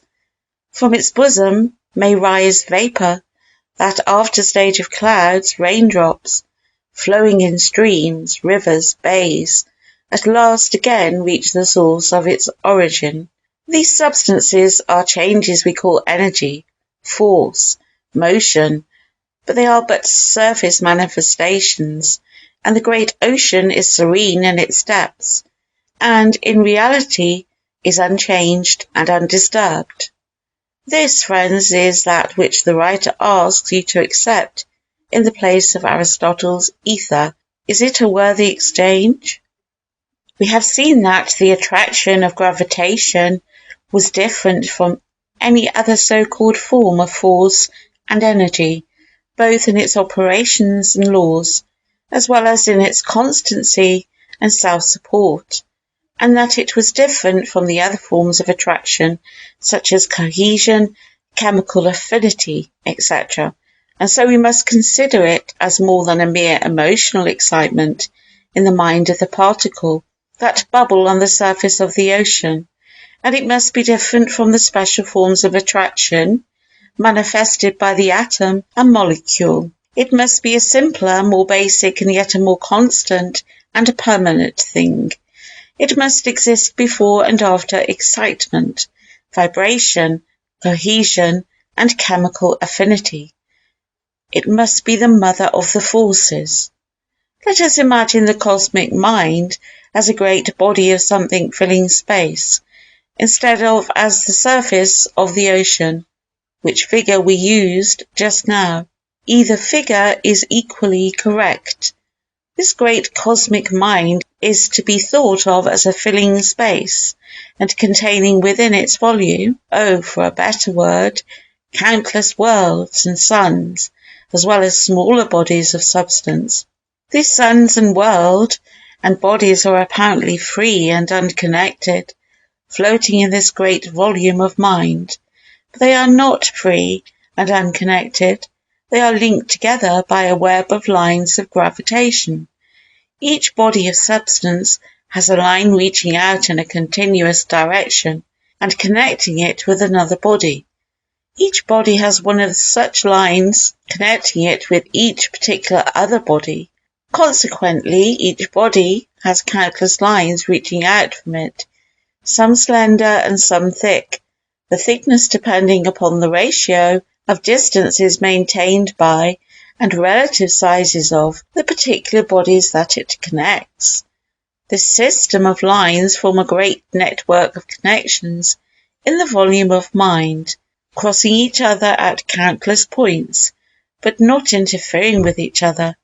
And although the number may be said to be countless, still these lines do not begin to cover the entire dimensions of space, or of the mind that fills it. There are great areas of space entirely untouched by these lines. If one could see the system of lines, it probably would appear as a sheared off section of a great spider's web, with lines in all directions, but with plenty of room between the lines. Perhaps these lines converge to a common centre, and that centre may be But this is transcendental dreaming. Let us proceed with our consideration of the use of these lines. It is to be understood, of course, that these lines are not material lines, not made of substance, but rather conditions in the cosmic mind, not thought waves arising from the excitement of particles, but something more basic, simpler, and more permanent.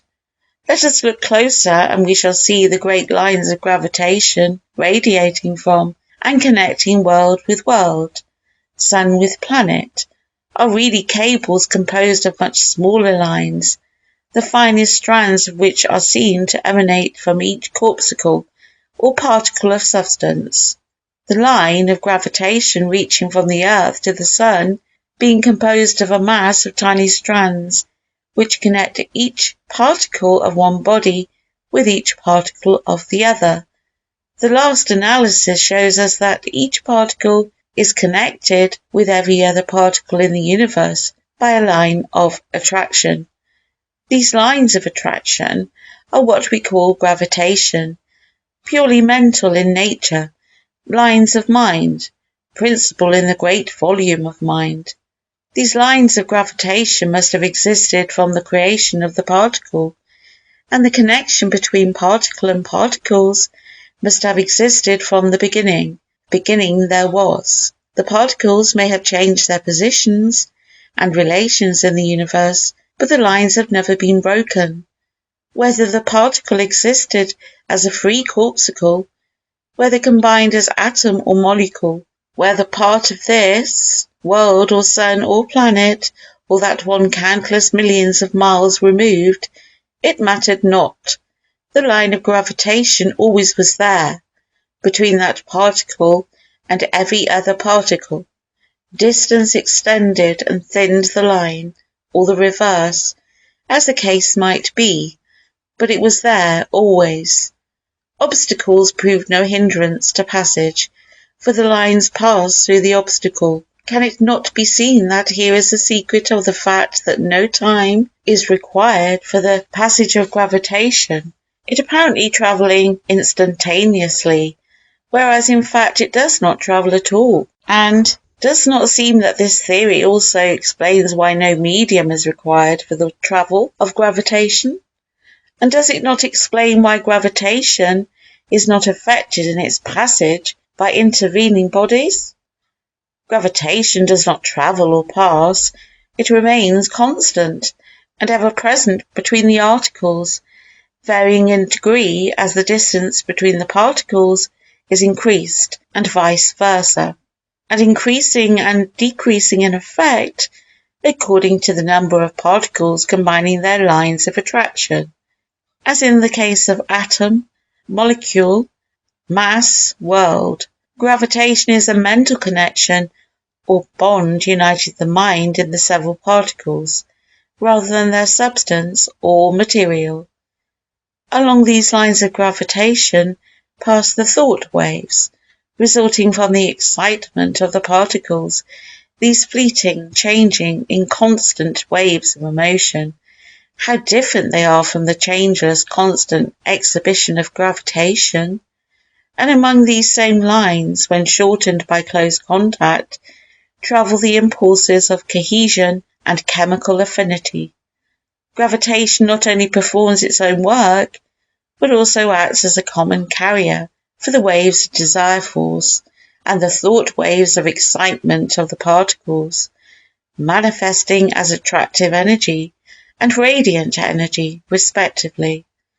The writer asks you to remember, particularly, that while the desire waves of the particles and their thought waves of excitement are changeable, disconnected, and inconstant, the line of gravitation is never broken, and could not be unless the particle of substance was swept out of existence, in which case the balance of the universe would be overturned, and chaos would result. The divine plan is perfect to the finest detail. Every particle is needed, is known, is counted, and used in the plan. And gravitation is the plainest evidence of the reality of the infinite that is afforded us. In it we see the actual machinery of the infinite. No wonder that great thinkers have bowed their heads reverently before its power and awfulness.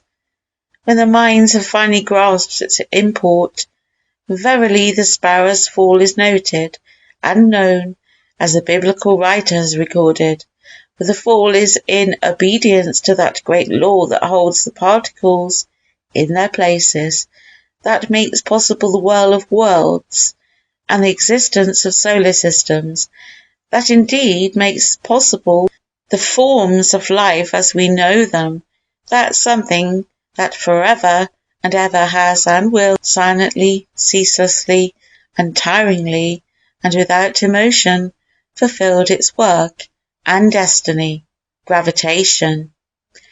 The theory of dynamic thought also holds that in addition to the existence of the cosmic mind, or ocean of the mind principle, and the lines of attraction that run through it, each particle has its mental atmosphere, or aura.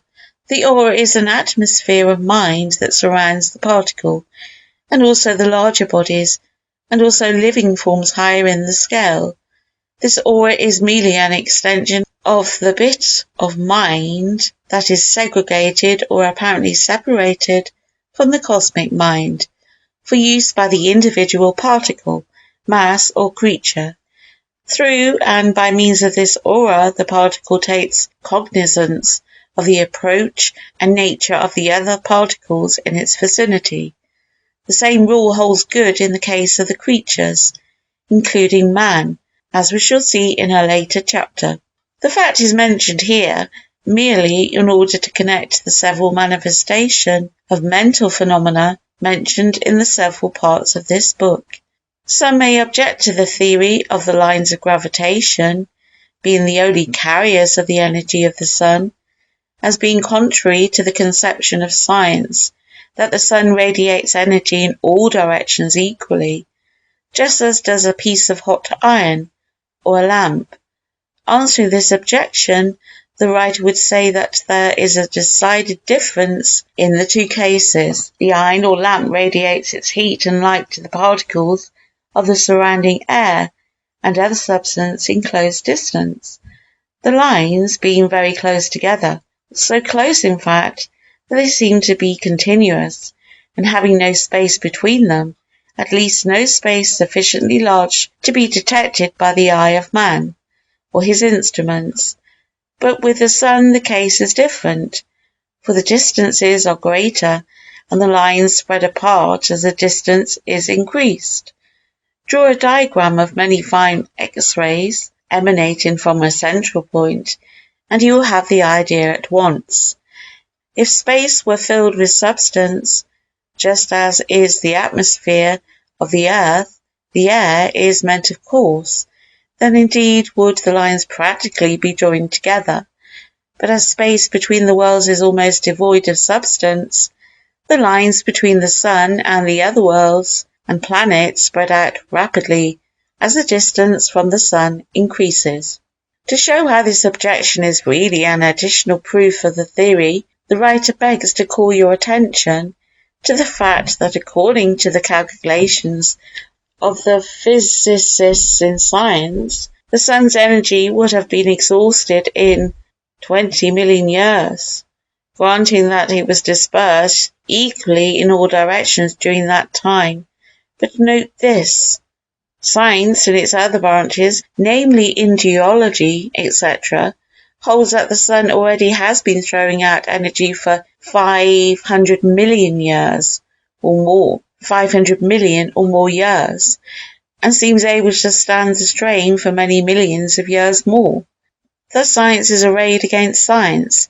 Does not this theory harmonize the two, by showing that the sun does not emanate energy in all directions, equally and at all times, but on the contrary radiates energy only along the lines of gravitation, and in proportion to the relative distances and sizes of the bodies to whom such energy is radiated.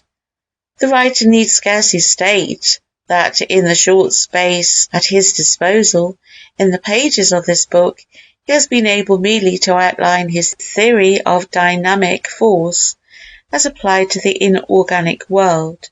The patience of the average reader has limits. We must pass on to other features of the workings of the theory, namely the mental life of man, in which the named laws are manifested. But he feels that those interested in the phases of the subject touched upon may explain for themselves the missing details by reference to the teachings of modern science on the subjects of physics, remembering always to substitute the theory of dynamic thought for the ether theory that modern science borrows from Aristotle as a temporary makeshift. The writer believes that this theory will account for many of the missing links in physics.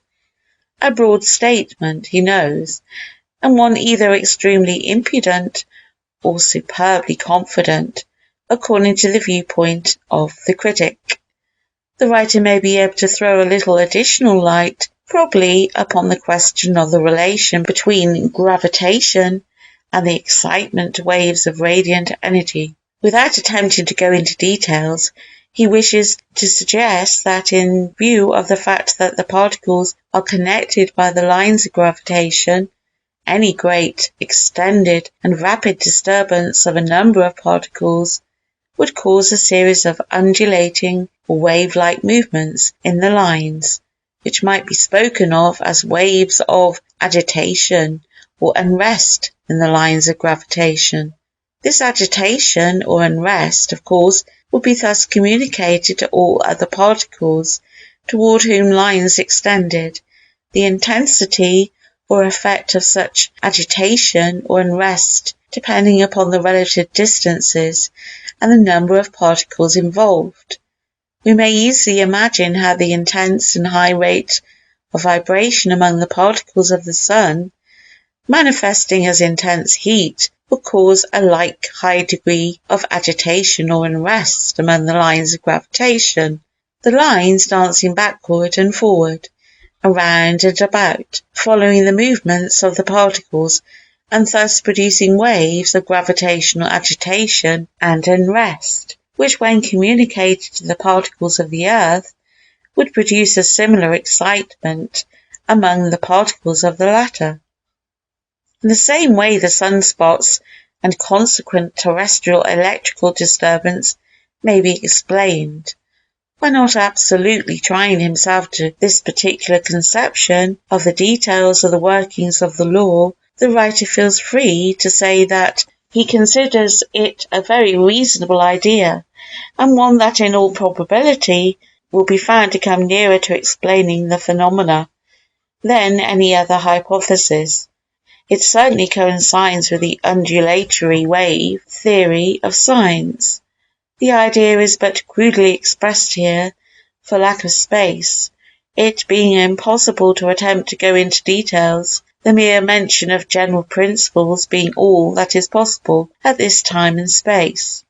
And now for a few additional words on the subject of our theory, that in place of the hypothetical ether of science, a substance that is not substance, there exists a great ocean of cosmic mind.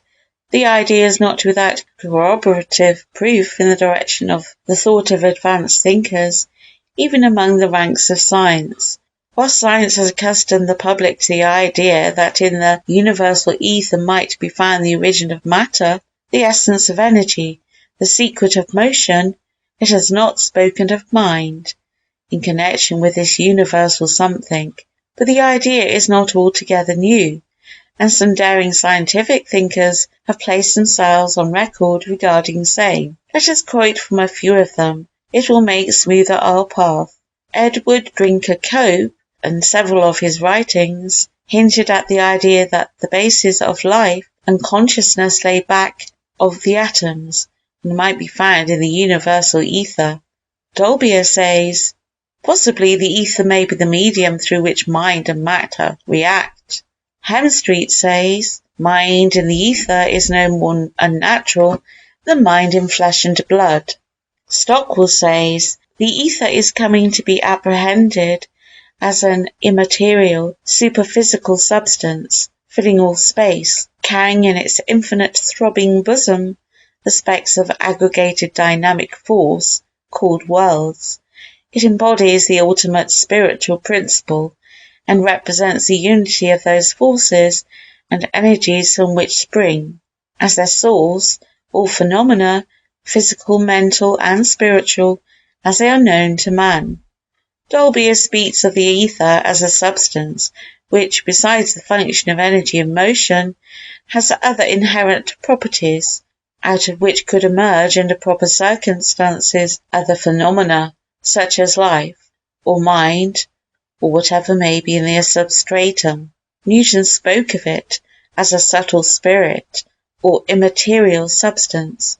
Dolbear says, the ether, the properties of which we vainly strive to interpret in the terms of matter, the undiscovered properties of which ought to warn every one against the danger of strongly asserting what is possible and what is impossible in the nature of things. Stockwell says that the ether is not matter in any of its forms. Practical scientists are agreed. Dolbear again says, if the ether that fills all space is not atomic in structure, presents no friction to bodies moving through it, and is not subject to the law of gravitation, it does not seem proper to call it matter. One might speak of it as a substance if he wants another name for it. As for myself, I make a sharp distinction between the ether and matter, and feel somewhat confused to hear one speak of the ether as matter. And yet, in spite of the above expressions, no scientist has dared to say in plain words that the ether, or whatever took the place of the ether, must be mind, although several seem to be on the verge of the declaration, but apparently afraid to voice their thought. In view of what we have seen in our consideration of the facts and principles advanced in this chapter, we are invited to consider the following two supplemental propositions. Supplemental Proposition 3.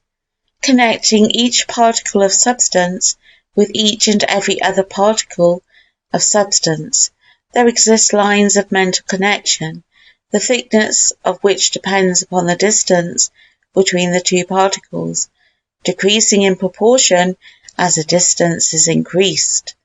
These lines may be considered as conditions of the great ocean of cosmic mind, which pervades and fills all space, including the essence of inner being of the particles of substance, as well as the space between the said particles. These lines are the lines of gravitation, by and over which the phenomenon of gravitation is manifested.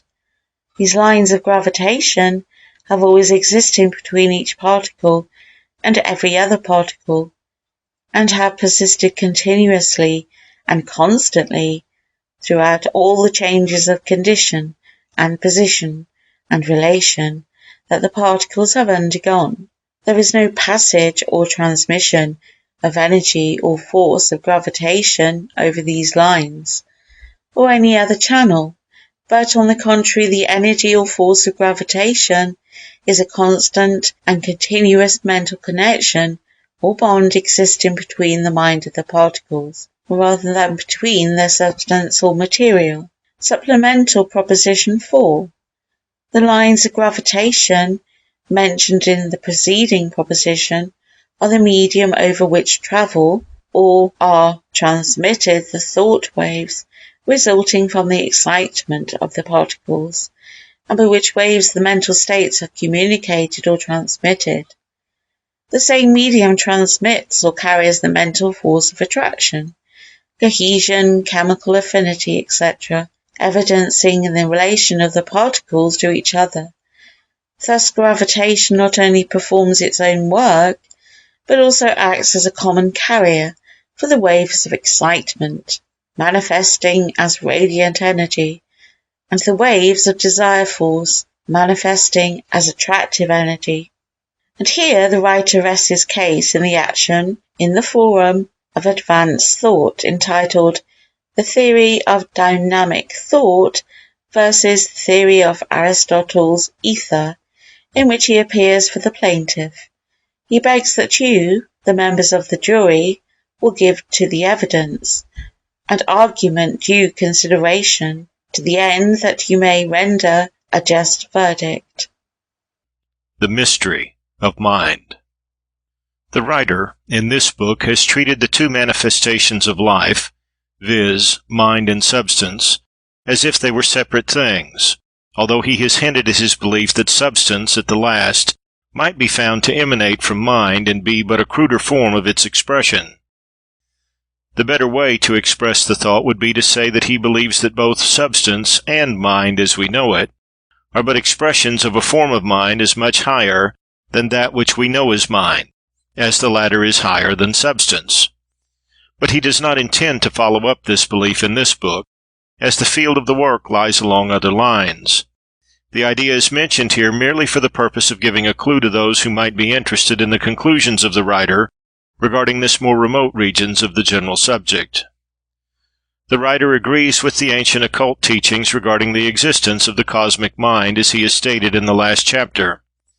This cosmic mind, he believes, is independent of substance. In fact, it is the mother of substance and its twin brother, mind as we know it. Mind as we know it and substance are always found in connection with other. It is true that the form of substance used by mind as its body may be far finer than the rarest vapor that we know, but it is substance nevertheless. The working of the great plan of the universe seems to require that mind shall always have a body with which to work, and this rule applies not only in the case of the densest form of substance, and the mind principle manifesting through it, but also in the case of the highest manifestation of mind as we know it, which requires a body through which to manifest. This constant combination of mind and substance, the fact that no substance has been found without at least a trace of mind, and no mind except in relation to and combination with substance, has led many scientific thinkers to accept the materialistic idea that mind was but a property of substance, or a quality thereof. Of course, these philosophers and thinkers have had to admit that they could form no idea of the real nature of mind, and could not conceive how substance really could think. But they found the materialistic idea a simpler one than its opposite, and so they fell into it. Notwithstanding the fact that there was always a something within that would cry pshaw at the conclusion of the argument or illustration, these men have thought it reasonable to believe that there was no such thing as mind except as a result of irritation of tissue, etc. But nevertheless, there was always a something in us that in spite of argument keeps crying like a child, "'Tain't so!" And wonderful to relate, we heed the little voice. This materialistic theory is a curious reversal of the facts of the case. Even the very conclusions and reasoning of these thinkers is made possible only by the existence of that mind which they would deny. The human reason is incapable of explaining the inner operation of the mind upon a strictly and purely physical basis. Tyndall, the great English scientist, truthfully said, "The passage from the physics of the brain to the corresponding facts of consciousness is unthinkable. Granted that a definite thought and a definite molecular action of the brain occur simultaneously, we do not possess the intellectual organ, nor apparently any rudiment of the organ, which would enable us to pass by a process of reasoning from the one phenomenon to the other. The materialist is prone to an attempt to rout the advocates of mind with a demand for an answer to the question, what is mind? The best answer to that question lies along the proverbial Irishman's lines of answering a question by asking another one, resulting in the answering question, what is matter? As a fact, the human reason is unable to give an intelligent answer to either question, and the best opinion seems to be to consider them as but two aspects of something, the real origin of which lies in something higher, of which both are aspects or forms of expression. The occult teaching with which the writer agrees is that the mind inherent in any portion of substance, from the corpuscle up to the brain of man, is but a segregated, or apparently separated, portion of the universal mind principle, or cosmic mind. This fragment of mind is always connected with substance, and in fact it is believed that it is separated from the universal mind and the other separate minds by a film of the rarest substance, so fine as to be scarcely distinguishable from mind. This separation is not a total separation, however, for the fragment of mind is in connection with all other fragments of mind by mental filaments, and besides is never out of touch with the cosmic mind. But comparatively, the fragment of mind is apart from the rest, and we must consider it in this way, at least for the purpose of study, consideration, and illustration. It is like a drop in the ocean of mind, although connected in a way with every other drop and the ocean itself. The individual mind is not closely confined within the substance in which it abides, but extends beyond the physical limits of the substance, sometimes to quite a considerable distance. The aura, or egg-shaped projection or emanation of mind surrounding each particle in each individual, is an instance of this. In addition to the aura, there is possibly an extension of mind to a considerable distance beyond the immediate vicinity of the physical limits, the connection, however, never being broken during the life term. Mental influence at a distance, however, does not always require the above-mentioned projection of the mind. Thought waves often answer the purpose, and besides, there is such a thing as the imparting of mental vibrations to the small particles of substances with which the atmosphere is filled, which vibrations continue for quite a time, often for a long period after the presence of the individual producing them. These matters shall be discussed in later chapters of this book. The mind of man is a far more complex thing than is generally imagined by the average man, not only in its varied manifestation of consciousness, but its great region of below consciousness, or infraconsciousness, as it is called. It shall be the purpose of the sequel to this book, now in preparation, which will be entitled The Wonders of the Mind, to describe these inner workings and to point out methods of utilizing the same. Our next chapter, entitled The Finer Forces of the Mind, will lead us into this field. The Finer Forces of the Mind. It was the writer's original intention to close the book with a chapter in which he brought to a close his argument and presentation of the case of dynamic thought. The book was written for the purpose of demonstrating that theory, and it naturally should have closed there.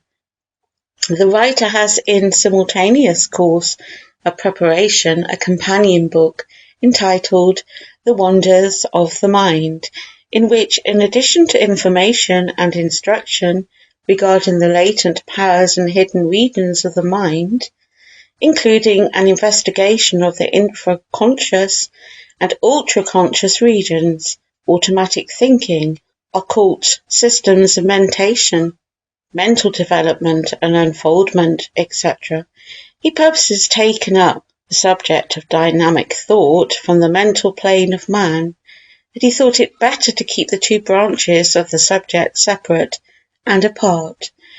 But notwithstanding the above facts, he feels that he cannot close the present book.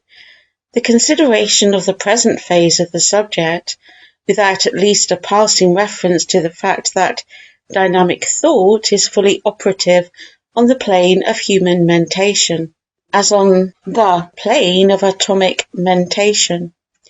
In fact, man has the same power, potentially, that is possessed by the atom, only refined to a degree corresponding to the development of man as compared to that of the atom. The power is raised to a higher plane of mentation, but is fully operative. Just as the body of man contains physical life corresponding with the different phases of lower physical life, mineral, vegetable, and animal, for instance, the mineral-like bones and the mineral salts in the system, the plant-like life and work of the cells, and the animal-like flesh and physical life, in addition to the wonderful brain structure and fine brain development peculiar to man. So has man the lower mental qualities of the lower life, in addition to his glorious human consciousness that is reserved to the highest form of life on the globe. In his mental regions, man has the power of the atom of attracting articles of substance to him, that he may combine it with other substances in building up his body. Then he has the plant-like cell mentation, that does the building up work and repairs wounds and damaged parts, etc., Then he has the animal mentation, evidencing in the passions, desires, and emotions of the purely animal nature, and which mentation, by the way, keeps man busy and controlling by means of his higher mental faculties, that are God's gift to man, and are not possessed by the animals. But all this will form part of the sequel, the wonders of the mind, and are merely mentioned here in passing. And just as man is enabled to use elementary, the physical qualities that he finds in his body, and to turn same to good account in living his human life, so does man, consciously or unconsciously, make use of these elementary mental powers in his everyday mental life. And if he but realizes what a conscious use of these faculties, guided by the human will do, many may become a different order of being. This is the basis of the occult teachings and the mysteries of the ancients, as well as the teachings of the modern secret esoteric bodies and societies such as the Rosicrucians and Hermetic Brotherhood, and several other societies whose names are not known. The real societies are referred to, not the brazen imitations that unscrupulous men are holding out to the public as the original orders, membership being offered and urged for the consideration of a few dollars. It is needless to say that membership in the real occult orders is never urged and cannot be bought. But to return to the subject, the individual mind of man is in direct touch, not only with the great cosmic mind, but also with the individual mind of every other man. Just as the particles are bound by lines of attraction, so are the minds of men bound together by lines of mind, or mental filaments. And just as special forms of attraction exist between the particles, so do special forms of attraction exist between men. And just as particles are influenced at the distance by other particles, so are men influenced at the distance by other men. And just as the particle draws toward itself that which it desires, so do men draw toward themselves that which they desire. And just as mental states and excitement are transmitted or communicated from particle to particle, so are mental states or excitement transmitted or communicated from men to men. As above, so below, as below, so above, says the old occult maxim, and it may be found to operate on every plane.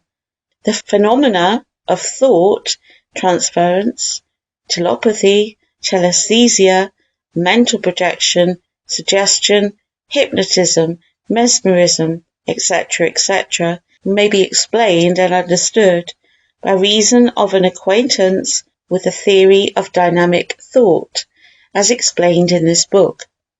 An understanding of one gives you the key to the other, for the law operates precisely the same on each particular plane. If the reader will think over this statement and then apply it to his investigations and experiments, he will find that he has the key to many mysteries, the loose end of a mighty ball of thread which he may unwind at his leisure. Let us begin by consideration of the process of thought production in the human mind. In this way we may arrive at a clearer idea of the mental phenomena known as thought force, mental power, thought waves, thought vibrations, mind transference, mental influence, etc. To understand these things, we must begin by understanding the process of thought production. Here is found the secret of the phenomena named, and much more. In the first place, while the brain is the organ of the mind, the instrument that the mind uses in producing thought, still the brain does not do the thinking, nor is the brain matter visible to the eye, the material instrument of thinking. The brain and other portions of the nervous systems, including the little brains or ganglia found in various parts of the body, is composed of a certain substance, a fine form of plasm, which, however, is but the groundwork or foundation for finer forms of substance used in the production of thought. Science has not discovered this finer substance, for it is not visible to the eye or to the finest instruments, but trained oculists know that it exists. This finer substance escapes the scalpel and microscope of the biologists and anatomists, and consequently their search for mind in the brain is futile. There is something more than tissue to be irritated in the brain, but remember that this something more is still substance and not mind itself. Thought is a form of excitement in this fine brain substance, which we may as well call psychoplasm, from the two Greek words meaning the mind and a mould or matrix, respectively. The combined word meaning the mould or matrix of mind, in other words, the material substance used by the mind in which to cast or mould thoughts. This excitement in the psychoplasm manifests in vibrations of its particles, for, like all substances, it has particles. All scientists agree that in the process of thinking, there is an expenditure of energy and a using up of material substance. Just how this is effected, they do not know, but their experiments have known that there is energy manifested and used, and also substance consumed. The secret of the production of thought does not lie in the brain or nervous system, which are but the material substratum upon which the mind works, and which it uses as a mould or matrix for the production of thought. Thought is the product of mind directing force upon substance in the shape of psychoplasm, and energy is manifested in the production of thought just as much as in the operation of the law of attraction or chemical action. What force and energy, may be asked?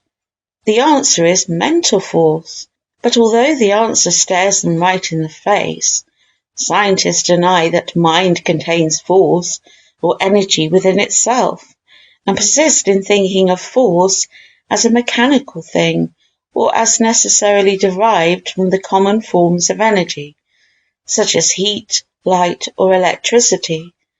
They ignore the fact that mind has a minor force, which it uses to perform its work. How do the atoms attract each other and move together? There is an evidence of force and energy here that is not heat, light, or electricity. What is it? When a man wishes to close his hand, he wills that it be closed, and sends a current from this finer force of the mind along the nerve to the muscle, and the latter contracts and the hand is closed. A similar process is used in every muscular action. What is the force used? What is the force used? Science admits the existence of this force and calls it nervous energy or nerve force. It holds that it must be something like electricity, and some even go so far as to say that it is electricity. They base their ideas upon the fact that when electricity is applied to the muscle of living or dead animals, they contract as they do when this nerve force is applied, and every movement of the muscle may be so produced by electricity, which becomes a counterfeit nerve force. But here is the point. This force cannot be identical with electricity, for none of the appliances for registering electric currents will register it. It is not electricity, but is some finer force of the mind, generated in the material substratum that the mind uses as a base of operation. This fine force of the mind is generated in some way in the brain and nervous system by action upon the psychoplasm. The brain, or brains, for man has several centres worthy of that term, are like great dynamos and storehouses of this force, and the nerves are the wires that carry it to all parts of the system. More than this, the nerves have been found to be generators of force, also as well as the brain. Experiments have shown that the supply of force in a nerve vanishes when the nerve is used, in which case it draws upon the storehouses for an additional supply. This fine force of the mind is really the source of all energy, for as we have shown in previous chapters, all motion arises from mental action, and this form of force or energy is the primal force or energy produced by the mind.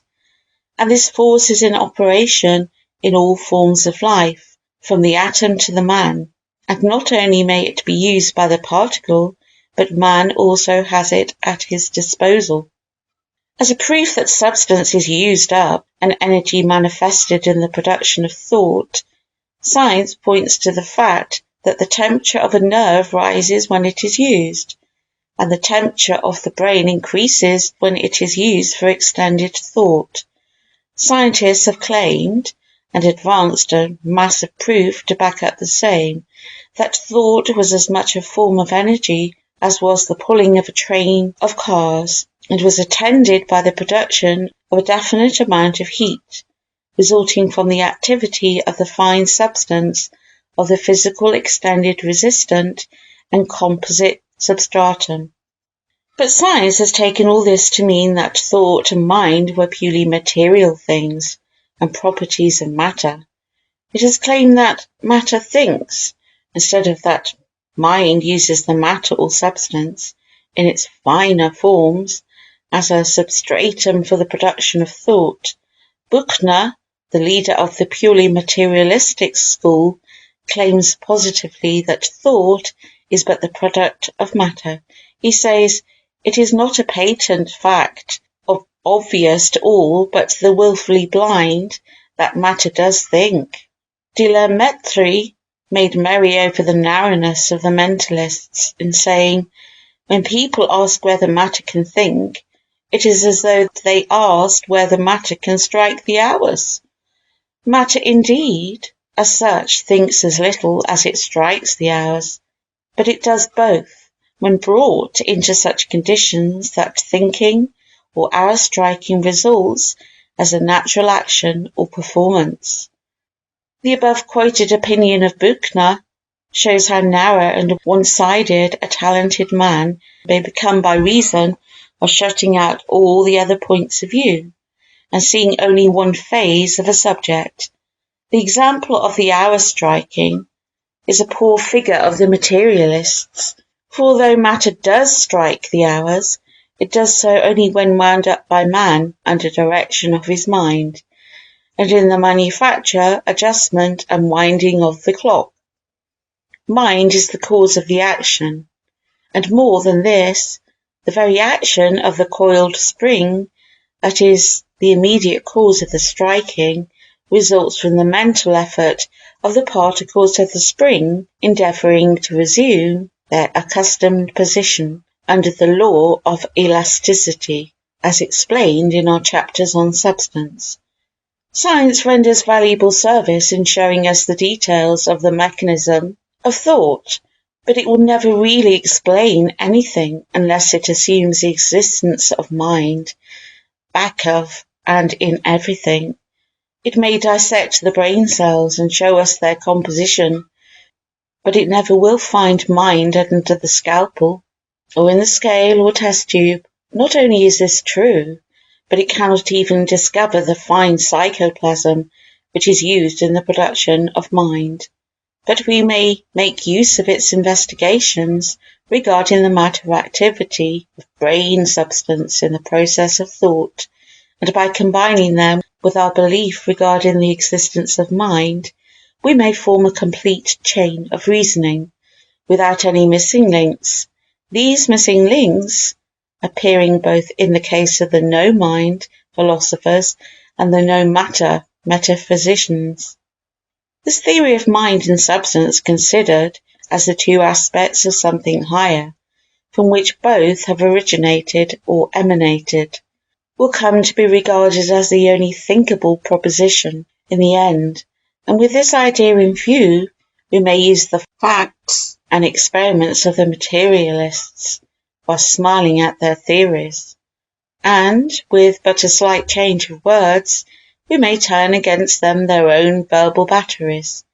In this way we may take Molescott's famous statement, "Thought is but a motion of matter," and render it intelligible by making it read as follows: Thought produces motion in matter. This finer force of the mind is in full evidence to those who look for it, and although it may not be registered by the scales or instruments designed to register the coarser grades of force, still it is registered in the minds of men and women, and in the actions resulting from their thoughts. These living registers of the force respond readily to it, and every one of us is such a register. Just as is the force a much higher grade of energy than the forms usually considered as comprising the entire range of energy, so are the instruments required for its registration much higher than those used to determine the degrees of heat, light, electricity, and magnetism. It may be that the future will give us instruments adapted for the purpose. In fact, it begins to look even now as if the same were forthcoming. But whether we have such mechanical instruments or not, the living instruments give us a sufficient proof for the existence of the force and its operation. Well, the writer still finds himself unable to bring the book to a close. He added this chapter to show that the property of dynamic thought extended to the highest development of mind, as well as abiding in the lowest. And now that he has ventured upon the subject, he finds himself impelled to give you a few instances of the workings and operations of that law in the case of human mental life. And this means one more chapter, but only one. Remember, the book must come to an end sometime, remember, and so we will pass over into another chapter, which will be entitled Thought in Action. Thought in Action. Without attempting to go into details or to enter into explanations, the writer proposes taking his readers on a flying trip through the region of thought in action, or dynamic thought in operation in human life. The details of this fascinating region must be left for another and more extended visit in our next book before mentioned, which will be called The Wonders of the Mind. But he thinks that even this flying trip will prove of interest and instruction. Let us start with a hasty look at man himself. Not to speak of his 7 planes of mind, which belongs to the next visit, we find him a very interesting object. Not only has he a physical body, apparent to our senses, but he has also a finer or astral body, which he may use, unconsciously or consciously when he learns how, for little excursions away from the body during his lifetime. This astral body is composed of substance just as his denser physical body. The field and range of substance extends far beyond the powers of ordinary vision, as even the materialist must admit when they talk of radiant matter, ethereal substance, etc.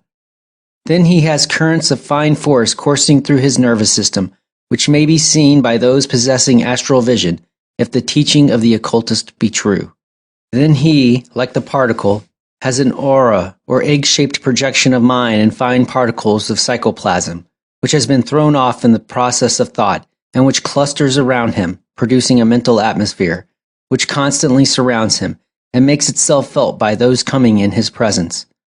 Those who read these words may remember readily the feeling they have experienced when coming in contact with certain people, how some radiated an atmosphere of cheerfulness, brightness, etc., while others radiated the very opposite. Some radiate a feeling of energy, activity, etc., while others manifest just the reverse.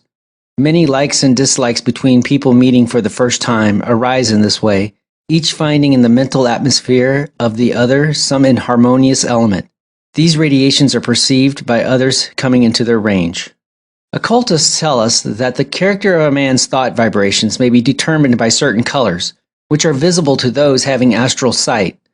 There is nothing so wonderful about this, when it is remembered that the various colors of light, comprising the visible colors of the spectrum, ranging from red on through orange, yellow, green, blue, indigo, and terminating in violet, arise simply from different rates of vibration of the particles of substance.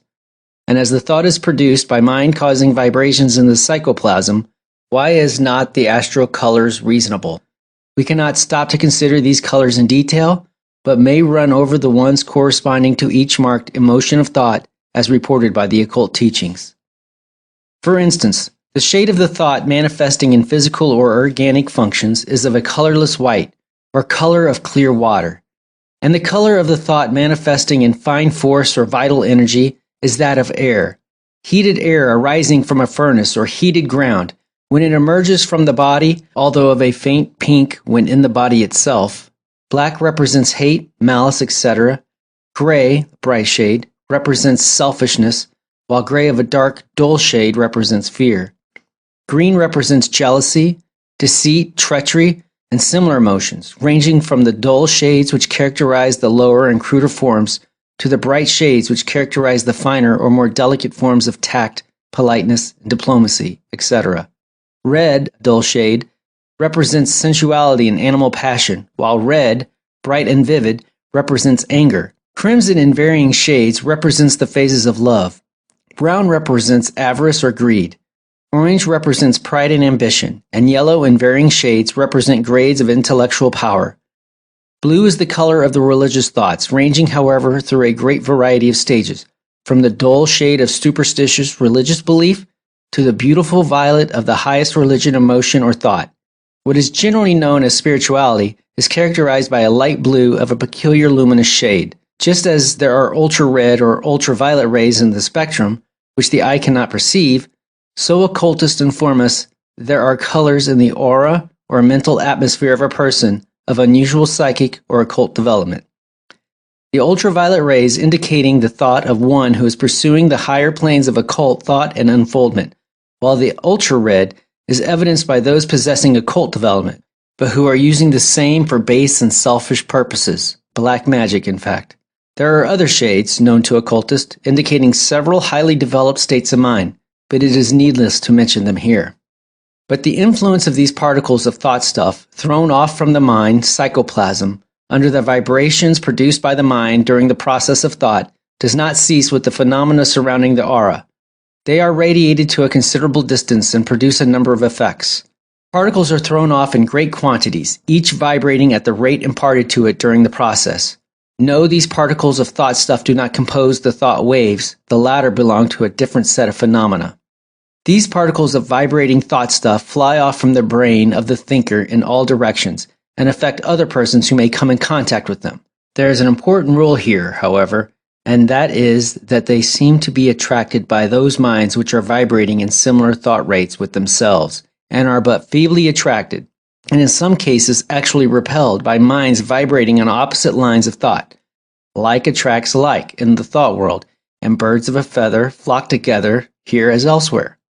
Some of these particles of thought stuff are still in existence and vibrating, which proceeded from the minds of persons long since dead, the same being emitted or thrown off during the lifetime of the persons, however, just as a distant star, which was destroyed hundreds of years ago, may have emitted rays which are only now reaching our vision, years after the destruction of the star which emitted them, and just as an odor will remain in a room after the object causing it has departed, the particle still remaining and vibrating.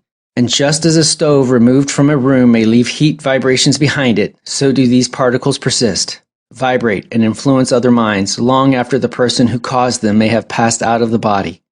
In this way, rooms, houses, neighborhoods, and localities may vibrate with the thoughts of people who lived there long ago, who have since passed away or removed. These vibrations affect people living in these places to a greater or lesser extent, depending upon circumstances, but they may always be counteracted or changed if they are of undesirable nature by setting upon positive vibrations on a different plane of mind or character of thought.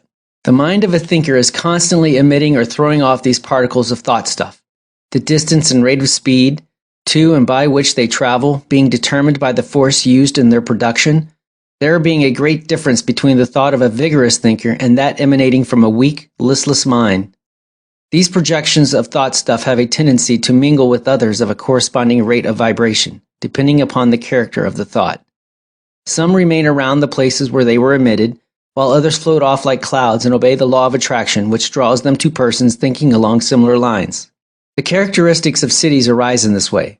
the general average of thought of their inhabitants causing a corresponding thought atmosphere to hang over and around it, which atmosphere is distinctly felt by visitors, and often determines the mental character of the persons residing there, in spite of their previous characteristics, that is, unless they understand the laws of thought. Some neighborhoods also have their own peculiar mental atmosphere, as all may have noticed if they have visited certain tough neighborhoods, on the one hand, and neighborhoods of an opposite kind on the other. Certain kinds of thoughts and actions seem to be contagious in certain places, and they are those who do not understand the law. Certain shops seem to have their own atmosphere, some reflecting confidence and honest dealing, and others radiating an atmosphere that causes patrons to hold tightly to their pocketbooks, and, in some extreme cases, to be certain that their buttons are tightly sewed on their garments. Yes, places like people have their distinctive mental atmospheres, and both arise from the same cause. And each person draws to himself these particles of vibrating thought stuff, corresponding with the general mental attitude maintained by him. If one harbors feelings of malice, he will find thoughts of malice, revenge, hate, etc., pouring in upon him. He has made himself a center of attraction, and has set the law into operation. His only safe course is to resolutely change his thought vibrations. A most remarkable form of these particles of thought stuff is evidenced in the case of what are known among occultists as thought forms, which are aggregations of particles of thought stuff energized by intense and positive thought, and which are sent out with such intensity and positiveness that they are almost vitalized and manifest almost the same degree of mental influence that would be manifested by the sender if he were present where they are. This highly interesting phase of the subject would take many chapters to describe in detail, and we must content ourselves with a mere passing view. To those who are interested in the subject, the writer would say that he proposes considering them at considerable length in the forthcoming book, The Wonders of the Mind, which has been alluded to elsewhere. Besides the operation of these particles of thought stuff emitted during the production of thought, there are many other phases of thought influence, or thought in action. The principal phase of this phenomena arises from the working of the law of attraction between the respective minds of different people. Just as there are particles of substance united and connected by lines of connection, so are the minds of men connected, and the strong pull of desire manifest along these lines, just as it does in the case of the atoms. There has been much written of recent years regarding this drawing power of the mind, and although some of what has been written is the veriest rubbish and nonsense, yet under it all there remains a strong, firm, substantial substratum of fact and truth. Men do attract success and failure to them. People do attract things to them, as strange as it may seem to the person who has not acquainted himself with the laws of underlying the phenomenon. There is no miracle about all of this. It is simply that the law of attraction is in full operation, and that people of similar thoughts are drawn together by reason thereof. The workings of this law are somewhat intricate, but all of us are constantly using them, consciously or unconsciously. We draw to ourselves that which we desire very much, or that which we fear very much, for a fear is a belief and acts in the direction of actualizing itself, sometimes. But again, as Kipling would say, but that's another story. This phase of the subject is a mighty subject in itself, and the half has not been told, even by the many who have written of it. The writer intends to try to remedy the deficiency in his next book, however. Then again, the excitement of thought in the minds of people may be transmitted or communicated to the minds of others, and a similar vibration set up. Under certain conditions and subject to certain restraining influences, just as in the case of the particles of substances in a body or mass of substance, and in many ways that will suggest themselves to the reader who has mastered the contents of the earlier chapters of this book. The phenomena of dynamic thought in the case of the atoms and particles may be and are duplicated in the case of individual minds of men.